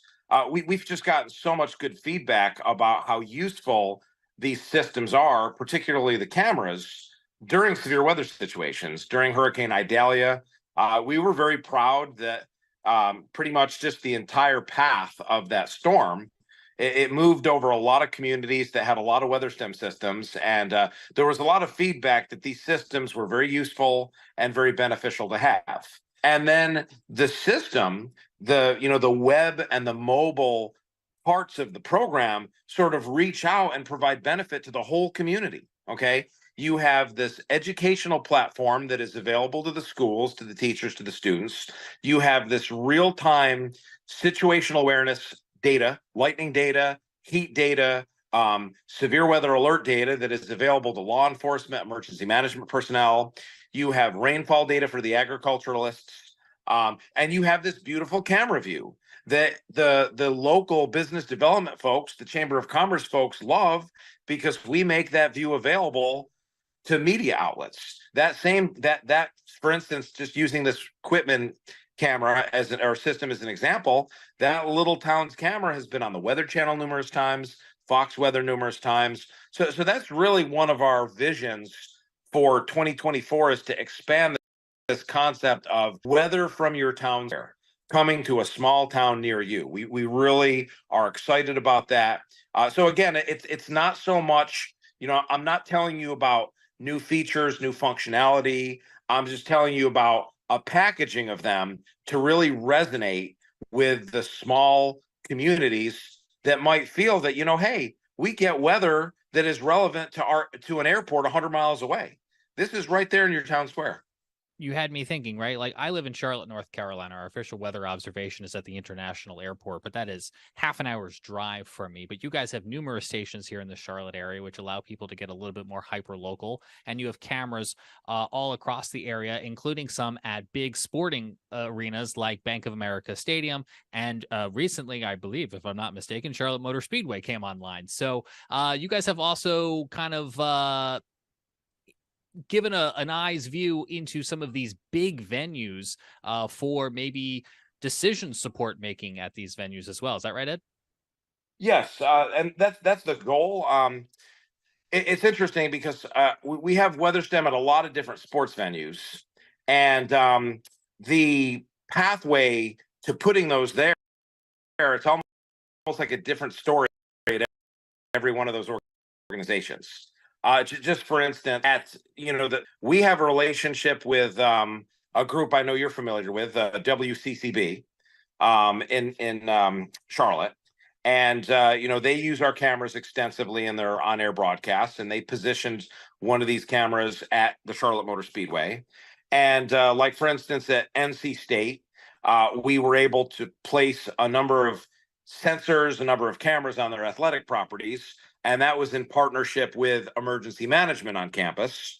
And then you'll have other campuses like App State, where the introduction was through athletics. So there's a different story for how we're putting these systems in these different athletic venues and these different athletic facilities. Ed, how many stations in total are there? We have just shy of 800 stations now. We should actually, we're doing kind of a bunch of installs as part of one of our big projects in Florida over the next couple of weeks. So we should be at 800 by late November, early December. Talk to me a little bit about Florida. I know that's where a lot of the stations are. You mentioned that's kind of your home turf, but there's a lot of tropical weather there. And if memory serves, you guys do some extra special things to keep things up and running, maybe when the grid is down. Yes. In the aftermath of Hurricane Michael, which, as you may recall, was originally classified as a Category 4 and reclassified as a Category 5. That made landfall in an area of Florida that was pretty weather station sparse, okay? East Bay County, West Gulf County, and up into Jackson County. And it turned out that at the time, there were very few weather monitoring systems or stations in that area. One of the counties that was impacted, an inland county, is Jackson County. And the only stations that were around during Hurricane Michael were systems we had installed at local schools in that county. And of course, when the winds got to be about 100 miles an hour, what happens at the school? The power goes out, the internet goes out. Okay, so in the aftermath of Hurricane Michael, we collaborated with the state of Florida's Division of Emergency Management. Okay, so the folks who are commissioned with keeping our 20-some million citizens safe. And we developed a specification for a hurricane-proof WeatherStem system, okay? Wind rated to withstand up to 185 mile per hour winds. It's going to, have multiple cell connections Verizon, AT&T. It's going to be 100% solar power. So it's going to be off the grid. And then we're getting ready to end. We are actually well into our 4th year building what's called the Florida Severe Weather Mesonets. Okay. And every year, in each of those 4 years, the state funds the setup of 50 of these super robust, super durable weather stem systems. You had mentioned that during Hurricane Michael, you guys had a lot of sensors in places where there weren't other sensors. And I can remember watching some of your live cameras as that historic storm made landfall. What were you thinking? What were you feeling as you were looking at the live video from your cameras? Well, a story I'll tell you about that. Okay. Our very first solar powered cellular weather stem system was at the St. George Island Bridge. Okay. Which is in Franklin County, Florida, which is not far from where Michael made landfall. Okay. And it was during the lead up to landfall, it was on the Weather Channel continuously. Okay. The feed quality, the power and internet were out long before that. In Franklin County and Gulf County and Wakulla County and that whole area of the coast, but the cell phone signals were still working. And our system was still sufficiently powered. Okay. So then like right before landfall, the system went offline. And I was like, oh man, I figured maybe the cell towers buckled. Okay. But what was amazing, and I have some pictures that I can share with you that you could maybe, augment this coverage with, is I remember when we installed that system, okay, before Hurricane Michael, we were about 20 feet off the water. Like, so the components, like there's an enclosure, and inside of that enclosure you have like a cellular modem, you have a solar inverter, you have some gear. Okay. And I remember thinking, man, if this thing isn't high enough off the water, that'll be some hell of a storm. Well, guess what? It went underwater. Okay. It got submerged, and that's why it went offline. And of course, lessons learned. And we kind of have took from that and better understood just how high off the water things need to be in future situations. But yeah, that was very memorable as far as that situation. But no, it was really me personally, what is really I don't have a word for it, Mr. James. I don't have a word for the feeling like in a Hurricane Michael situation, like in an Adair situation, where I am, as a professional, I'm responsible for this network of weather monitoring systems that's being used by emergency management personnel in places that are about to have destruction and fatalities, while simultaneously protecting my own home and protecting my own family. Okay. And Michael, just shortly before landfall, it was on a trajectory to move over Tallahassee. Okay. It made a last minute wobble and spared us. I still had $15,000 of tree damage in my backyard. Okay. But so that is a very viscerally complex part of this project for me. It is sort of in those situations where I have to sort of do double duty as managing and overseeing the technology while at the same time protecting myself, protecting my family. Ed, it's always a pleasure to talk with you, and I appreciate your time today and your insight and all the data that you make available for all of us to use to help us track the weather and to learn. It's my pleasure. Thank you for all you do. As you know, we have a lot of partners in the Carolinas, and we know that the Carolina Weather Group is a real treasure and very highly respected. So we're very excited to be partnered and just look forward to helping out any way we can. I appreciate that very much, Ed. Thank you.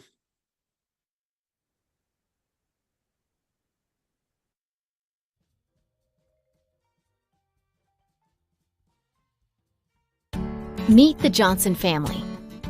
George, Sarah, their daughter Maria, and their dog Scout. When a storm hit their hometown, their house was damaged. Many generous Americans wanted to help families like the Johnsons, so they donated to the Red Cross. Here's how the Red Cross puts a donation to work to get help where it's needed most.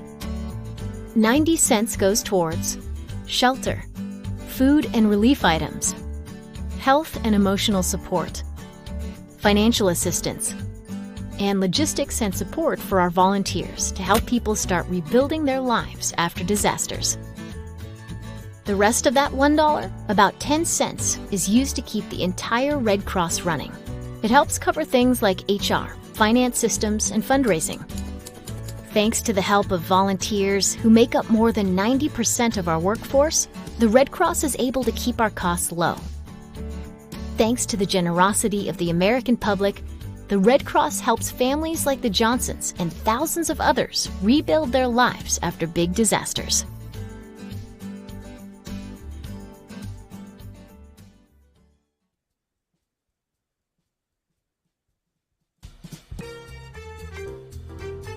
Welcome back to the Weather Pod's Disaster Relief Telethon. It is 1:20 p.m. Eastern Time. We have a new top donor. Special thanks to James Lewis, who has donated $250, bringing our total now over $2,000 to help the American Red Cross with their disaster relief efforts. We appreciate everyone who's been donating so far. If you're unable to donate, you can still help us out. Share wherever you're watching this video on your social media with a friend and invite them to join the conversation as we continue on with our 12-hour-long telethon. We'll be here until 10 p.m. Eastern Time. Let me welcome back in my Carolina Weather Group co-host, Shay Gibson. Shay, hello again to you. James, how are you today? I'm doing fabulous. We're having a great Saturday afternoon here, and you and I were just talking in that break about how amazing technology is and how everything is now moving into artificial intelligence. Well, that AI trend is now coming to the National Weather Service here in the Carolinas. We have about 2 of the dozen sites across the United States that are testing artificial intelligence. The National Weather Service office in Columbia and the National Weather Service office in Greenville, Spartanburg are testing AI to translate severe weather bulletins, tornadoes, severe thunderstorm warnings, flash floods, and even winter weather products into multiple languages. Shay, this is so cool. They're going to be able to reach diverse populations, a greater population by doing this real-time translation using AI in the cloud. That's exciting. Yeah, that's really interesting. I mean, I studied foreign languages as well in school. So I took Spanish and speak it fluently. I also know German. I know Russian a little bit. I can still read and write Russian. Some of those languages I haven't spoken in a very long time or don't get a lot of training in. But it'd be interesting to see how AI translates that, because as we know with foreign languages, it's not always literal translation for that. So really interested to see how AI translates the language from the product into the public, right? Because I'm interested to see that. I think it'll be really fascinating to see how much better the AI does than the actual software programs from our past that we're aware of, right? Even Google. Yeah, well, we did a little interview with the National Weather Service in Columbia, who developed the website. Let's take a quick listen to this so we can learn a little bit more about how this works. Motivation behind wanting to translate these products using machine learning was we've had forecasters at the San Juan office who for about 30 years have been translating manually Hurricane Center products into Spanish for their users. By using machine learning to translate these products, we cut down the amount of time needed to translate these critical weather information products from about an hour to less than 10 minutes. So recently, the partnership we have with Lilt has taken that even a step further. Now, not only do we use machine learning to translate the products into Spanish, but their patented artificial intelligence learns through a process of feedback with our bilingual forecasters in the Weather Service and translation experts who provide feedback for individual translations, which continues to allow the model to learn and increase its efficiency and accuracy. I mean, that's really exciting stuff, Shay. And it's so cool that it's happening right here in our own backyard. Of course, it's in the cloud that the AI is doing the translation, but that website, weather.gov/translate, developed by a meteorologist right here in our own backyard in Columbia, South Carolina. And I know you've been looking at that website, weather.gov/translate. It reminds me of a much improved version of trying to do this by hand using Google Translate. No, absolutely, absolutely. I mean, I'm really excited to see how it works, and something like this could set precedents for all kinds of programs, even outside of the whole weather world, right, James? I mean, this is really exciting. It's an exciting time. Everybody's a little nervous, kind of a nail biter for what AI is going to be bringing, and a lot of folks are just really interested to see how we can apply it to our everyday life. Yeah, if you get a chance to check out weather.gov/translate, there is a comment field. They're looking for feedback. It's experimental, or what you and I would call beta. So maybe don't make life decision support decisions on it, but it is something they would like folks to try out so that they can get it perfected and eventually expand it to more locations and into more languages.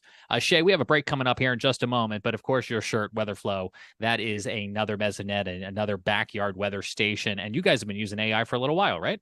That's right. Yeah, we have a whole new line of weather stations called Tempest, right? So, and I actually got one right here in front of me. So this is what it looks like. This is sort of like the new technology of today's world, right? Where no moving parts, no spinning anemometer with a vane on it. It is just it's haptic rain sensing. So the top of the raindrop hits and it distributes the volume and weight into how hard it's raining. Some of that has yet to be perfected, but one thing that these stations do now is they talk to each other.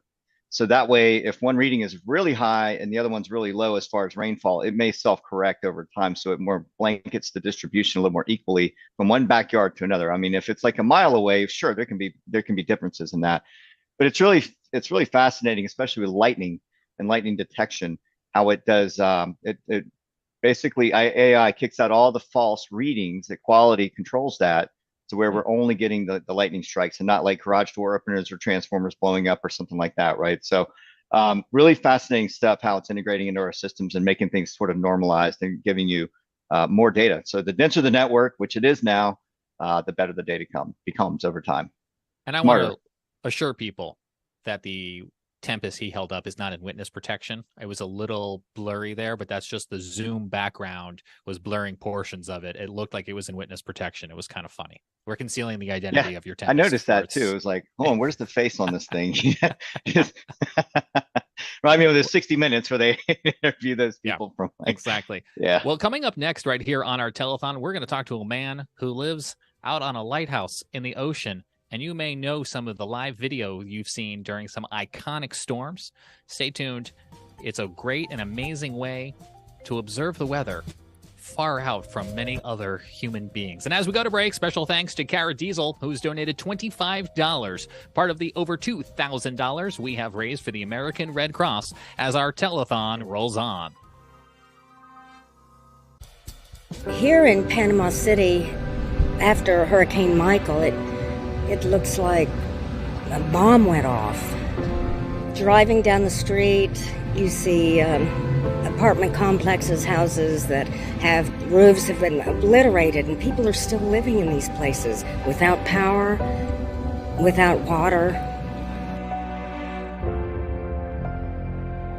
I'm an IRV driver.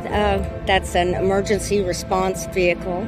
It's just wonderful to be able to go very, very close to the disaster area and feed people. Jim, Sue, and I have established a relationship with these people who keep coming back to us. We know them, some of them by name, and we try not to sympathize. You don't want to let your eyes fill, you don't want to cry. I guess I try to stay strong, and it's so hard to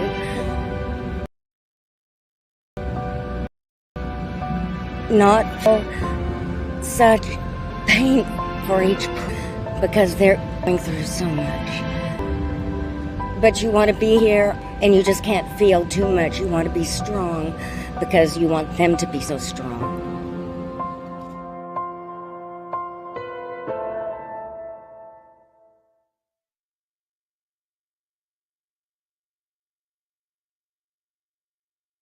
That's how we got this camera where it is.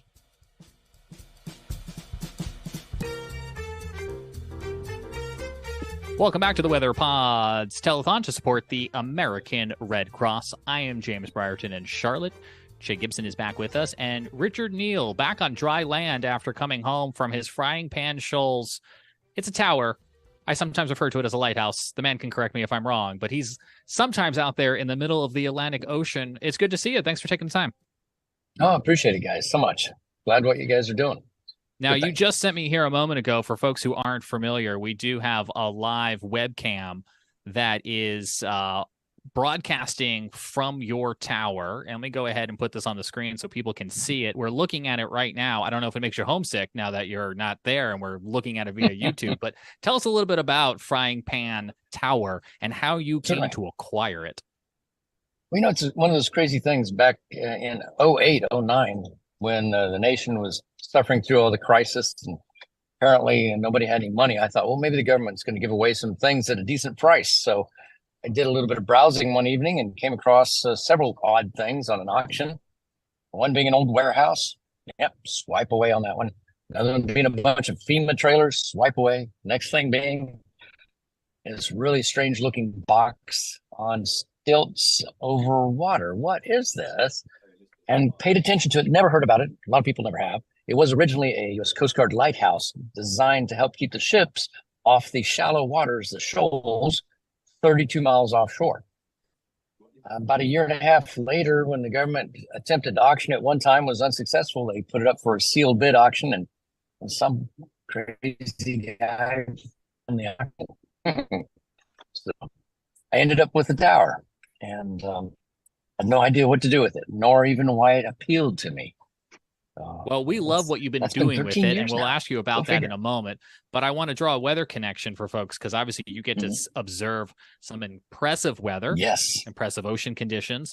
But I think the world came to know you, or at least I did, when you put that American flag up. You'll have to remember specifically which storm it was, but you guys had a live webcam on a flag just whipping out as a hurricane, as you guys often get right out there, was coming through, and those winds were just ripping it. Which storm was that, Rich?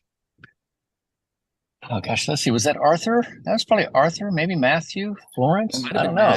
Florence. I think Florence was what I think the one that was a Cat 5 that went down to a Cat 4 and was easing into the coast. But that one had that tattered flag that was the one it was known for. It was still hanging in there. Everybody was pulling for it until dark. That's right. That's right. Yeah, people were staying on the live cam in the pitch black because our flag light wasn't working at the time. We had 1,200, 12,000, I don't know, in the middle of the night. And is that the one where they named the flag Kevin? I can't remember. That sounds like something the internet would do. But I think you ended up on cable news because it was really showing the strength of this hurricane offshore where other people weren't able to get observations. Right. How is it that you even stay connected out there? And how many miles offshore are you? Well, technically speaking, we are 32 miles off of the very tip of the closest point, which is Bald Head Island. But generally, we're about 35, 36 miles out, which puts us about 6 miles outside of America. So how do we stay connected? I like to joke with people sometimes, say, well, I've got a really long extension cord. But what we ended up doing was we found some smart people that felt like it was probably going to be possible to do a microwave shot, as they say, all the way over to shore. Well, that's great. But then you have to be high because guess what? Flat earthers, this is a curved world, and we had to get over the horizon. We found a TV station tower, put some dishes up at about 1,400 feet, aimed them by dead reckoning based on the only point of light we could actually see on land, which was actually the Coswell Beach Lighthouse. Little itty bitty blink at night. But I knew that was 318 degrees. So thank you, trigonometry teacher. I was able to calculate by the tangent between the angles of that and the light station that it should be 6 feet, 6 inches to the right of that. And we turned it on and Google popped up on screen. We haven't looked back. We have fixed it a few times and the hurricanes have twisted our dishes, but we do manage to get it back online. So I'm sure Shay has a question in a moment. Sometimes better than at home. I'm sure Shay has a question in a moment. And Rich, I'm going to ask the question that people at home are probably wondering. Why have you held on to this thing? And what are you hoping to do with it? I know you've been doing lots of work. Well, it's funny. If you have something that needs a lot of repair and you're a teenager, you call a bunch of guys and buy some pizza and beer and they come help you work on it or help you move or whatever. And that's basically what I was doing for the first 8 years, not realizing it. finally had an epiphany. The only way to get this thing fixed is if I gave it away. So I gave away all of my ownership of it, turned it into a nonprofit only for the restoration of it. There are a few people that own some pieces, but they don't want to be embarrassed by the fact of who they are. So they do help out and financially help with it some. But the biggest part of this is that we don't need it for navigation anymore. We have, satellites, we have GPS, everything else.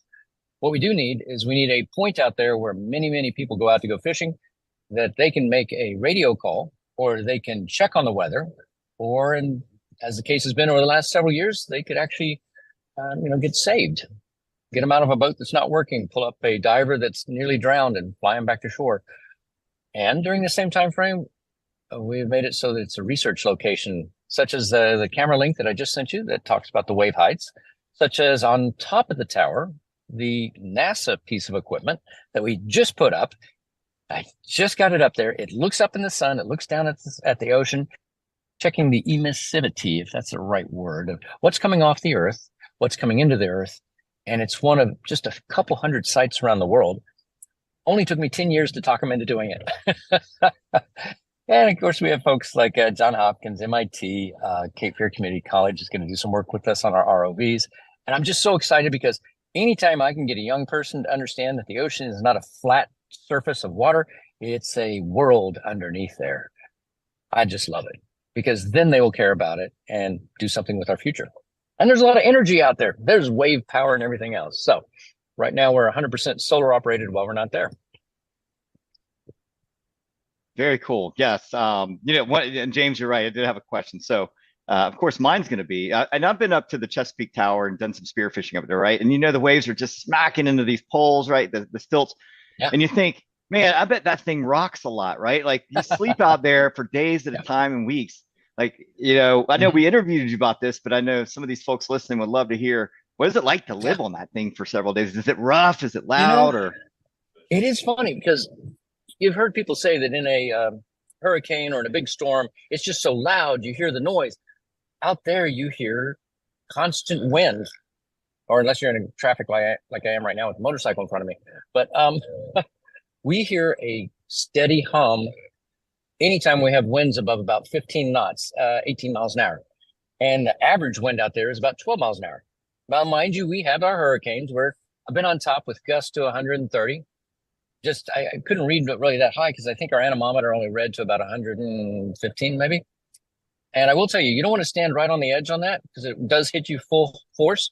But if you stand back about 15 feet or in the middle even, it's just kind of bubbling winds and rolling around. It's just a vortexes. And so it's only 50. So generally, it's a noisy place. But as far as movement goes, anybody that's ever had a child, I almost absolutely guarantee rocks that baby more so than we are up in the tower in the worst of weather. It's almost not anything. So if you actually are in it and it's a hurricane, you'll feel it, but it's not in any way distressing. Wow. So the foundation, in other words, is really solid. Yeah, the legs are actually 296 feet down into the soil based on the engineering drawings and how they put it together, which I find just incredible. Wow. Well, that's my question, James. I mean, that's impressive. Yeah. Well, one of these days, I'm hoping I can come out there and do some volunteer work, and I think it would just be an amazing opportunity.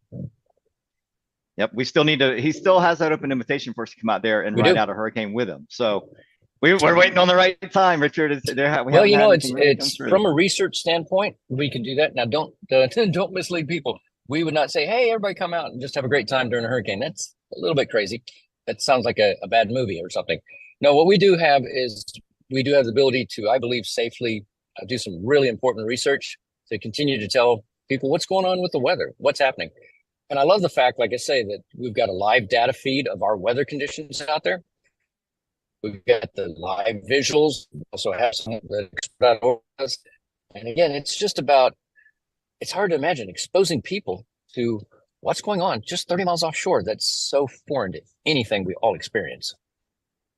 Well, folks want to learn more, they can see it on screen there, fptower.org.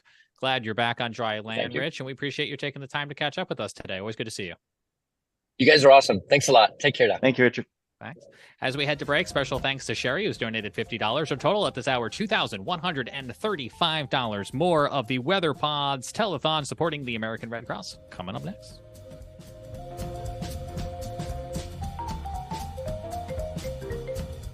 Meet the Johnson family. George, Sarah, their daughter Maria, and their dog Scout. When a storm hit their hometown, their house was damaged. Many generous Americans wanted to help families like the Johnsons, so they donated to the Red Cross. Here's how the Red Cross puts a donation to work to get help where it's needed most. 90 cents goes towards shelter, food and relief items, health and emotional support, financial assistance, and logistics and support for our volunteers to help people start rebuilding their lives after disasters. The rest of that $1, about 10 cents, is used to keep the entire Red Cross running. It helps cover things like HR, finance systems, and fundraising. Thanks to the help of volunteers who make up more than 90% of our workforce, the Red Cross is able to keep our costs low. Thanks to the generosity of the American public, the Red Cross helps families like the Johnsons and thousands of others rebuild their lives after big disasters.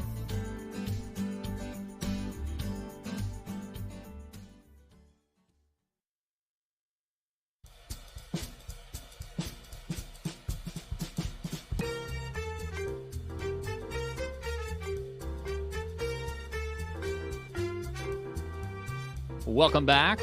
Special thanks to everyone who's been donating so far. James Lewis holding the top donor now at $250. Appreciate that support and everyone who's helped us raise over $2,000 as our telethon continues here. Well, we had the pleasure of talking to these guys a little ways back on the Carolina Weather Group, and so happy to be catching up again with David and Mark. They are the developers of the Outbreak game. It's going to allow you to virtually storm chase. So whether you're a real-life storm chaser and you just can't get enough of it, or maybe real-life storm chasing is just a tad bit too dangerous or expensive for you, this will allow you to safely do it from home on your PC. You guys have been working hard at development from the time you did the Kickstarter to doing some play testing, and now you are on Steam as something people can add to their wish list. So tell us, how has the development been going, and what can people expect once this game hits the market? All right. So, well, first of all, thanks for having us. In the past, I think has it been a year since we've been on your latest I think broadcast? so. I think it's probably been about a year. Yeah, so a lot has been done since then.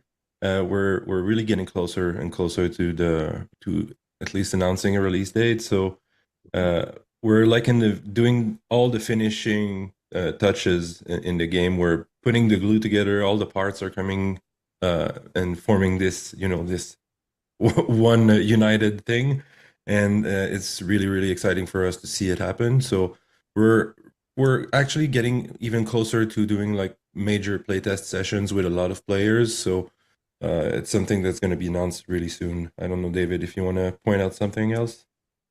I can add rapidly, like the development we've been doing lately is basically adding more content to the game. Last time we did a playtest was really just to test our main game loop, check if our game is fun, check if our players likes what we're doing, if we're accurate to, I guess, what people expect from such game.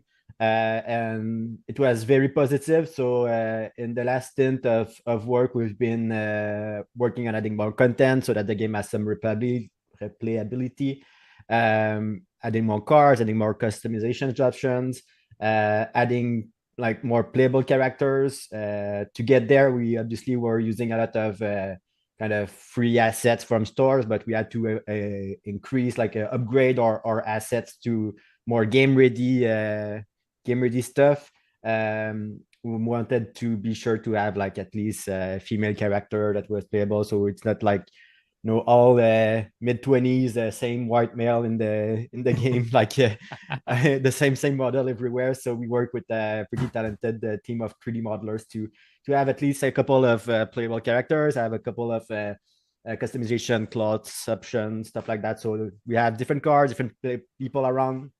Obviously it's a multiplayer game, so having some variety is very important. And like Mark said, right now like this part is going pretty well. We've been talking about it in our latest, like we do a monthly development update newsletter on our Steam page, and we've been talking about the content we've been adding in this last segment of development, and now we're gearing up to actually trying to have more players playing the game by doing some playtest, hopefully longer sessions. In the last times we played, I know you had the chance to play the game. I did. We were like very controlling of how it was going, making sure that the player like just play one game, stuff like that, to make sure that everybody was able to touch the game. But we want to test like longer session. Is the game still fun if you play like for multiple hours?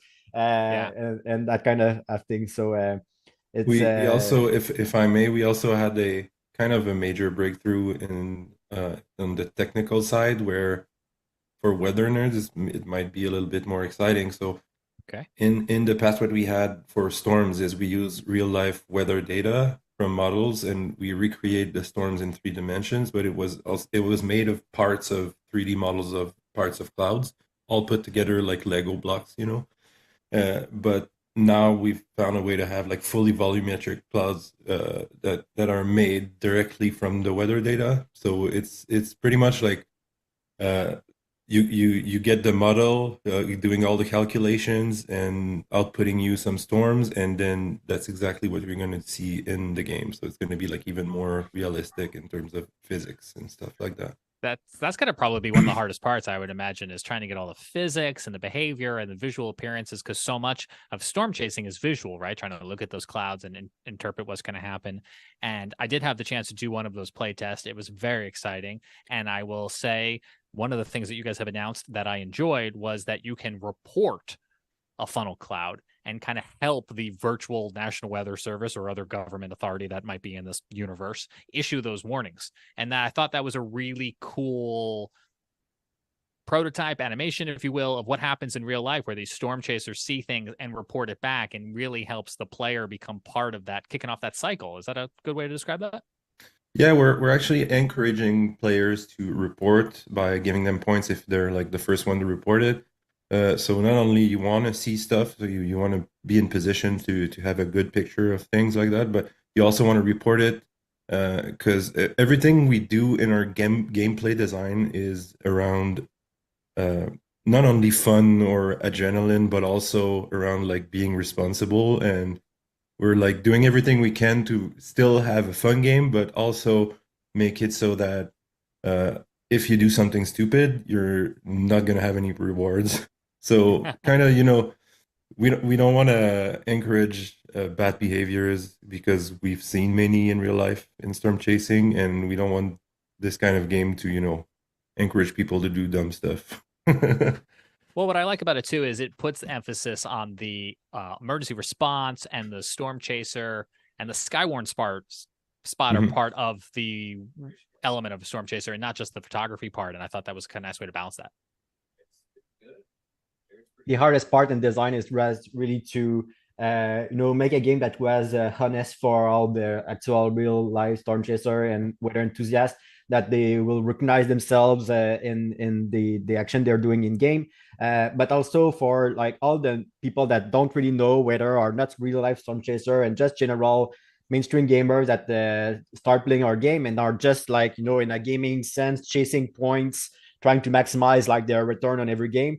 The people that are doing that would adopt safe behaviors, and what a real life storm chaser would kind of make the decision the same way. And by just engaging in the game loops, will kind of learn kind of a safe chasing behavior. And that line was very kind of hard to get. It took us a lot of iteration, doing playtests and looking at players, playing the game, to make sure that like what we were encouraging was actually not reckless behaviors and not like trying to get as close as the tornado without dying. And that's not like what we're wanted to do with our final project.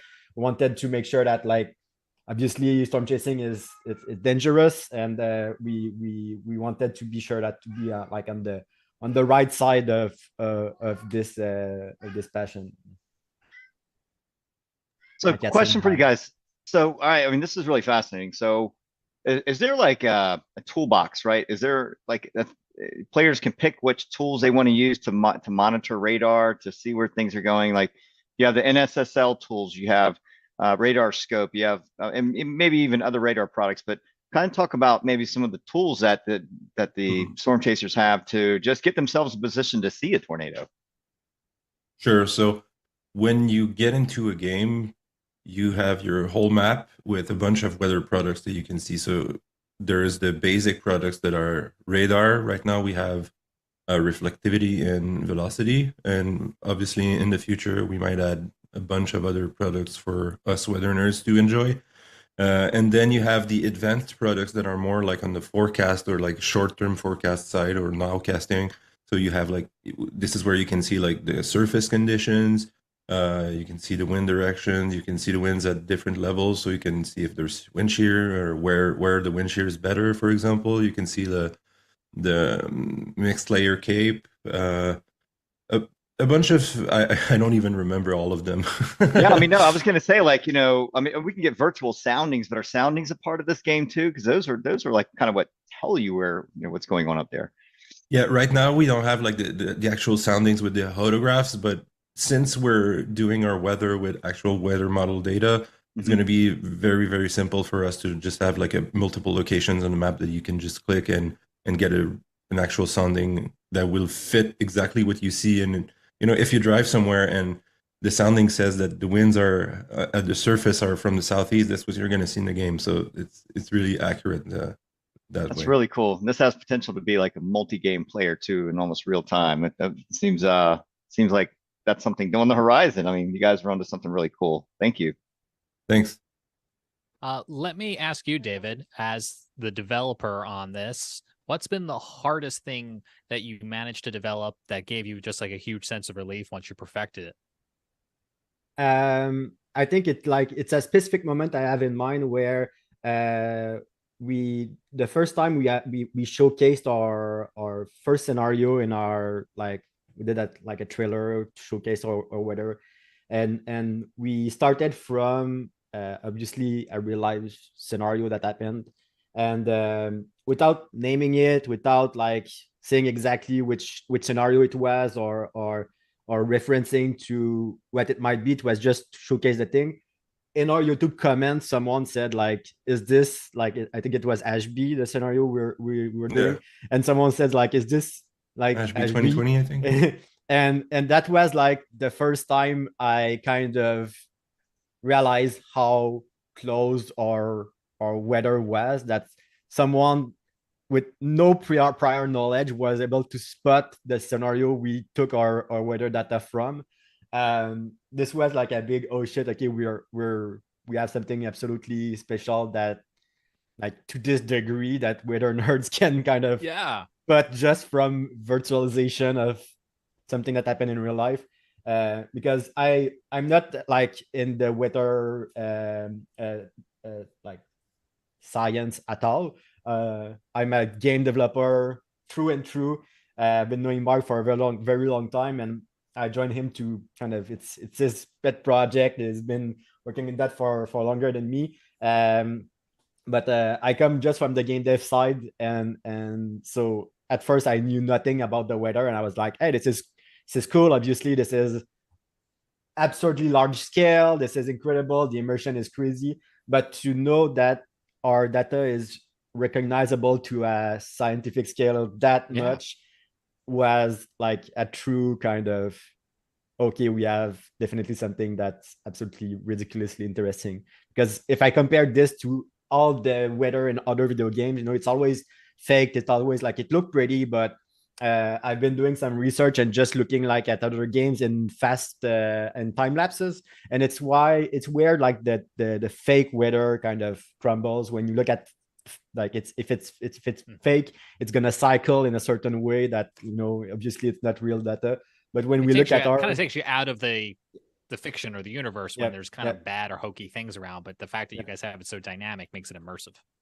And so that was like the one moment that really kind of made me realize that we have something absolutely unique with a lot of potential. somebody who is not an artist and certainly not a developer, what I'm hearing you say would be my equivalent of I draw a picture and somebody recognizes it and I realize, oh, I must have done a good job here. Somebody recognized what it was I was trying to emulate. Yeah, absolutely. Where can people stay in touch with you guys, and how can they add this to their wish list? We're on Steam. If you just type Outbreak, there's not a lot of there's another game that is written that way. I think it was written on screen. It still is. So just type Outbreak on Steam and wishlist the game. It's the thing that helped us the most. It helped us break through the Steam algorithm and being showcased as like upcoming games and stuff like that to get the game in the hands of as many people as possible. And all of our community is based mostly on Discord. So on our Discord server, we are always like, I'm chronically online. I'm always there. I'm always watching Discord. We have a specific channel for questions where I answer every one of them usually very rapidly. So people can ask questions about the game, ask questions about the development. We also have all of our development is completely public. People can see our Trello board where we plan everything that's coming up and see when we're doing tasks and stuff like that. So everybody can know exactly where we're at. Obviously, making a game is very long. People are extremely excited, sometimes impassioned, but I understand them. We're also very excited to get this game out. But having this transparent development process kind of helps people, understanding that making a game is very long but it's coming. And confirm what you said. As somebody who found you guys on Kickstarter, backed it there, and now has added it to my Steam wish list, you guys have been very, very transparent every month, if not more, with the ladies have either been waiting for or may actually get started through Razor. So we are very much looking forward to it, and it's been a pleasure to catch up with you guys again, and we'll keep an eye out for updates. Hell yeah. Thank you so much for having us. David, Mark, thank you so much. And Shay, to confirm what you said a minute ago, when this game comes out, I expect to play online with you and the rest of our podcast, Shay, as we go virtually storm chasing. I know, right? I mean, I'm looking forward to it. So may the best man win. Thanks, everybody. We're coming up on the 2 o'clock Eastern hour here as our telethon rolls on. Mark, Jen, and the Stormfront Freaks are coming up at the top of the hour as we roll into the 2 p.m. Eastern hour here of our Weather Pods telethon supporting the American Red Cross. Stay tuned.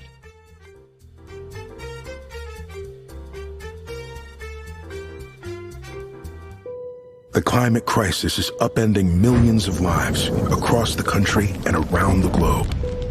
We are witnessing a striking number of natural disasters with greater severity than ever before. In fact, the number of billion-dollar disasters in the U.S. has increased by 70% over the past decade. The number of families affected will continue to rise in both volume and suffering. However, these disasters leave their most profound mark on low-income communities, as well as those who are older or living with disabilities. The people most impacted by climate disasters are already the most vulnerable. The devastation has a compounding effect on these communities, and we need your help in the face of this humanitarian crisis. Your support is critical and will help the American Red Cross remain at the front lines to provide aid as disasters intensify. As a leading disaster responder in the U.S., we're launching nearly twice as many relief operations than we did a decade ago in response to unrelenting and overlapping disasters. And sadly, many of the same communities are ravaged repeatedly. This crisis has stretched our ability to provide life-saving meals, shelter, health and mental health services, financial aid, and more to people with no place else to go. That's why we're expanding our capacity to deliver emergency aid, enhancing our large-scale relief and recovery services, using innovation where we can, and growing partner support networks in disaster-prone communities.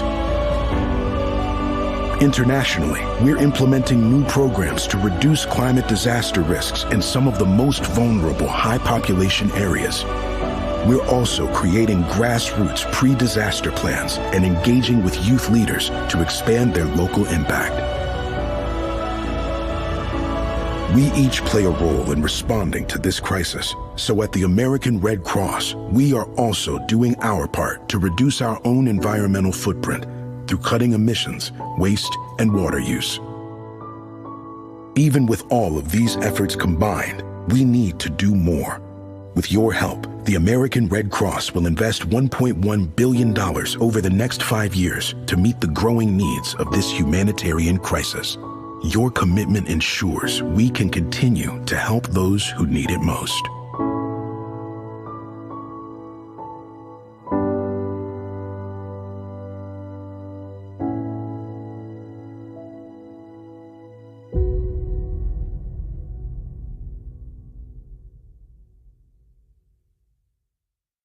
On the next Stormfront Freaks. But it's our job to tell the story. People expect me to be out there and tell the story.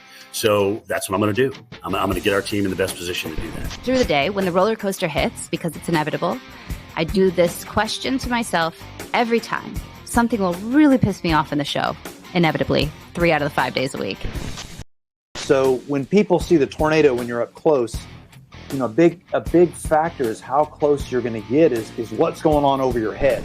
You know, like I try not to ask too many questions that are all sciencey and inside baseball, but you know, what would my kids ask? Honestly, that's what I think most of the time. That was a lot of fun with Phil and the gang. They do a great job over there.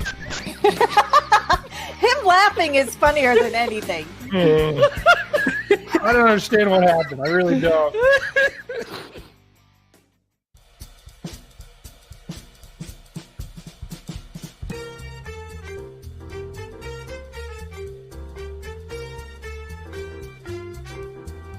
So, hey, freaks, it's Phil, and welcome back to the Weather Pod's Disaster Relief Telethon.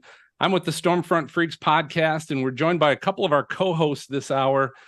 Jen Watson. Jen was on earlier today, Jen, but welcome back. Yeah. Oh, I'm so excited to be here. It's been epic already, and it's about to get even more epic with Tim. Right. And then we also have Dina Knightley, meteorologist with the Digital Weather Channel. Dina, welcome to the Hi. Telethon. Yeah, I was watching a little bit earlier just on our streaming YouTube page, and I was like, oh, it looks fun. So I want everybody to know, so even though it's 2:00 Eastern, I have started drinking already. So this we got to go till 10 o'clock tonight. We'll see how this works. But if you're not familiar with the Stormfront Freaks podcast, some have referred to it as a drinking podcast with a weather problem. But I like that. You know, I can live with that. Yeah, but heck, we're gonna get it's 5 o'clock somewhere, as they always say. Correct. Yeah. So I do want to remind everybody. So this is all, we've got some great guests all day today. We've already had some, but this thing is still getting started. We're going till 10 p.m. Eastern tonight. Still have some great guests coming up. But the whole purpose of doing all of this and doing this around Thanksgiving season is to really support the American Red Cross and their disaster relief efforts.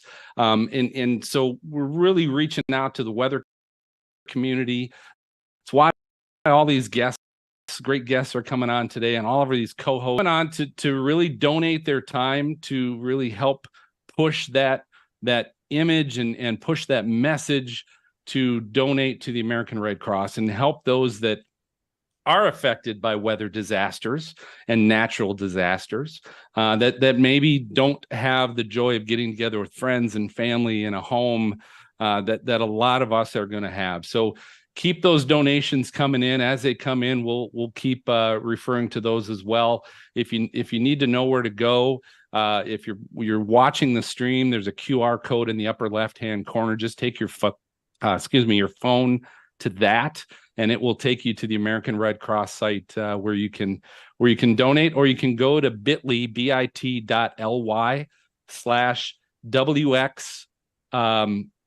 Pods Telethon. So WX Pods Telethon, and that will take you to the same site as well. So I do want a quick shout out to those behind the scenes today, because you just saw James Brierton with the Carolina Weather Group, and they had a great hour, some great guests. But James is also doing a lot of directing, producing.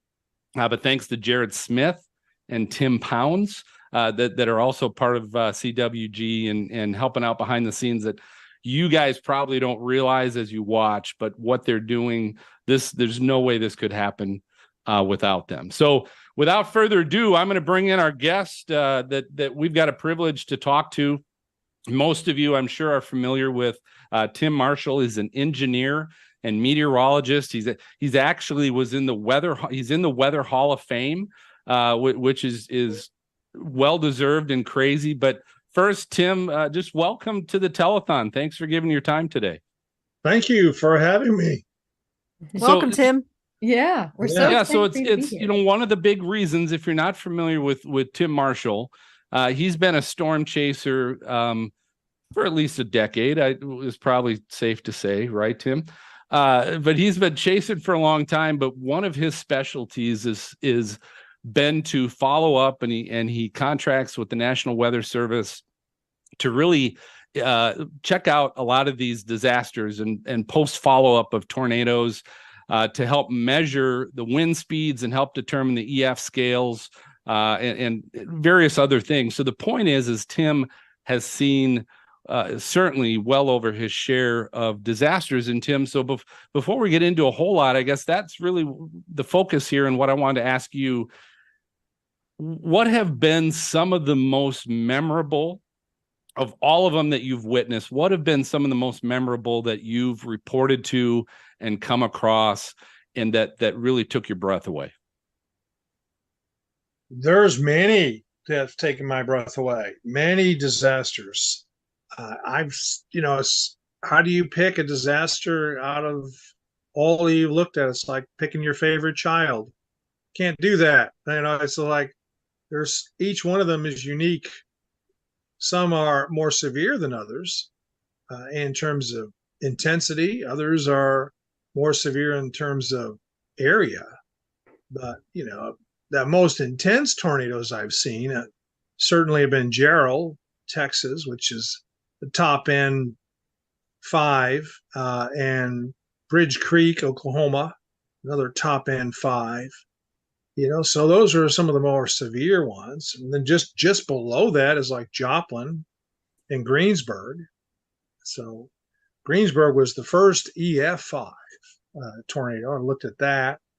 So there's been a lot of very extreme tornadoes I've seen. What was most memorable, I guess? Was there something that maybe you saw that it was the first time you had seen something like that and went, oh my gosh, or what were those things that really triggered your breath being taken away? Well, both Gerald and Bridge Creek scoured the ground, denuding vegetation from the ground. So that's an indication of intense winds at the ground. Gerald stripped pavement, so the blacktop pavement off a road, and so did one of the tornadoes in 2011. And so that's another indication. Gerald also ground up things, or you couldn't find a board more than about 4 or 5 feet because it was just ground up. And the people were ground up that were in the path. The trees were nubbed at the bottom. It was not just merely breaking a tree off. These were actually nubbed trees, solid oak trees that had no branches on them. They were just sticks, basically 8 to 10 feet above the ground. So very intense, slow-moving tornado, Gerald, Texas was. Tim, I feel like you've seen so much when it comes to disasters, and I know you go on site to just understand and measure the EF scale, but you also storm chase on your own. So how many storm chases have you been on this year? And what was the most impressive tornado that you saw? Each year, I have many hats I wear, right? So I have my engineering helmet, and then I have my storm spotter cap I put on. So I have many hats I put on. Yeah. So my job is to go out and evaluate damage to specific buildings. And then my hobby is to go out and chase tornadoes and hurricanes at close range. So my whole life is a disaster. Literally. No, organized disaster, maybe? I don't know. Organized. So, I've gone out maybe 12, 15 times this year. I saw about 5 or 6 tornadoes this year. On the big tornado days, I missed because I was out surveying damage from the tornadoes. I've surveyed 3 tornado tracks this year so far. And yeah, I mean, Kimball, Nebraska was nice because that tornado was out in the open field. It was very picturesque, photogenic. There were some lightning bolts coming through the tornado, which was really odd. Wow. Yeah. So it was nice to see the Kimball, Nebraska tornado earlier this year. And so I have to tell everyone, if you haven't been to the National Storm Chaser Summit, you need to go because Tim Marshall puts on a show. His presentation was Does he pack the stands? Oh, it was absolutely epic. Like one of my favorite, and I go to a lot of conferences. I've seen so many speakers and he brings it. And like, I so want to ask you, Tim, what your presentation is going to be like. Cause I know I'm sure you're probably preparing. I won't do that. We'll leave it maybe a surprise unless you do want to give a sneak peek. Well, Jen, you're familiar with the teaser, aren't you? I am. So, yeah. So I will tease you. Okay. I will not be myself. I mean, I will simply not be who you see I am. I will put it that way. Certainly it's going to be fun and unusual for sure. But yeah, there's simply going to be something to see. I try to outdo myself every year. As you know, this all started with back in around 2000, where Tim Samaras and Roger Hill were put on this Chaser Con, which is in Denver, and every talk was an hour of photographs and soundings and cape. It was boring. I'm like, so, I said, can we spice this up a bit? And they go, what do you have in mind? I said, well, if I could be like a character, and come in and spice it up, is that something that you guys would be acceptable? And let's see how it goes. So the first year I was Clint Eastwood in The Good, the Bad, and the Ugly. That's awesome. Yeah, the storm chasing was good, bad, and ugly that year. So I came in the serape and my pillbox hat and my little stogie cigar, and so it was such a hit that they said, could you do this every year? So for the next 25 years I've been doing that. Every year I've been a character of sorts. What's been your favorite? I think what went over very well, I got a standing ovation for, was a shark. I was a shark. Yeah. I came in, they played the theme from Jaws, and oh my God. Yeah. And I kept on biting everybody, and as I came up there. So it was like that. Yeah. It was kind of a hybrid costume. I bought a shark costume online, but it wasn't good at all. So I had it overhauled to make it really more realistic looking, with big teeth in it. And so it went over really well. Oh my gosh. People didn't do that in school. Instead of having the boring stuff you get from professors all the time. That would be fun. I found that if you can make education more palatable to people, if you have some entertainment in there, agreed, and kind of merge the two together. Education, it can be more palatable if you merge in the knowledge with fun. I love that, Tim. I have a question. What are your 3 biggest tips or top tips when it comes to someone that wants to storm spot or storm chase? Well, the first thing is to read all you can. I mean, we have the internet today, okay? Didn't have that when I was growing up. You can read so many things, especially online. There's Warning Decision Training Branch has got some beautiful modules to listen to. The SPC, Storm Prediction Center, has got learning modules by Rick Thompson and Dr. Cohen. So I would say definitely look at all that. If you don't understand it, do some research. I mean, learn about weather forecasting, learn about soundings, CAPE, learn about photographs, and you'll pick this stuff up pretty quickly. I mean, you don't have to be a degreed meteorologist to learn this. Most of the great chasers out there are not meteorologists. They are picked it up. They're passionate about it, and learn all you can. And then the second thing is to go with somebody that knows storm chasing. I mean, most storm chasers are good about that, and they'll take someone along there. Or if you can't find that, then join one of these tornado tours. That's another place to go. The National Weather Service has storm spotter training every year. Sign up for that. Go to that. Here in the Dallas area, they have two levels. They have a beginning storm spotter and they have advanced storm spotter. So learn all you can about that. It's very important to just fill your mind with all the good stuff and go out with somebody who's experienced before you try it on your own. Yeah. I agree with that. I have one question, Tim, because I've been a meteorologist for a long time. I've looked at video forever, and you go out and look at these damage areas. And to this day, the thing that blows my mind that I still have a hard time wrapping my mind around is when, and maybe you've seen one, but like when a tornado might hit a house, part of the house is completely gone. And then you look over and then there's still glasses on the shelf. There's still dishes. There's still things that are hanging up on the wall. It's amazing to me. Have you seen anything like that where it's like almost half completely blown away and then partially still there? I see it all the time. Wind wants to get into a building, and when it gets in, then it wants to get out.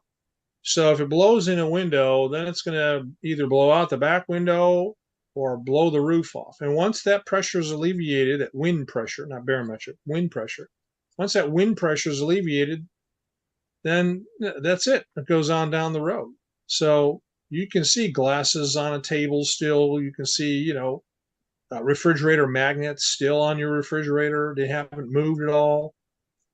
Very unusual things you'll see. But that's just typically how wind works.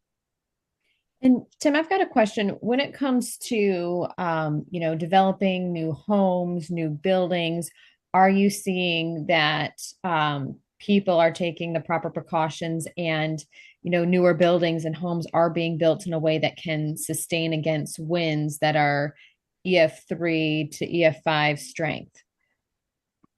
Well, unfortunately, buildings are not being built to EF3 to EF5 strength. The building codes are minimal. And minimal means minimal. So we're talking about a 90 mile an hour, 3-second gust or a 115 ultimate. That's what they're built for. So they're not built for EF3, EF5. And so you're going to generate a lot of debris when tornadoes come into there. So you need to protect yourself from all that. And that means to get into the middle of your house, lowest floor. Bathroom is preferred, closet, whenever you can put as many walls between you and the outside as possible. Bathroom's good because you have additional plumbing and the walls anchored it down. So try to put as many defenses between you and the outside. Certainly you don't want big rooms. You don't, if you're in a school, you don't want to go to an auditorium or gym. You want to be in a small place, restroom, be out of anything that has glass, like some of my old classrooms used to have this an entire wall of glass there. So you don't want to deal with that. So certainly protecting yourself is the key. And I think it's a great idea is to have a helmet and some shoes around that you can get on quickly. I mean, one of the big problems I see, people don't, they walk like me around near barefoot or whatever in the house. And it's like, if tornado hits and there's all this glass around, it reminds me of the Bruce Willis in the Nakatomi Plaza there. Yep. Yeah, exactly. Good reference. And how am I going to walk in that? And it's like, so yeah, Bruce, you should have kept your shoes on. I mean, that's a good point. Yep, good point. Dina, do you have a question or? No, but it was funny because when he said the shoes, like even when we're in tornado warnings, I am lucky enough to have a basement, and I do make people bring their shoe, like my family bring their shoes down. Or, you've got that junk box of old shoes that nobody really wants to wear, but they're wearable. Just leave them in the basement. Because I have seen so much video over the years, and I do remember one that always stuck out. I think it was Joplin, and this man was outside and he's walking through the rubble.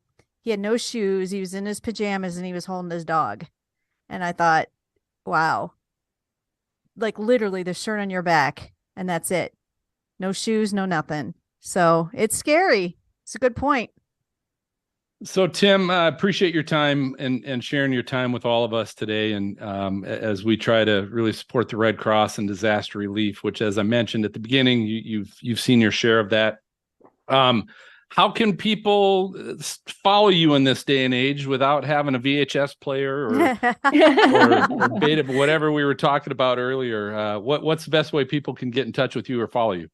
Well, I'm only on one social media platform. It's Facebook. That's it. I don't go on. I don't tweet. I don't, Instagram. I don't do any of that. I don't do any TikTok or anything like that. I'm just an old-fashioned Facebook guy. So that's about way you can follow me on there. Very good. Well, I'll tell you what, I want everybody to know we're now over $2,000 in donations at 2,135. Nice. So thank you, everybody, that we've been announcing here as the donations come in. But we're on our way to 3,000, and we want to try and hit 3,000 here before the end of this hour. So every little bit counts, and I think that's what's always important to share. Is it's the $5 here and the couple bucks there that also add up. Don't feel like you have to give 100 or 200. Certainly, if you've got the means to do that and help those that maybe you're having a great Thanksgiving this year, but you want to help those that need that kind of support, you can do that. But every little bit counts. So keep those donations up. We're going to take a quick break, and we'll be back with Jen Walton, the founder of Girls Who Chase. Ooh.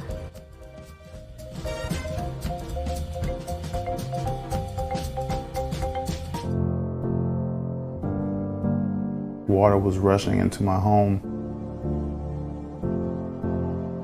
My first concern was making sure my family was safe. I received a text message. Red Cross was giving assistance in our area. They gave us immediate support. They gave us financial resources. We were able to make sure that we had some food. We had some things that could hold us until we were able to get back in our home. How you doing? Come in. Doing good. Welcome in. When the Red Cross offered financial assistance, it really gave us hope. With the money that they gave, we were able to use that money toward repairs. And we had to pull the carpet up. This whole top area collapsed from water, and the walls, water was coming from the walls somehow. The fact that Red Cross was there, willing to give a helping hand to make sure that our needs were met, that really, was very inspiring. If I could talk to the donors of the Red Cross, I would tell them to continue giving, because the Red Cross, they're good stewards of what's given to them. And the fact that Red Cross was there to assist us when our area was hurt really gave us hope.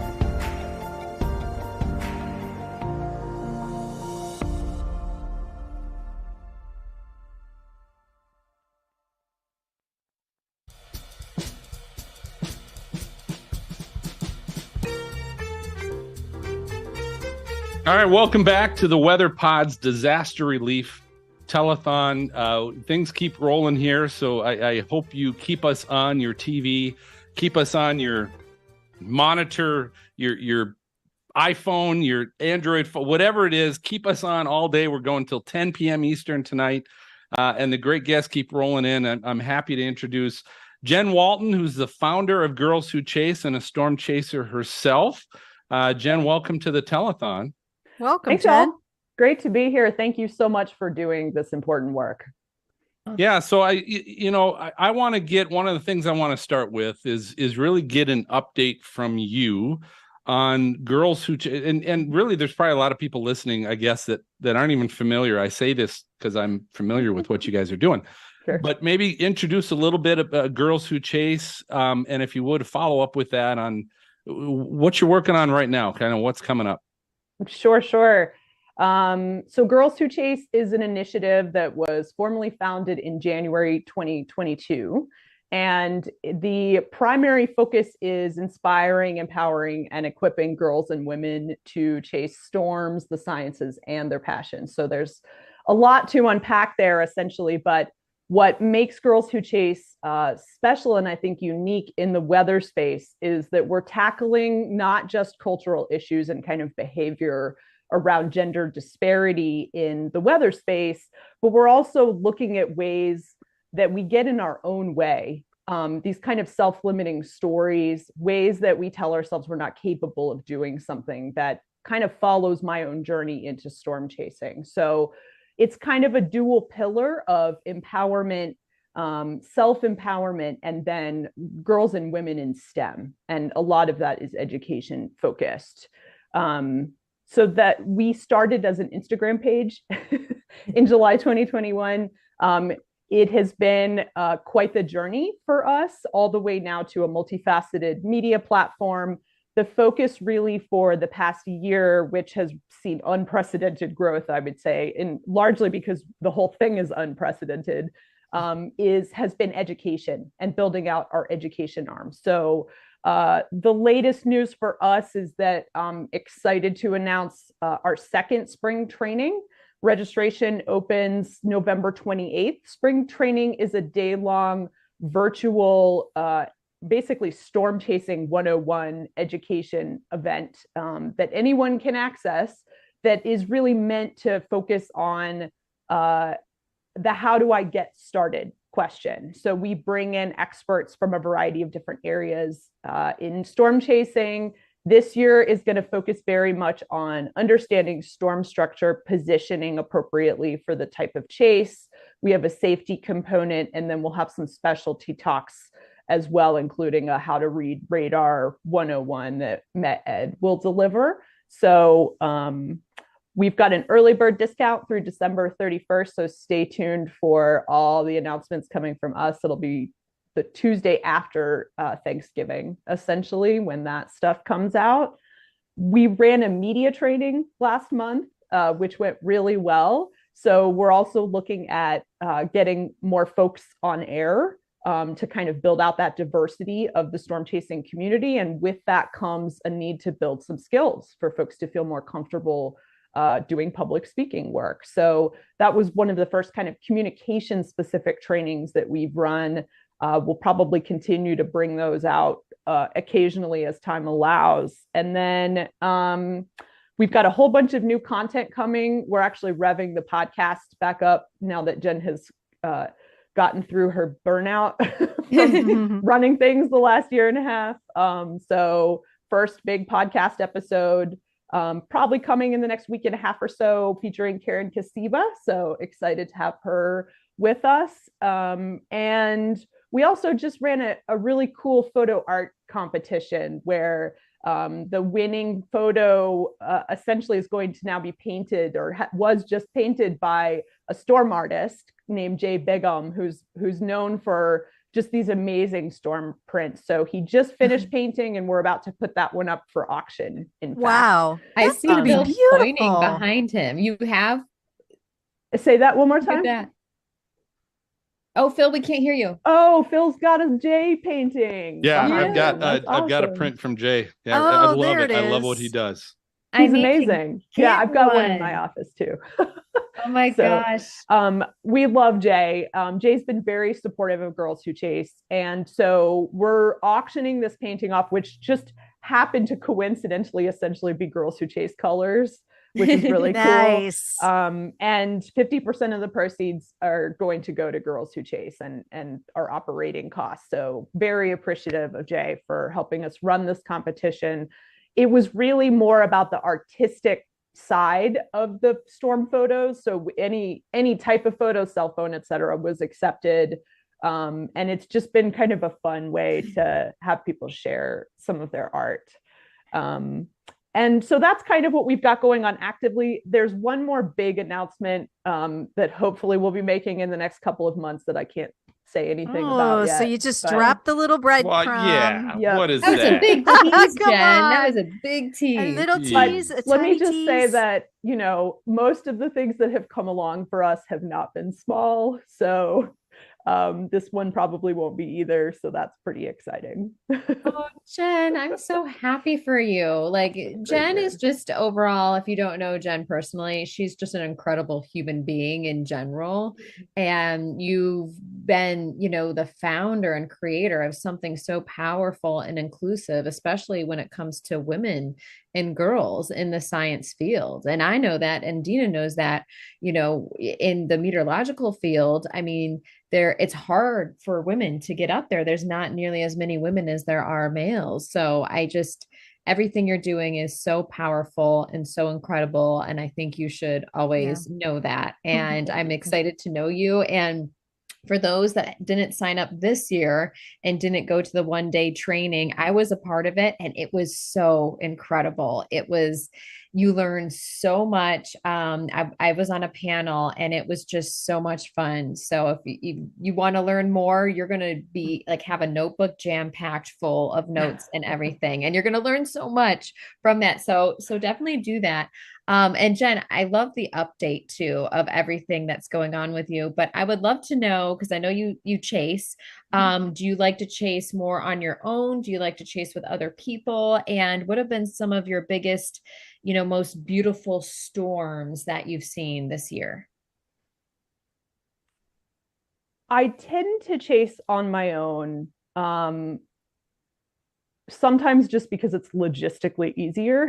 I don't have to get all those other people together. Yeah, exactly. Right. And my chase friends are really locationally scattered across the country from East Coast to West Coast. So if we happen to find everyone in the same place, we pull folks together. I did go on a couple chasecation trips with folks this year, which was fun. And then there were a couple ad hoc chases with other folks more locally.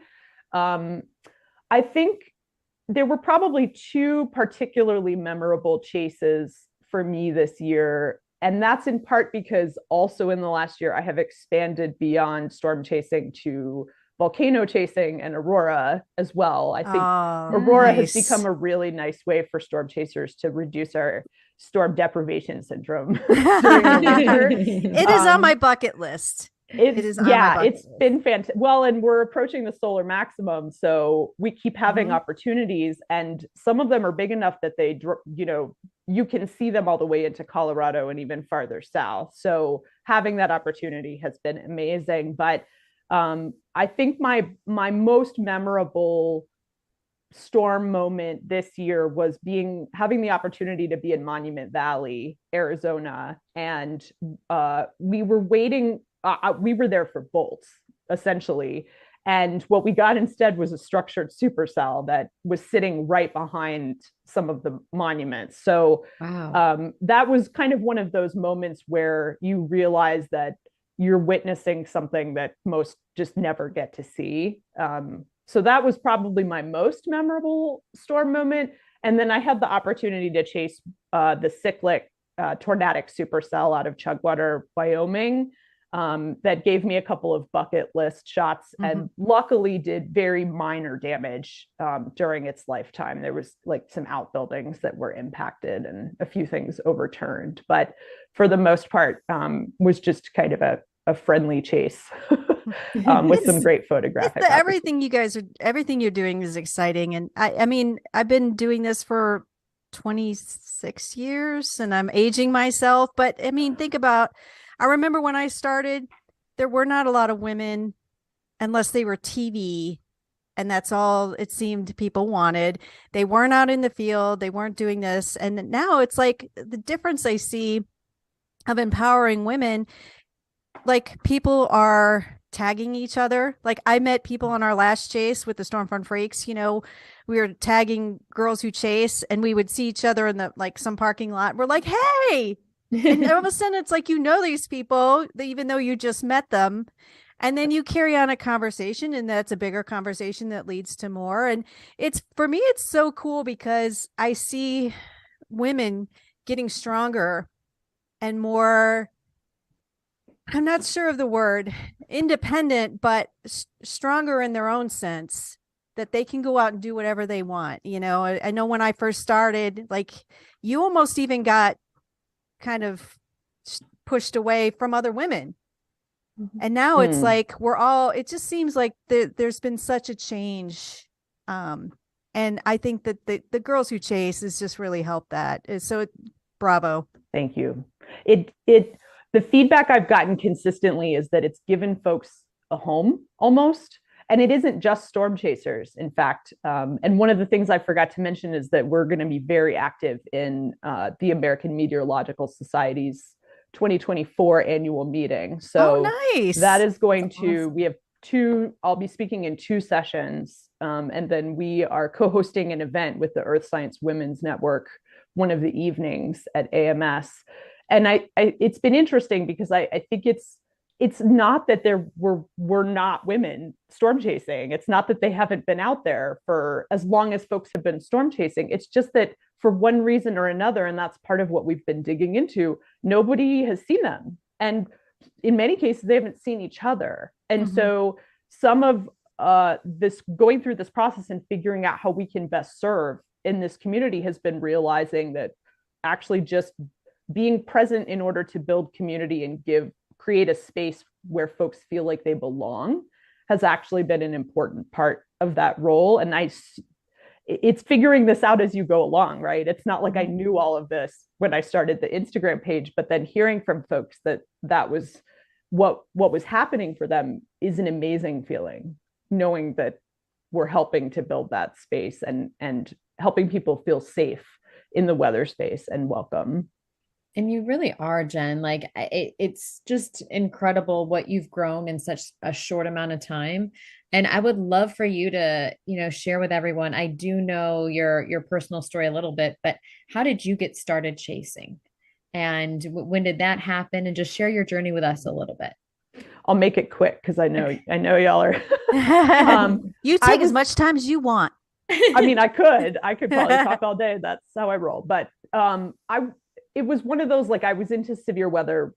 I was a lifer for the most part. I went from sheer terror in my very young days to watching the Weather Channel nonstop, even when it was just weather on the 8s.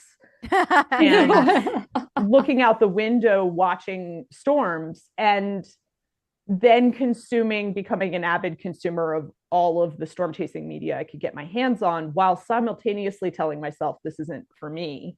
And I've dug into the background and all the reasons for why that is, but one of them is that I wasn't seeing people who looked like me in all of the reality shows and stuff that was on weather networks, et cetera. It was 98% men, and the other 2% were kind of token roles, like somebody's girlfriend, daughter. And that has a direct impact on the culture that I found myself in when I started to storm chase, which is partially why I chase alone now, is that people assume that if women are chasing with men are running the show and doing all of the forecasting, and we're just sort of along for the ride.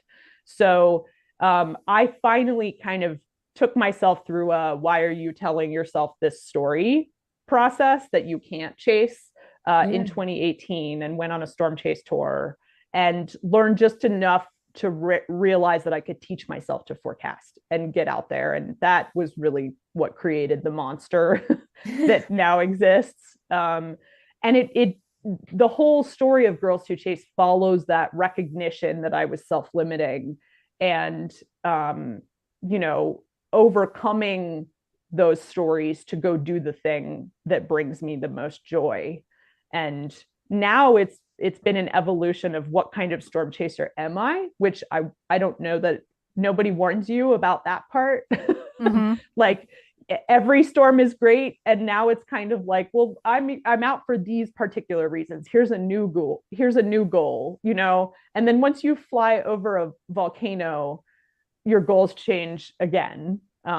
Like I've found myself becoming a snob in a way that I have not appreciated.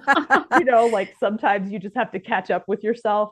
So making sure that I'm chasing the things that bring me joy and or contributing in a way that's useful from a reporting perspective. Well, Jen, we definitely appreciate your time and coming on and filling us in a little bit on Girls Who Chase. I guess suggestion to anybody listening that wants to learn more, where do you want to direct them? Yeah, for sure. Our website is the home for all of the work that we're doing. That's girlswhochase.com. We're very active right now on Instagram and Twitter, both under the handles Girls Who Chase. And then when spring training goes live, the link for that will be girlswhochase.com/spring training. So hopefully very easy to remember. I hope so. If I can't remember that, then I'm in trouble. Very good. Well, hey, shout out quick to Theo Train, donated $25 as well. So thanks, Theo. Oh, thank you for that. We're going to head to break, but we're coming right back with hurricane chaser Josh Morgerman. So we got more coming up. Stay tuned. Thanks, y'all. That land has been in our family for over 100 years. And it's a rural community that's not within the city limits. Because the tornado approached from the south, that area was the first place hit, and it destroyed every house. My dad met my mother when she was pregnant with me. He had an option. He could stay with a woman that was pregnant with a child that wasn't his, or he could be my dad. And one day he showed up in the hospital when my mother gave birth with my first pair of shoes. That was him, and since then, he's been with me, taught me everything I knew. He worked on a farm his entire life. When I was 13 years old, he took me to the cotton fields and made me stop chopping cotton. And I did that. Just to think that a tornado just destroyed everything that he had, absolutely everything. He's nearly blind. He's a double amputee, has prosthetics on right now, a kidney transplant recipient. And the night of the storm, I found him at 3 o'clock in the morning in the dark. For us, the Red Cross showing up in our community makes me feel like we're being seen. Today, I sat in front of a person with a Red Cross jacket on that said, okay, tell me about the medical equipment that was lost because you're a double amputee. Tell me about your medication that you didn't have access to for 4 days because you're a kidney transplant recipient. Tell me about your prosthetics. Do you have an extra pair of prosthetics? You know what? We're going to get you the resources you need. Someone with a Red Cross jacket on literally came to the area where my parents used to live and actually paid attention and felt that pain and stood in that moment with my parents. That's what the Red Cross means to me right now. And it makes me emotional because a lot of times we do get forgotten because we grew up in a poor situation and a lot of my family lives in poverty. We feel like people don't pay attention to us. Resources flow in, but you're not important enough. But the Red Cross came in and said, yes, you are important. They proved it. They sat down and they filled out the application for financial assistance for my parents. They filled out the application for housing assistance, for medical assistance. All of those things, those little things, those are tangible things that make a difference.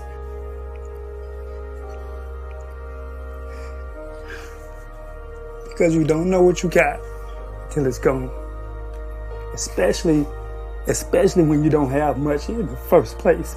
You don't know what you got until you almost lose it. And so when some organization like the Red Cross comes in and said, I'm gonna help you.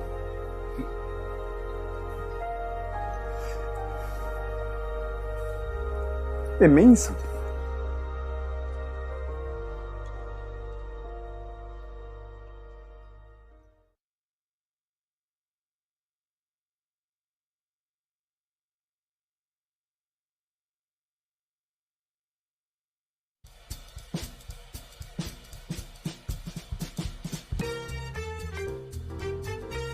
All right, so we keep rolling on the Weather Pod's Disaster Relief Telethon. Again, my name's Phil with Stormfront Freaks. We got Dina and Jen, our co-hosts, with us as well. But we're happy to bring in this next segment. We've got Josh Morgerman, Hurricane Chaser, joining us. And first off, just welcome, Josh. Welcome to the Telethon. Thanks for your time. Yeah, welcome, Josh. To be here. I love this excuse to reunite with you guys. I always enjoy our live riffing. So what one of the things I want to do is a lot of our guests we've had on here recently, Josh, are chasers that have been in the disasters, right? And so definitely have stories to tell and have memories to share. And you're certainly no different. You have been through some incredible and horrific, depending on what side of that equation you happen to be on, storms and tropical storms and hurricanes. I'm curious, what have been some of the most memorable disasters that you've seen, and I guess what made it so memorable for you? Great question. You know, I've been in a lot of really bad hurricanes and typhoons, and I would say the two for me that top the list are outside of the United States. One was Super Typhoon Haiyan in the Philippines, and actually the 10-year anniversary just happened. I just actually got back from the anniversary events, but it was an equivalent Category 5 hurricane, actually high-end Category 5, estimated winds of 190 miles an hour. The inner core of it, the eye wall, passed right over a city of about 220,000 people called Tacloban City, which is also on the tip of a peninsula and very low lying. And the city just got obliterated. The official death toll was 6,000, but they think it was probably closer to 15 to 25,000. Oh, that's awful. Even when you talk to government officials off the record, they say there's no way it was only 6,000.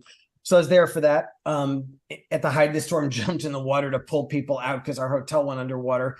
But that one, the level of destruction that I saw, just whole sections of the city just obliterated. I couldn't even find the streets, just dead bodies everywhere. A complete breakdown of civil order. I would say that was way up there. And then the other one would be a Hurricane Dorian in the Bahamas. I was in Marsh Harbor, a town of about 5,000 people. Again, a strongest landfalling hurricane on record in North America, tied with the 1935 Labor Day hurricane. The eye passed right over the town, estimated winds of 185 miles an hour. Again, unbelievable destruction. I was trapped there for days, just living on the island in my car, which did not blow away. The one next to mine blew away, mine didn't. But again, there was the destruction you see with a complete breakdown of civil order, which was what happened. You had those kinds of big impacts. And when you look at the mess, I'll just conclude by saying, after these disasters, I felt a little bit after Michael in Panama City, you just look around and you think, where do you even start cleaning up? Yeah. And I have a question, Josh, going back to the fact that you went back for the 10-year anniversary of that typhoon. What was it like going back with the structures and rebuilding? Because I know you see the disaster when it happens, and then you oftentimes revisit a lot of these places after the fact because they get hit often by hurricanes and typhoons. So what was it like, going back there and the rebuilding and just the sentiment of the community? It was for me personally, it was like a healing experience. I don't get too emotional generally. I'm all about the hurricane, and I go in and I kind of almost tune out the human impact. And Haiyan was one of those storms where I was absolutely rattled by the human impact, just stuff that I saw, just the level of destruction, the dead bodies, just seeing injured children and stuff like that. I also had rescued a lot of people at the height of the storm. So there were victims that I carried out of the water. So all of it just stuck with me. So when I got back after that one, I was kind of, I don't know what I was having issues with it afterward. So going back was helpful to them because I was keeping the story alive, and I was doing work in fundraising and stuff like that.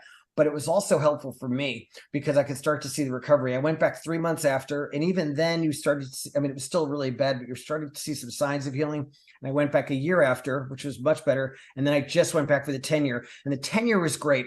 And what the folks there told me was that at the 10 years, every anniversary it had been sort of sort of like a day of mourning. And this year they decided it was going to be a day of celebration because of how far the city had come in 10 years with the rebuilding.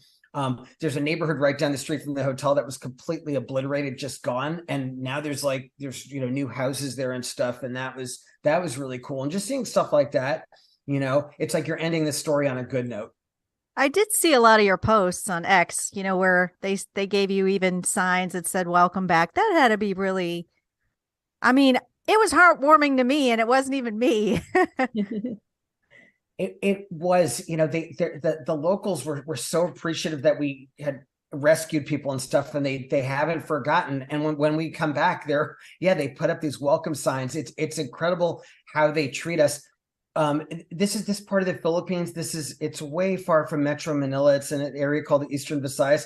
This is where Imelda Marcos, who was the wife of the leader of the Philippines for much of the 60s, 70s, and 80s. Imelda Marcos was the wife of Ferdinand Marcos. She's from there. So she's a very important person in Philippine history. She was there for the 1-year anniversary, and we were her honored guests for dinner, which was really kind of blew me away. But that's how nicely they treat us in this city, Tacloban City, by the way. So we get special treatment, which is really nice. And and we get to really participate. There were a lot of ceremonies and events and things. And we were just, Mark, James, and I, the guys I chased with, we went to all the events and stuff. And it was just great to participate in it, to really feel like we're participating in the recovery, which is ongoing. Yeah. And I'm so glad you got the chance to go back, Josh, because I can only imagine the feelings and just everything you experienced. It's almost kind of coming full circle, and the fact that this year was a celebration is the positive outlook, and hopefully they never have to deal with any kind of natural disaster like that ever again. And I would love to kind of turn it to this year, Josh, and chasing and everything. It's been an interesting year, and I would love for you to kind of just break down the different storms you chased and the weather pattern and everything going on there. It was an interesting year. Just like there's something about this year that just in terms of the Atlantic, it was just, wow, hard to get a feel for it. It was these dead periods and then these just crazy bursts of activity and then dead periods. There was just no rhythm to it. I think for a lot of folks who are kind of maybe, they started following hurricanes in the last decade. And I'm talking about maybe sort of younger weather enthusiasts or younger chasers, like people in the early 20s.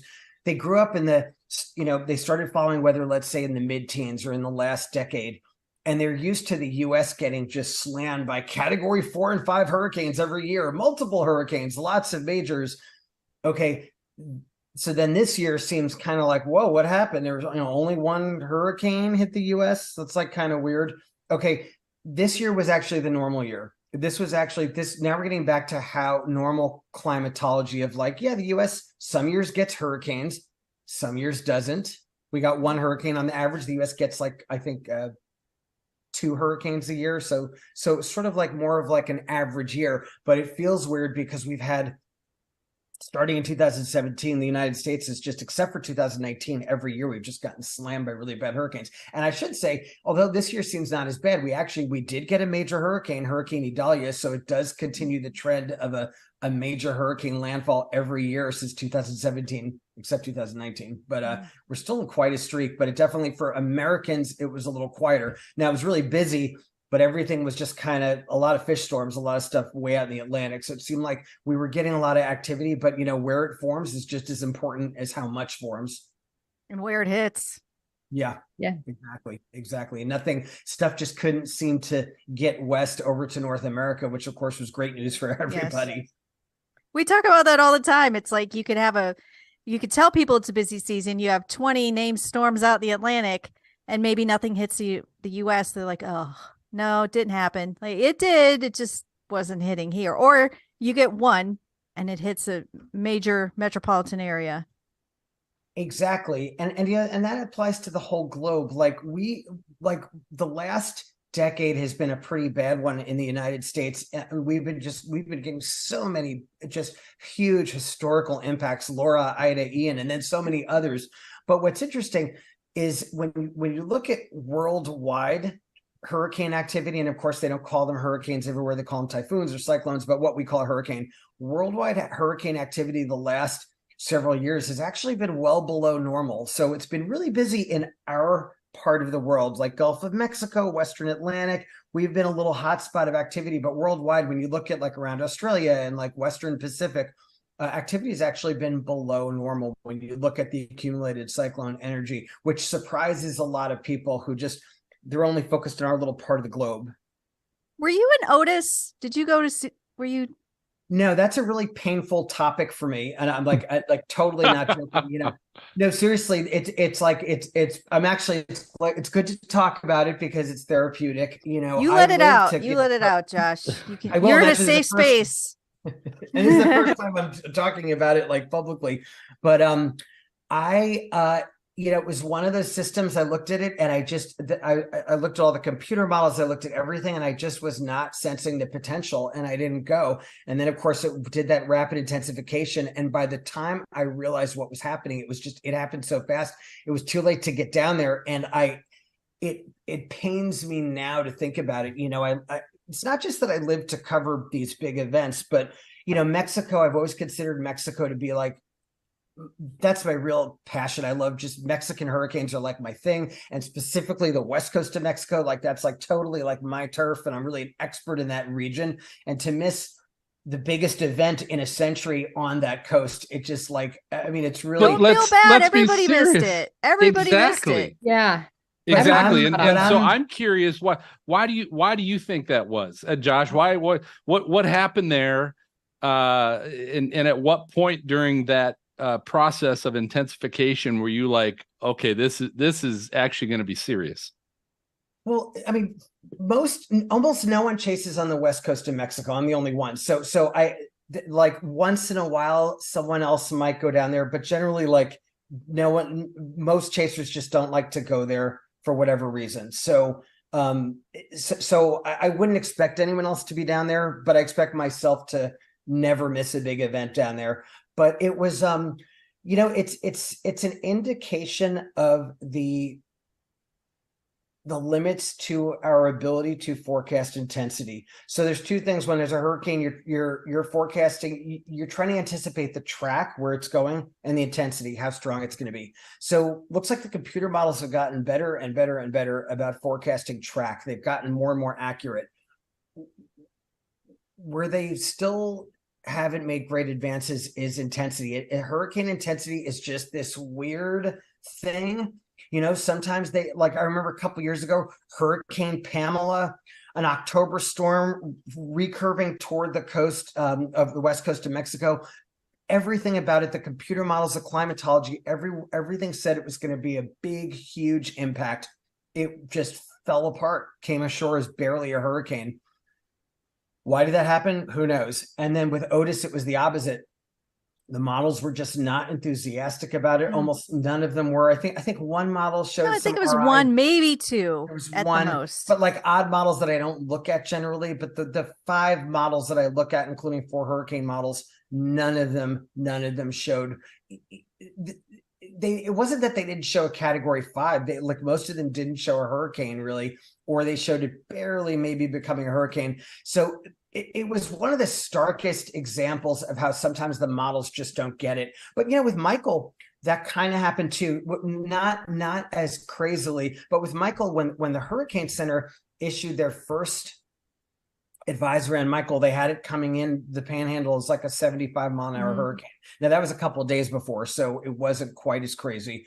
Another thing about Otis was how fast it went from a tropical storm to like a category 5 in like 18 hours. So it was an incredible example of RI. Yeah. And I was on the fence. I was gonna go down there just in case, it was going to be like something decent. And I didn't, and I'm just, I'll kick myself forever because it was obviously, it was a devastating event. From my point of view, as someone who's interested in meteorology, it was a fascinating event. And I just, and that there's not a lot of data from on the ground there. So I'm like, I would have collected really amazing data. Ouch. But it feels good to talk about. Don't kick yourself over it. We all got it wrong. Those models were all over the board. Yeah. Yeah, they were. I think one thing I'll say is I think that this is part of the chaser experience. I think everyone who chases professionally or just everyone who's passionate about it, I think everyone has that event that big event that they missed for whatever reason. And it's like chaser FOMO or whatever, fear of missing out. I think we all have that. I think this was my category 5 miss. So. Well, I'll tell you what. Hey, before we go to break, Josh, again, thanks for being a part of this and helping to support the American Red Cross. Where can people find your videos and your stuff and check you out? Thanks for asking. You can follow me on X, formerly Twitter, on Facebook, and on YouTube, just under the name iCyclone. So the letter I and the word cyclone. iCyclone. That's kind of like my brand name. And I also have a TV series, Mission Hurricane, which is on various streaming platforms. Very good. And again, as we try to help promote the American Red Cross and supporting disaster relief, I'll tell you what, if you can't financially help donate or can't financially give, what you can do is you can certainly get on your social media, get on your phone, and contact people that love weather and are going to like this, and share what we're doing right now, guys. We're going till 10 p.m. tonight Eastern time. So share what we're doing on your social media. Send a text to your friends or family that might like this, so that they might be able to jump on and catch some of this great stuff. We got coming up next hour. We have a reunion with Kim Cunningham. Meteorologist is going to be with us. We got chaser Michael Binsky and meteorologist from Fox, Janice Dean, all joining us coming up next. Stay tuned. Ooh.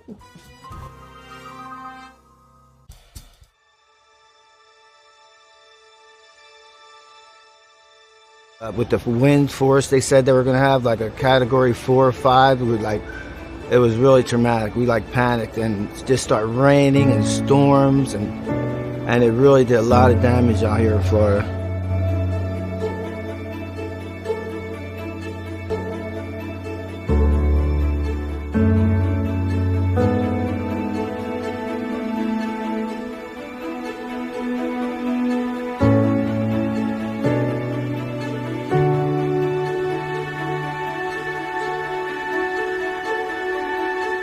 When the only thing you have to look forward to in your day is a hot meal, it makes a huge difference.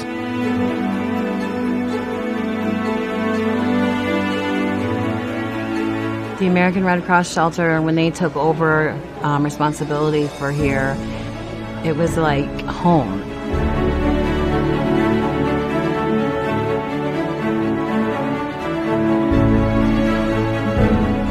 And I'm just blessed. Very blessed for American Red Cross to be here. Thank you so much.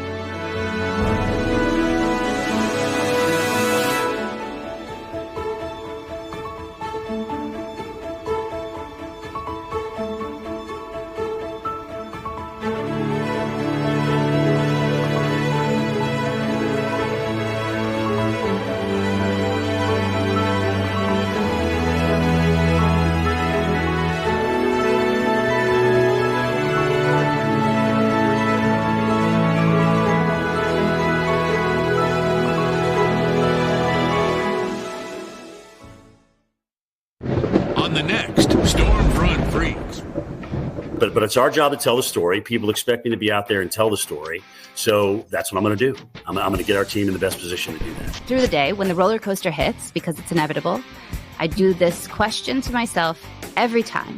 Something will really piss me off in the show, inevitably, 3 out of the 5 days a week. So when people see the tornado when you're up close, a big factor is how close you're going to get is what's going on over your head. I try not to ask too many questions that are all sciencey and inside baseball, but what would my kids ask? Honestly, that's what I think most of the time. That was a lot of fun with Phil and the gang. They do a great job over there. Him laughing is funnier than anything. I don't understand what happened. I really don't.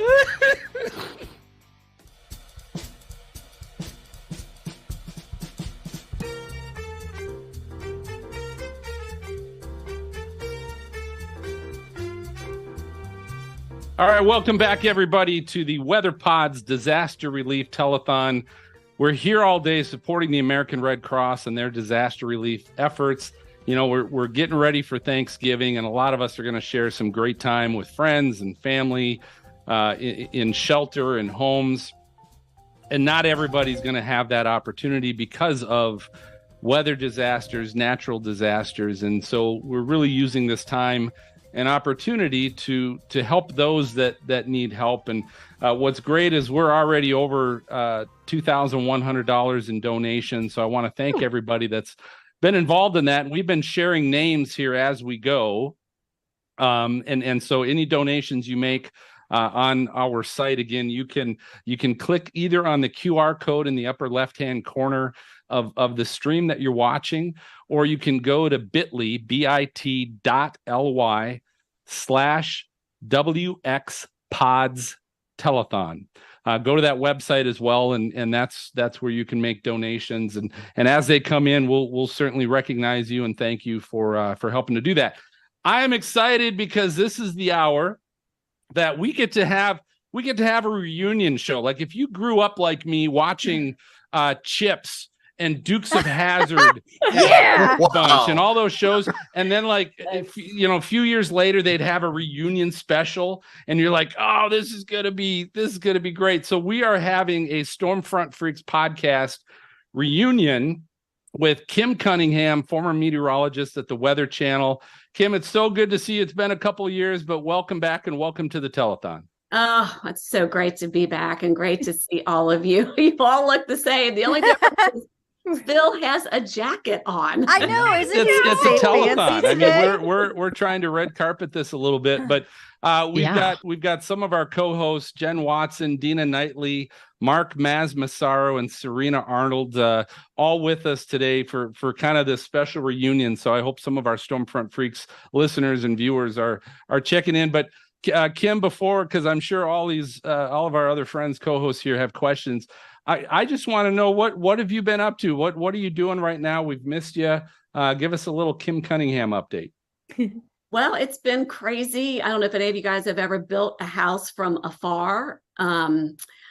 As you know, one of the reasons I dropped out was just because we had to start from scratch building a house in 25 acres and adding a barn dominium to go along with it. My father-in-law may be moving into it. So it's been traveling back and forth between here and Hartwell, which is close to South Carolina.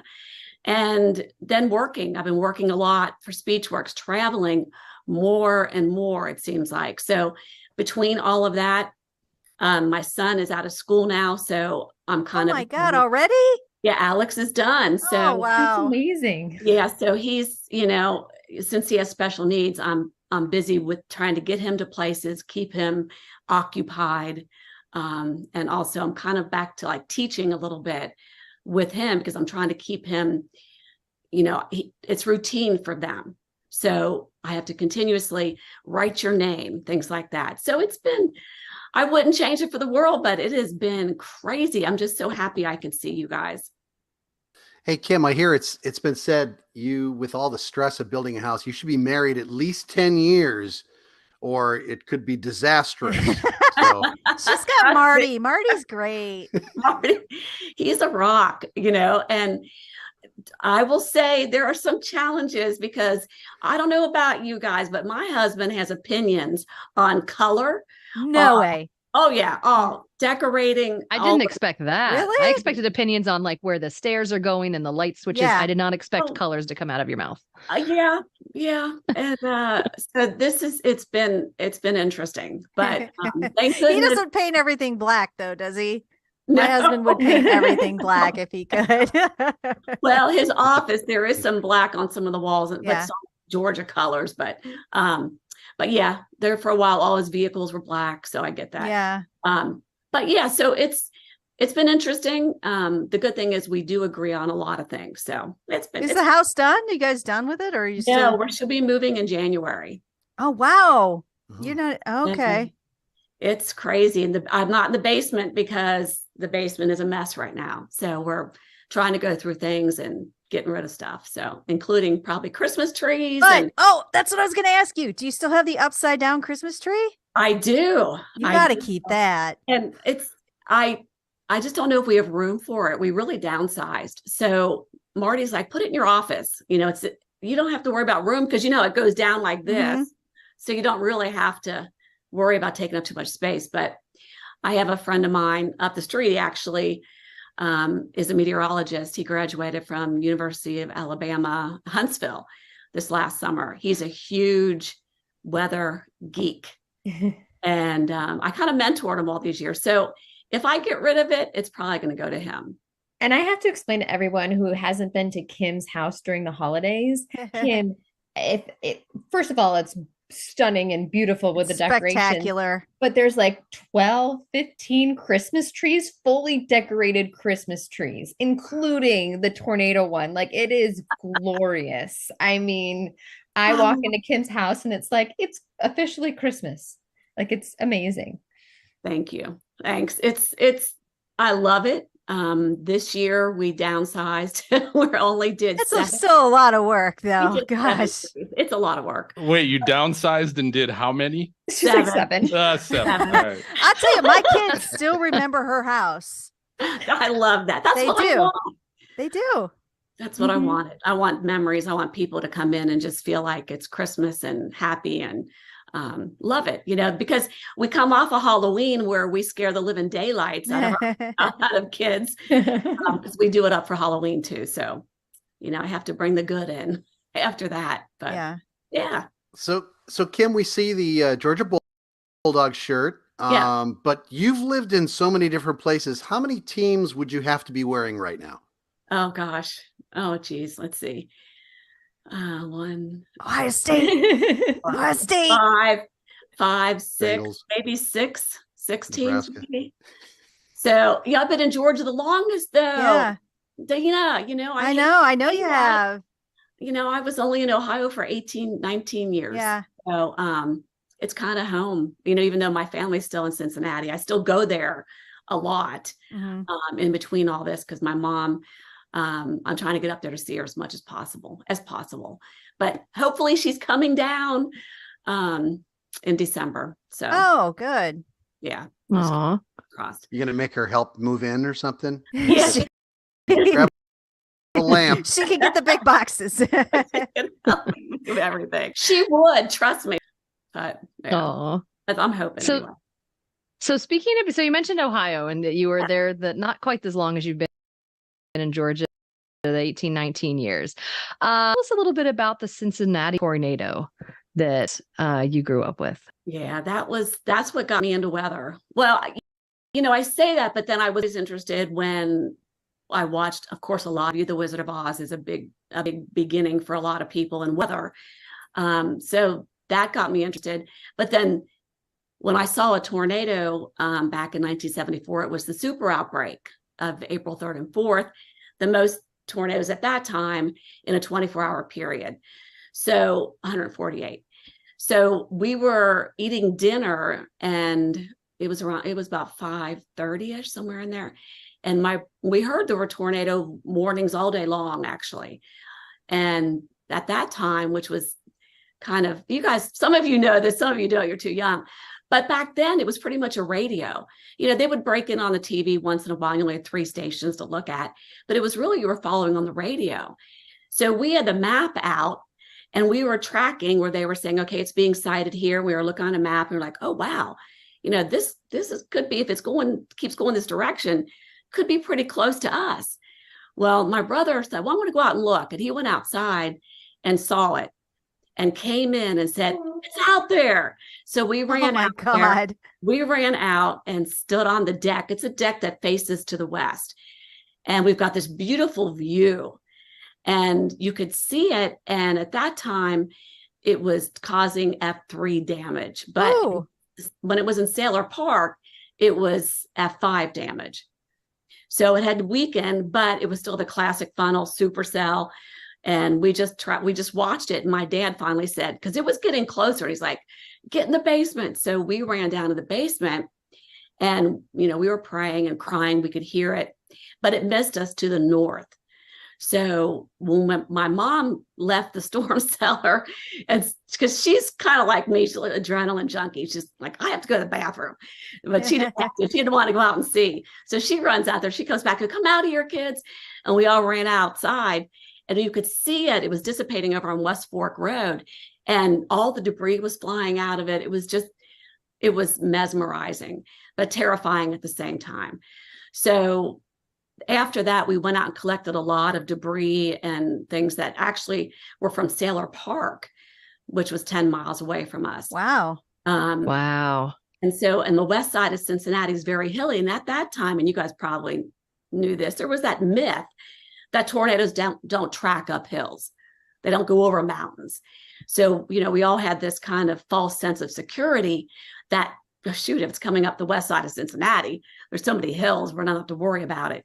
But that was not true. But I think we did open all the windows. I could just see like your mom going like, I gotta go pee. She runs, she comes back, her hair's all messy. Like, okay, I'm good. Yeah. Doesn't tell anybody. I wasn't doing anything. Oh, I would have Kim's been mom's so like mad. Kim's mom's like the OG storm chaser really of all time. And we all don't know, we're all just figuring that out. And she mom, and she joined she was a spotter, everything after that. So my family, they were all part of the whole spotter group there for a long time. So it's kind of in our blood. But anyway, so that's it, Serena. I don't know. Was there anything else? No, it's just such a cool story. It's just, phenomenal to hear and to be a part of that outbreak, the big 74. I mean, there's not many people in weather, I think, that don't know about that. So it's just fantastic to hear. Yeah. And for me, a highlight of the Weather Channel was actually working with Dr. Greg Forbes, because, he's the one who studied, the whole outbreak with Ted Fujita. And so when I knew that, so when I heard he was coming to the Weather Channel, I was like, goo-goo eyed, like, oh my God, the man, Dr. Greg Forbes. And I just picked his brain like every day asking about, because he finally signed one of those, the map that had all the tornado, that they did, where they actually tracked all the tornadoes that day. He signed it for me and gave it to me. I got it framed. So anyway. That's amazing. Oh my God, what a great piece. I should say, when you're at the Weather Channel, does everybody have their own city that they're really, you're like, oh, stuff going on in Cincinnati, I got this? Or, Do you mean that we talk about our hometowns more than usual, or a certain town that we love? Yeah. Does everybody have their favorite spot? And so they're all like, I got this part, Probably. I had, my mom would say, gosh, you talk about Cincinnati a lot. You've got to not talk about it so much. How can you not? It's love. That's what I said. Every time I say Cincinnati, I'm thinking of you. But yeah, I think so. And I think the same thing about types of weather too, that a lot of meteorologists and television, they have their favorite type, right? Mine was tornadoes, Cantore's was snowstorms, so hurricanes. Gosh, who was big down there? I forget who else was. Everybody had their niche, Florida State. Everybody has their niche. Yeah. So anyway, and you kind of stuck with those as well. So it's kind of, you had your favorites, a little bit of everything there. It's always helpful when you're from someplace and the terrain, the area, and that just gives you a little bit more help on what you think is going to happen. So very true, because I could name all the interstates. I mean, all the little things going on. Some of the you name the towns right. You don't say the name wrong. That's right. You don't say Montana. So Kim, what are you doing to still stay connected to weather? What are your what do they call it? Your indulgences that you still see yourself doing daily or weekly or monthly that still keeps you connected? Well, I think friends and family, because they will text me, Kim, what's going on? Here, I've got this going on. So, but Pivotal Weather, I'm on there all the time. I'm just double checking, see what's going on, looking at the models. That's really it. I follow, some people on Twitter. I'll jump on there once in a while. I'm not on there on X, excuse me. not on there a lot, but I'll get on once in a while. But that's really it. I've been so busy, Phil. Yeah. I look forward to when things calm down. I see a year from now, because it's probably going to take us a whole year to really get settled in. And, when you move, you got to find doctors, all that stuff. So, oh, yeah. Well, I'll tell you what, we miss you, Kim. And it do. was great that at least for 15 to 20 minutes, we had a chance to have our Chips reunion, if nothing else. It's been a lot of fun. So good to see you. We love you. Good luck with all of that. And if you always have a home here with the Freak. So if you need anything, don't hesitate to reach out. Thanks, Phil. Thanks, everybody. Cool. I miss you guys. Have a great nice to see you. All right, so we're going to keep rolling on with the telethon. Don't forget, you can donate, help us out, share the word, whatever you need to do to help us raise. We're still shooting and climbing to $3,000. So see what you can do to be a part of that. We're going to be right back with storm chaser Michael Binsky. So stay tuned. The climate crisis is upending millions of lives across the country and around the globe. We are witnessing a striking number of natural disasters with greater severity than ever before. In fact, the number of billion-dollar disasters in the U.S. has increased by 70% over the past decade. The number of families affected will continue to rise in both volume and suffering. However, these disasters leave their most profound mark on low-income communities, as well as those who are older or living with disabilities. The people most impacted by climate disasters are already the most vulnerable. The devastation has a compounding effect on these communities, and we need your help in the face of this humanitarian crisis. Your support is critical and will help the American Red Cross remain at the front lines to provide aid as disasters intensify. As a leading disaster responder in the U.S., we're launching nearly twice as many relief operations than we did a decade ago in response to unrelenting and overlapping disasters. And sadly, many of the same communities are ravaged repeatedly. This crisis has stretched our ability to provide life-saving meals, shelter, health and mental health services, financial aid, and more to people with no place else to go. That's why we're expanding our capacity to deliver emergency aid, enhancing our large-scale relief and recovery services, using innovation where we can, and growing partner support networks in disaster-prone communities. Internationally, we're implementing new programs to reduce climate disaster risks in some of the most vulnerable high-population areas. We're also creating grassroots pre-disaster plans and engaging with youth leaders to expand their local impact. We each play a role in responding to this crisis. So at the American Red Cross, we are also doing our part to reduce our own environmental footprint through cutting emissions, waste, and water use. Even with all of these efforts combined, we need to do more. With your help, the American Red Cross will invest $1.1 billion over the next 5 years to meet the growing needs of this humanitarian crisis. Your commitment ensures we can continue to help those who need it most.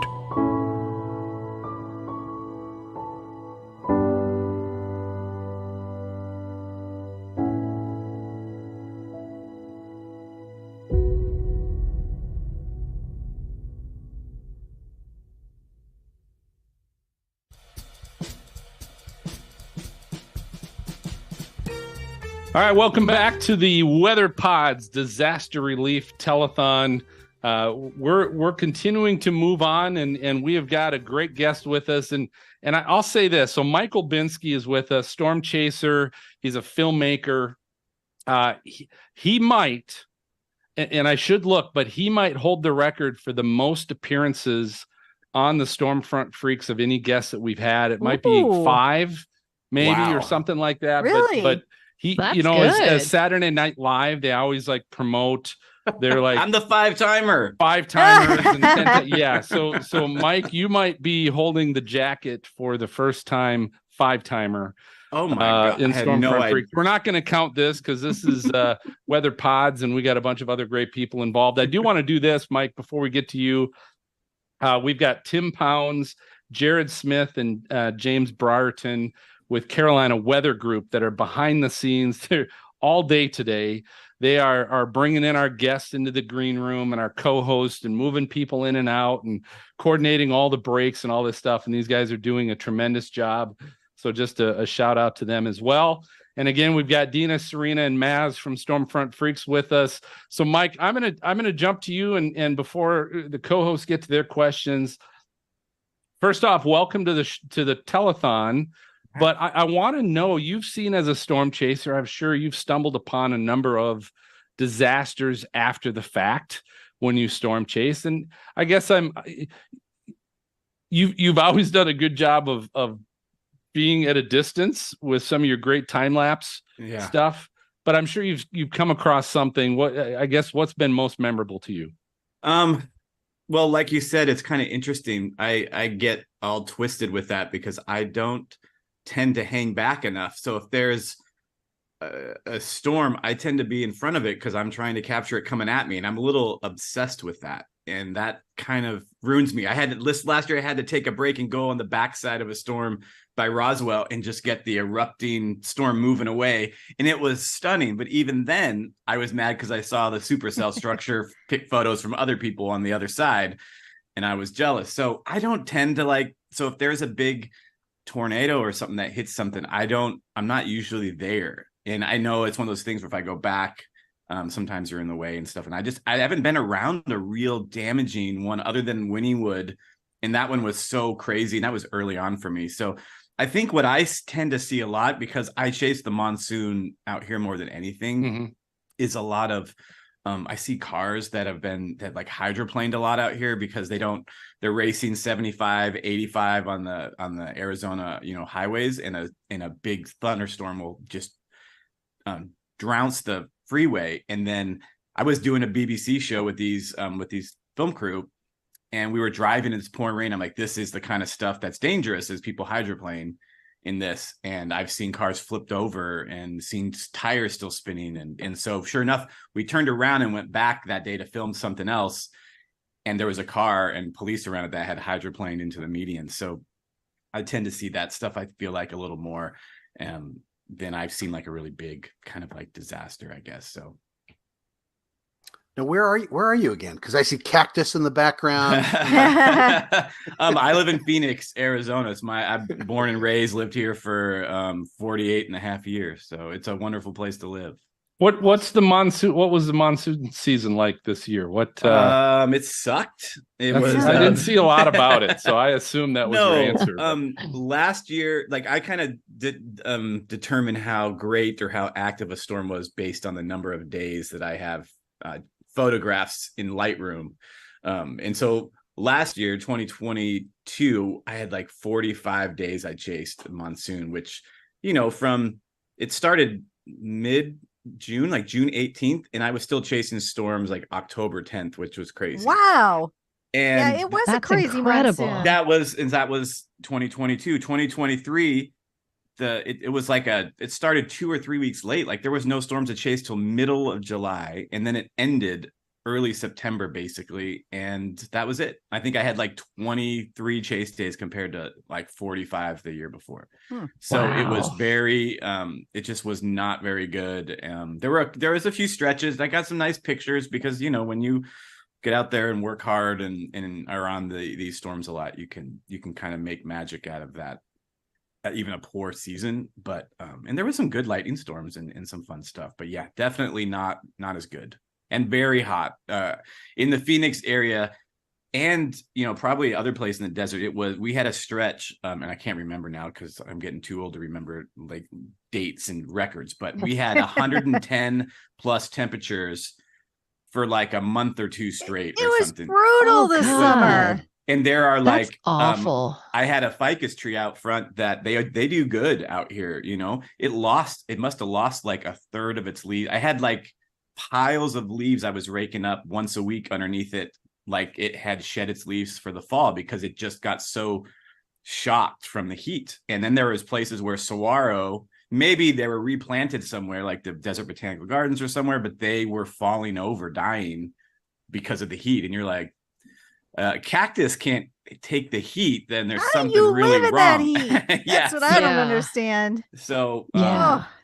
for me, it was a sure, I'm looking around the valley, and it's not just the ficus trees. There were other trees that were turning brown this summer. I'm like, this is like the climate change kind of thing happening, where we are now going with a stretch of days where it's 110 plus for so long that certain types of, vegetation and trees and cactus, even, it might be too much for them, and they're not going to be able to survive here, much longer. So yeah, but it was Mike, rough. it only feels like 100, right? No, It only feels like that is such 127. crap. That is such crap. But no, everyone when you're from here and you hear the it's a dry heat. It's sometimes it's it's when it's like May or wherever, and it's 103 and the humidity is low, and at night it's 72. It's actually it's kind of a dry. You go in the shade, it's nice. But in the summer and in July, when it's 112 and there's still, the dew point is still 55 degrees, and it only gets down to 95 at night for a low. When you walk out of your house at midnight to go on the patio, you're like, oh, maybe I'll sit on the patio and read a book, and it's still 95 degrees. It's just, it's kind of awful. So, Oh my God. So This is making me far too uncomfortable. Let's talk about supercell thunderstorms instead. yes, yeah, that's more fun to me. Oh my God. So, I mean, I love how you were saying, you're standing back, we've got all kinds of storm chasers that are joining us here today. Ones that think zero metering is the way to go, and ones that don't. So talk to us a little bit, for those who want to know more about seeing that structure, getting those pictures. You have tours, you've got some photography trips, you've got ways for people to learn what you do and how you do, right? Absolutely. I do like kind of 4 tours a spring for a week at a time, and they're very small. I take them in my 4Runner, and there's usually 2 people, maybe 3. Sometimes I have someone help me. The last few years I haven't, and it's just been me, and I'm kind of getting back to just doing it by myself, it feels like. And I've had people come along who've never done it before. There's a guy named Darren who lived in California, epic tattoo artist.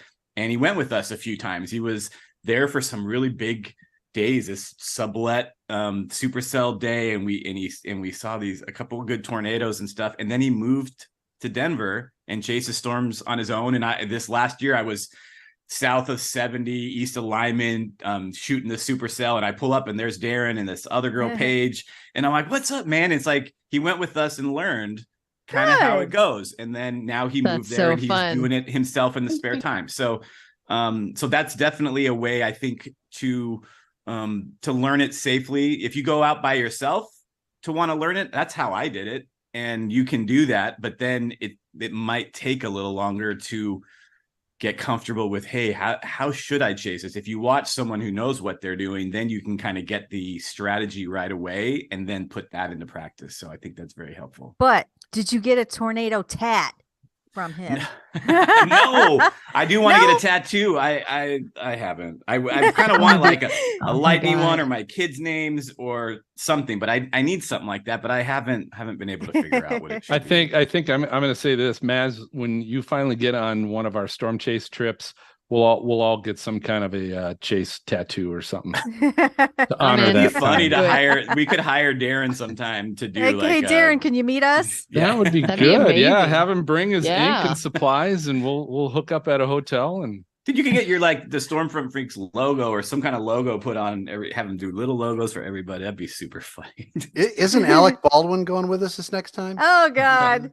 No, not that I was aware of anyway. That's news to me. I'm going to ask you this. So Mike, I know you are a pop culture fan and freak. We're going to get off the weather here a little bit because I want to know, those of you that are fans of Marvel Cinematic Universe and the Marvel movies, of which Mike, and this can be part of your answer here, but Mike has actually got some footage in one of the Marvel movies. But I want to know what's happened to the Marvel Cinematic Universe. It seems to not have the love and joy it had a few years back.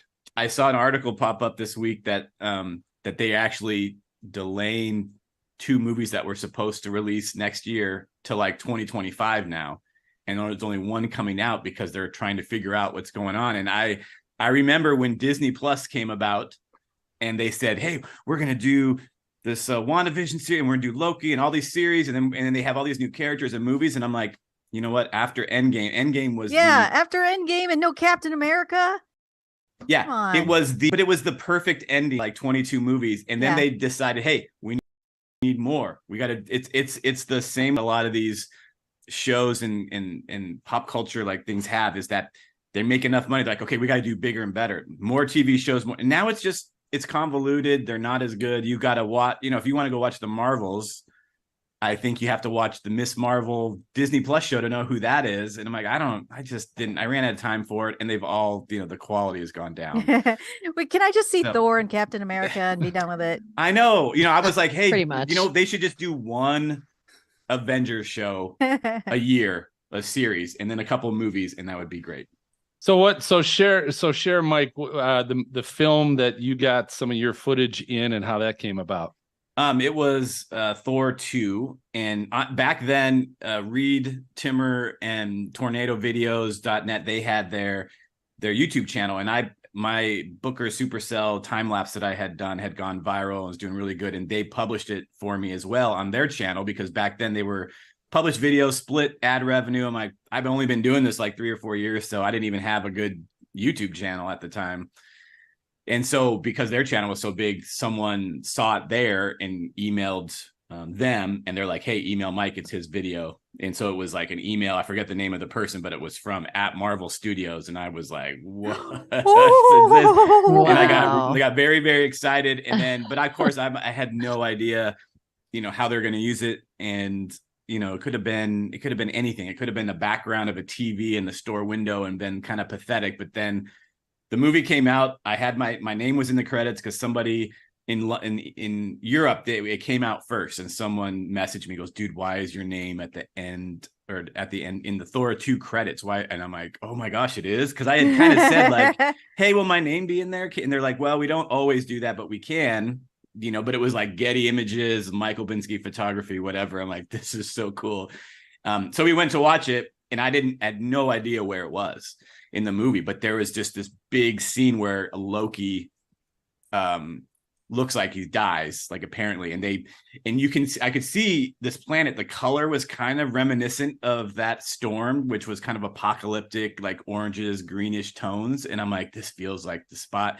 And there was like dust swirling the background of Chris Hemsworth. The music got all big and dramatic, and they panned back, and it's like the whole top half of the screen was like my time lapse swirling over this planet, and then Thor and Loki and Jane are all like kind of tiny, and I was like, oh my god. And I had 8 friends that went with me to see it that night, and they're all looking at me and they're like, is that it? And I'm like, that's it.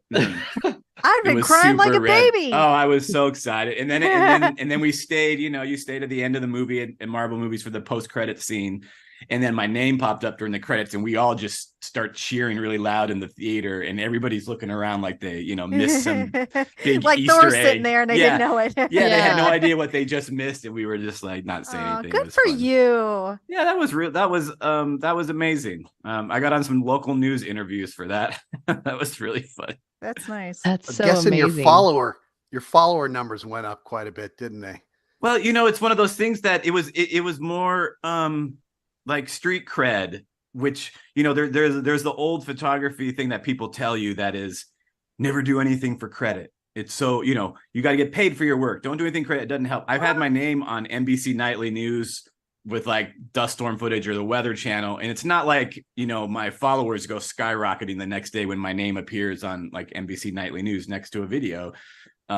So I know though that, one time I ran into a storm chaser at a restaurant in Denver, and I walk in and they go, Thor, or whatever. And I was like, that was more worth it, for the street cred of kind of permanently you have your name in this movie, and it's a Marvel movie. And I love, granted, it's one of the probably lowest rated Marvel movies, but I love Thor. It was lowest rated Thor. by how many million those still saw it. So let's be honest. No, it's very, very true. It's very true. Be honest. Yeah, so I haven't seen Thor 2 yet, and I tell you what. Well, guess what the next movie on my list is? I swear I'm going to see it. I've seen just it, Mike. For that it's now. awesome. Yeah, it's not horrible. There's been worse. There's been worse, but it was that was a huge moment. So I was pretty excited. Well, Mike, Yeah, thanks so much for.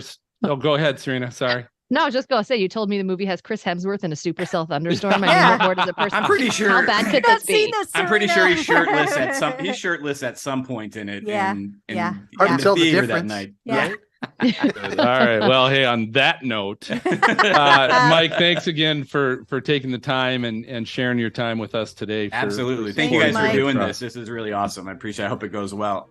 Where's the best place someone can find you? Some of your footage. Movies? Just look up Mike Olbinski and all the places, YouTube and Instagram, etc., and you'll find me. Very good. I do want to shout out, we do have an anonymous donor that donated another $50 to the cause. So thanks to whoever that happened to be. Awesome. We're continuing to kind of roll on with the telethon, but just want to remind everybody that, you know, all of these guests that are joining us today are donating their time to hopefully entertain, share some great stories, maybe some great education on weather for all of you. And if you can help out, even if it's just a little bit, $5, anything like that, every little bit counts to help those that suffer from these disasters, weather disasters, natural disasters, whatever they happen to be with the Red Cross. So again, thank you for everybody donating. We're going to continue on. We're going till 10 p.m. tonight. We're going to take a quick break, and we're going to be back with an interview with Janice Dean from Fox Weather.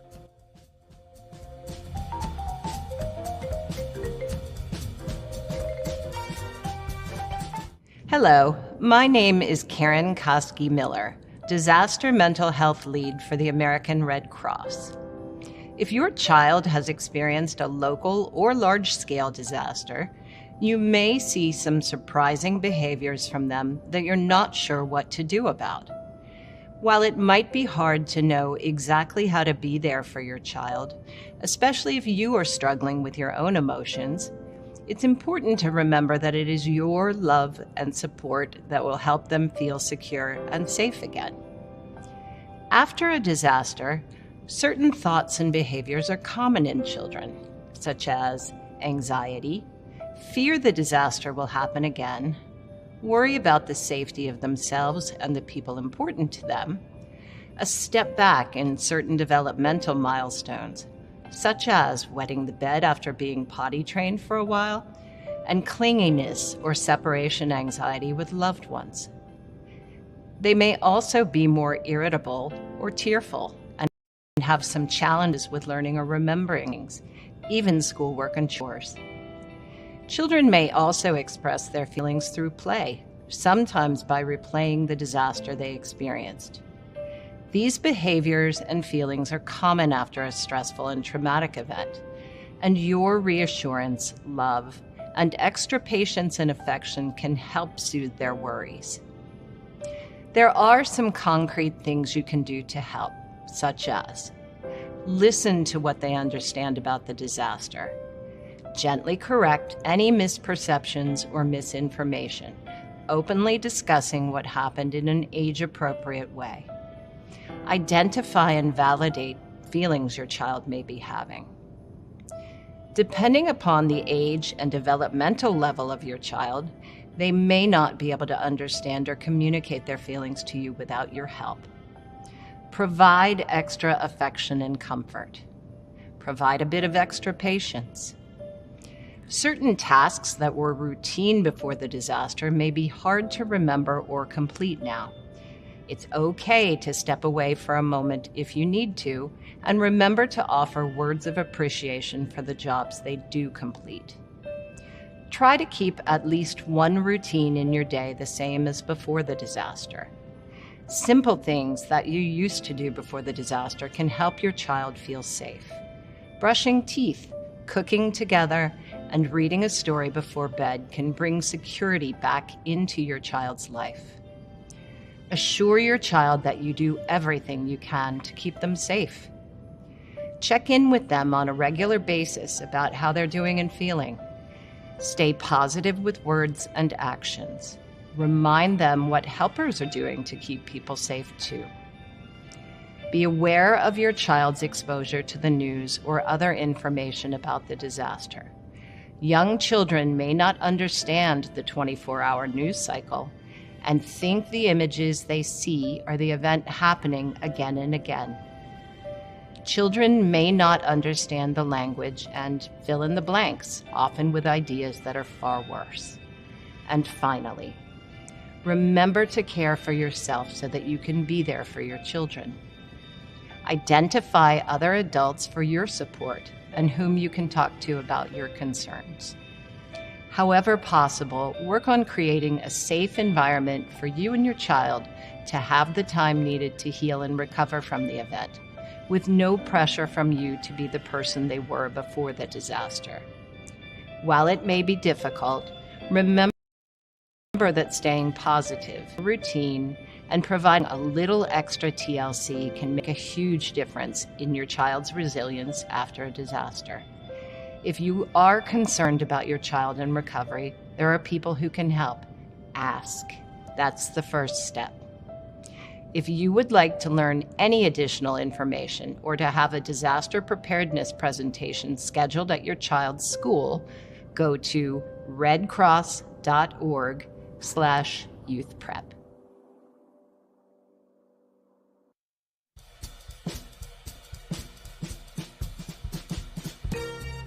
All right, welcome back, everybody, to the Weather Pod's Disaster Relief Telethon. We are going strong. It's only, 3:45 Eastern. We're going till 10 o'clock Eastern tonight, so I don't even know if we're halfway through. I can't do the math. All three of you are meteorologists, so maybe you guys can do the math a little better. Maz, Dina, Serena. You're not quite there. But anyway, Almost. so we had the joy. We'd reached out to Janice Dean, the weather machine with Fox Weather. She's a senior meteorologist there. And we reached out to her because we wanted her to join us as well. And she's actually, I believe she's down in Nashville, Tennessee this weekend for Fox. And so she's kind of busy doing that, but she was gracious enough to be able to pre-record something with us. So we're going to air this. Hasn't been aired yet before, so this is the first time anybody's going to see this. But here's what's interesting is, I mentioned Mike Olbinski, who we just had on as a guest. He probably, and this is unofficial, but he's probably been on Stormfront Freaks the most out of any guest. We're going, almost 198 episodes now. But Janice Dean might be in second place on that, because Janice has been on with us a number of times just because she's great, a lot of fun. She gets a lot about what our podcast is, which is, I mentioned earlier, I had already started drinking, I think, at 2 o'clock. And mentioned, and you guys would appreciate this, right? That Stormfront Freaks, we've been known to be a drinking show with a weather problem. But Janice really gets that, and I know you guys all love Janice as well. So I think let's go ahead and we'll air that interview. So welcome. We are with senior meteorologist at Fox News. She's also an author and now also a podcaster. So maybe we've inspired her a little bit as well. But Janice Dean, welcome to the Telethon. Thank you, Phil. And what a wonderful idea. I appreciate everything you do. And the fact that you are helping others, is really commendable. So I talked about inspiration, and I think what's great about your story, Janice, because I know we've had you on a few times and had a chance to chat with you, but I think your story into weather is really unique and really inspiring. So for those that maybe aren't aware, if you can kind of share how you got into the position you're in now and where you came from. Well, I know a lot of people that get into meteorology had maybe a big storm that they experienced. Growing up in Canada, I was born in Toronto, but I grew up in Ottawa. I remember ice storms impacting our area. At one point in the 90s, we had such a bad ice storm that the National Guard had to come up to our city, because it was shut down. So that certainly impacted me. I've always been someone who loves science and math. And when I go out to schools to talk to kids about getting into meteorology, I encourage them to do well in science and math. I was just telling somebody this the other day, that I was really smart in math up until 6th grade, where I was doing enhanced math and loved it, really excited about it. But then when I got into high school, I had this one teacher Mr. Rowan. Oh yeah. And I think I didn't do well on a test, and he kind of pulled me aside and said, math might not be your thing. And I just remember that day, it kind of changed my trajectory a little bit, right? Because before I was really pumped up, yes, I'm good in math, yes, I'm good in science. And then I was like, maybe I'm not. But circle back to when I started taking meteorology classes again, when I got to Fox, and I was really good in math. I mean, we had to do the thermodynamics. Obviously, that's the component in broadcast meteorology. And I loved it.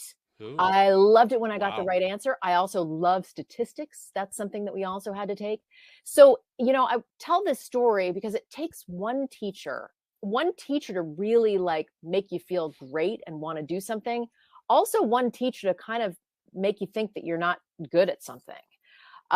So I think it's really important. I remember all the great teachers that I've had over the years. And when I came to Fox, I majored in broadcast, radio, television broadcasting. I started in journalism in university in Canada, and I was really upset that I couldn't get behind the scenes or in front of the camera or write my own stuff until 4th or 5th year in university. Wow. So I was very discouraged by that, right? So I took a year off to kind of figure it out. And I knew that I wanted to get into broadcasting, and I loved radio. I loved being able to tell a story with my voice. So there was a college in my neighborhood, Algonquin College. I took radio, television, broadcasting. I signed up and I loved it. I loved everything about it. The teachers were in the industry. So if you were a good student, they wanted to help you out. And that's exactly what happened. I started in radio. I worked at a lot of different radio stations. I did news. I was a reporter. I also DJ'd. So I had sort of that basis of broadcasting, being able to tell a story. And so I did that for a few years. And then I had a news director in my hometown say, I was doing a telethon, I remember, and representing the radio station. And he said, you're good on television. Would you like to come in and fill in for our weather guy? And I was just like, oh, that's an interesting job. I never thought about something like that. So that's kind of how I started. I was a fill-in, but at the time, 30 years ago, you didn't need the educational background that you need now to be a meteorologist. So that's how I kind of got into starting doing weather, is my hometown, and I was doing it part-time. And I remember we had to draw our own cold fronts and areas of low pressure and high pressure on this system that took hours to upload. Artistic skills. Oh, absolutely. So I didn't love that part of it, but I did love, delivering a forecast on television. So when I came to Fox many years later, actually, this is my 20th year here, by the way. So well, congratulations. Wow. Thank you. Thank you. Great. January 5th will be my 20th year at Fox. They hired me as, weather presenter, weather reporter. And then I went back to school, which is what a few of my friends did. They majored in something else, but they got into television, and then they maybe didn't fit the mold of a news anchor or a news reporter, and they maybe had an entertainment reporter already. So my boss at the time was like, have you ever done the weather before? And I was like, as a matter of fact, I have. And so that's kind of how it started. And then I went to, Mississippi State, did the broadcast meteorology courses there, and got my seal of approval many years ago.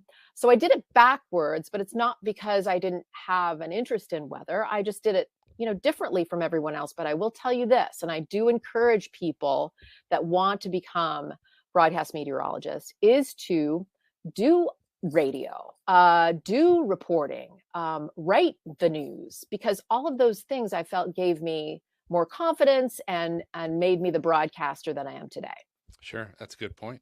Very good point. I know your meteorological background, you have responded or been a part of a group post-Hurricane Harvey down in Houston.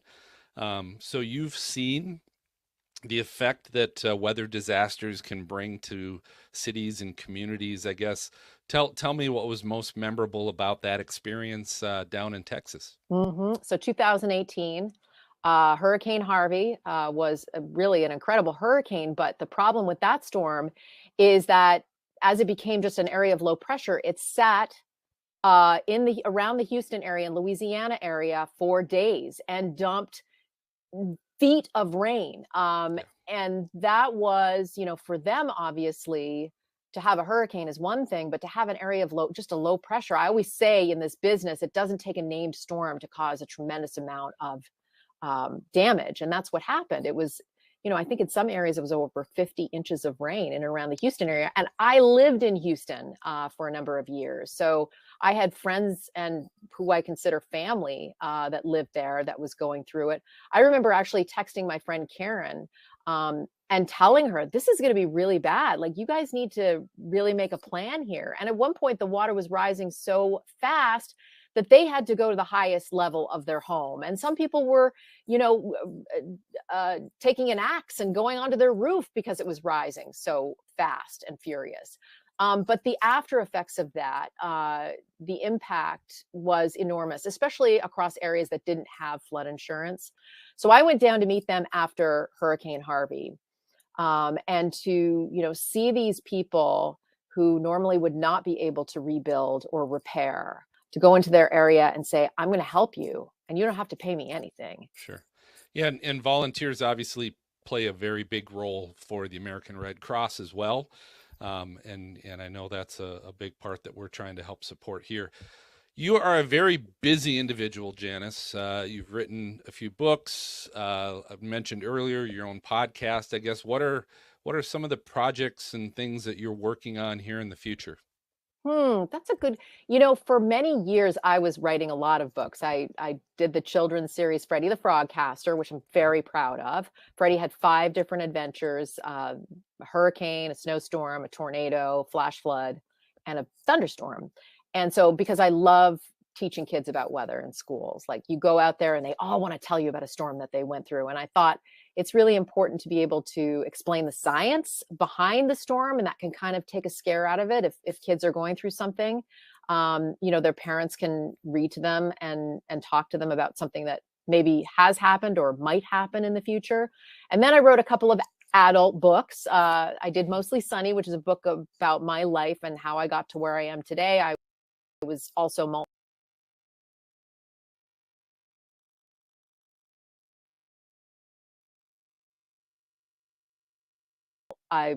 diagnosed with multiple sclerosis, open and honest about that. And the other 2 books that I did, Make Your Own Sunshine and I Am Doing Amazing Things Despite Challenges. So I've been writing for many years now, and I'm taking a break. I enjoy taking a break. I will tell you, the podcast is something that I really, really enjoy because it comes full circle for me. I started in radio. I love telling the story without the hair and makeup, which I'm grateful for, by the way. We have a village here that helps me with that at Fox. But there is something very intimate about telling a story on the radio. So be able to do that on a podcast and meet people and not have to go to a commercial break after 5 minutes is really awesome. Right. Great. And a little bit of a shameless plug. Yes. And I didn't realize this. So January 4th of 2024. So Stormfront Freaks, we are celebrating our 200th episode, and we're going to be up on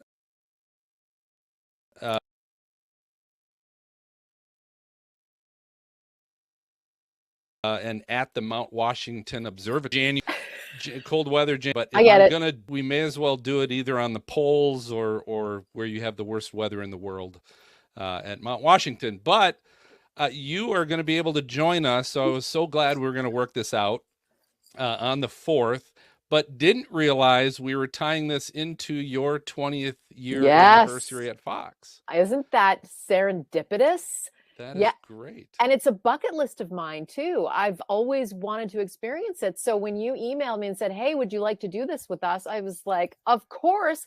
And to put the cherry on top and the icing and some candles. Yes, we'll be celebrating my 20th birthday here at Fox News. Yeah, that'll be great. So we're looking forward to a lot of fun with that. But again, that'll be January 4th is when we'll go live with our broadcast and share some time with Janice there as well.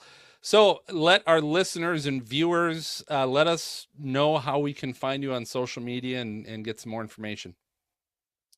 Well, you can find me, of course, on Fox and Friends every morning, Monday through Friday. You can also visit me on X. I can't get used to that. Can you get used to that now? Twitter, no, X. we're still saying Twitter. I know, me too. So you can find me at Janice Dean, and then on Instagram, it's Janice Dean FNC. On Facebook, at Janice Dean. And then I think I'm on Threads too, but that's enough information that you need about me. You think so? It's you might be on Threads, but it's probably not maybe a lot of information there. But but thanks for joining us and giving us some time, Janice, to help support the American Red Cross and in our weather telethon. And certainly want to encourage people to help donate and give to help support those that need assistance during some severe weather disasters. So thank you again, Janice.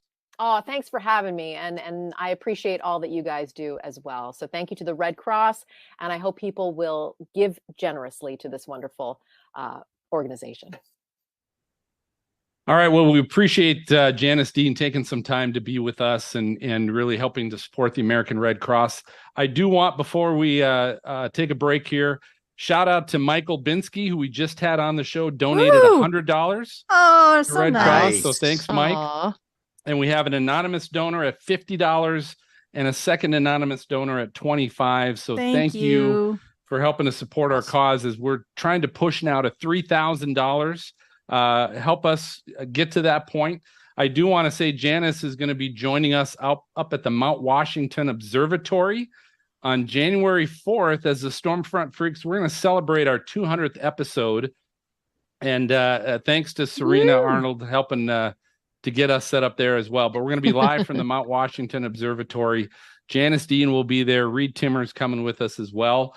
So we're going to turn it over. Coming up next, the Weather Brains with Ken Graham, Mike Bettis, and Dr. Neil Jacobs. So we're rolling on. Stay with us.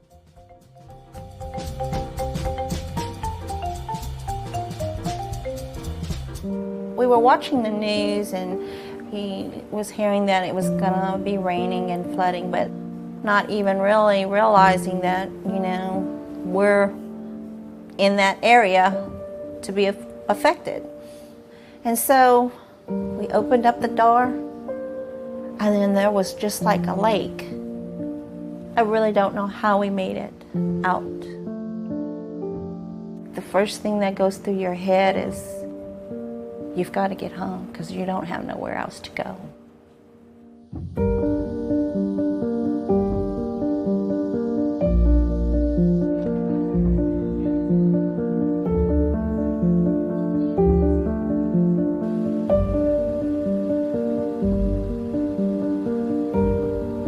Red Cross would bring us meals, and it fed me, Brandy, and Matt for the week. And it was really good. We lived like outside of the city limits. So for Red Cross to come all the way out here, that's something. That says a lot. No one's left behind kind of feeling. Immediately after the floods, all of us at Rebuilding Together had the same thought. We've got to do something. We've got to make sure that we are helping our neighbors, our community, get back to their normal, to whatever that looks like. So that included helping them move their items out, which was emotionally heartbreaking. And then when we were finally able to do that, it was the cleaning, the making sure that we got the mold out so where it was, habitable for them to return, to reinstalling the walls and the insulation and the painting, the texturing, really adding the things that make a home a home. That's what we've been doing. But it would not be possible to do all of this without the financial assistance that we've gotten from the Red Cross. Well, Brandy is Down syndrome. She's not vocal. As a mother, you're born to protect. You're born to protect that child. Well, we lost everything. And the Red Cross, Rebuilding Together, Baton Rouge, they helped put my baby's room back together again. And this is Brandy's room. You just do not know what that is for a mother. When you think you can't do, someone else got your back doing it for you. You all are the ones who bring the gift of possibility.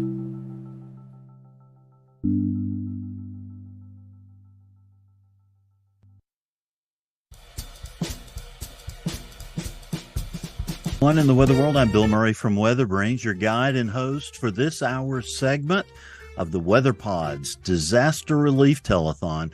We used to could say on Weather Brains, Jen Naramore, that we were the world's only weather podcast, but now all we can say is we're the oldest. Soon to enter our 19th year. We want to thank all of our friends at all the other fabulous weather podcasts, especially the other three that have put this on today. Phil Johnson, the Storm Front Freaks, the Carolina Weather Group, Chaser Chat. They've done such a fabulous job putting this together. It is truly, Rick Smith, a very professional operation, unlike anything we do on Weather Brains. It's much more professional today than it is on Monday night. So I'm kind of nervous to be here, actually. Yeah, we really are. We don't have our fearless leader in this hour, but he is going to join the podcast, the Telethon, in the 5 o'clock Eastern hour. Of course, many of you know James Spann had urgent surgery Monday night. We started the show thinking he had a stomach bug, and we ended the show with me not being able to sleep because I just could not imagine, because he texted at 10 o'clock and said, I'm on my way to the hospital. So, boy, this escalated quickly, but by 4:45 in the morning, I had a text saying, I feel like a new man. Can you do the radio for me tomorrow? I'm like, yeah, we can handle it, boss. You just do whatever. Dr. Kim Cloco McLean, he scared us. I don't like that. Right? James Spann doesn't ever get sick somehow, even though we can't say he ever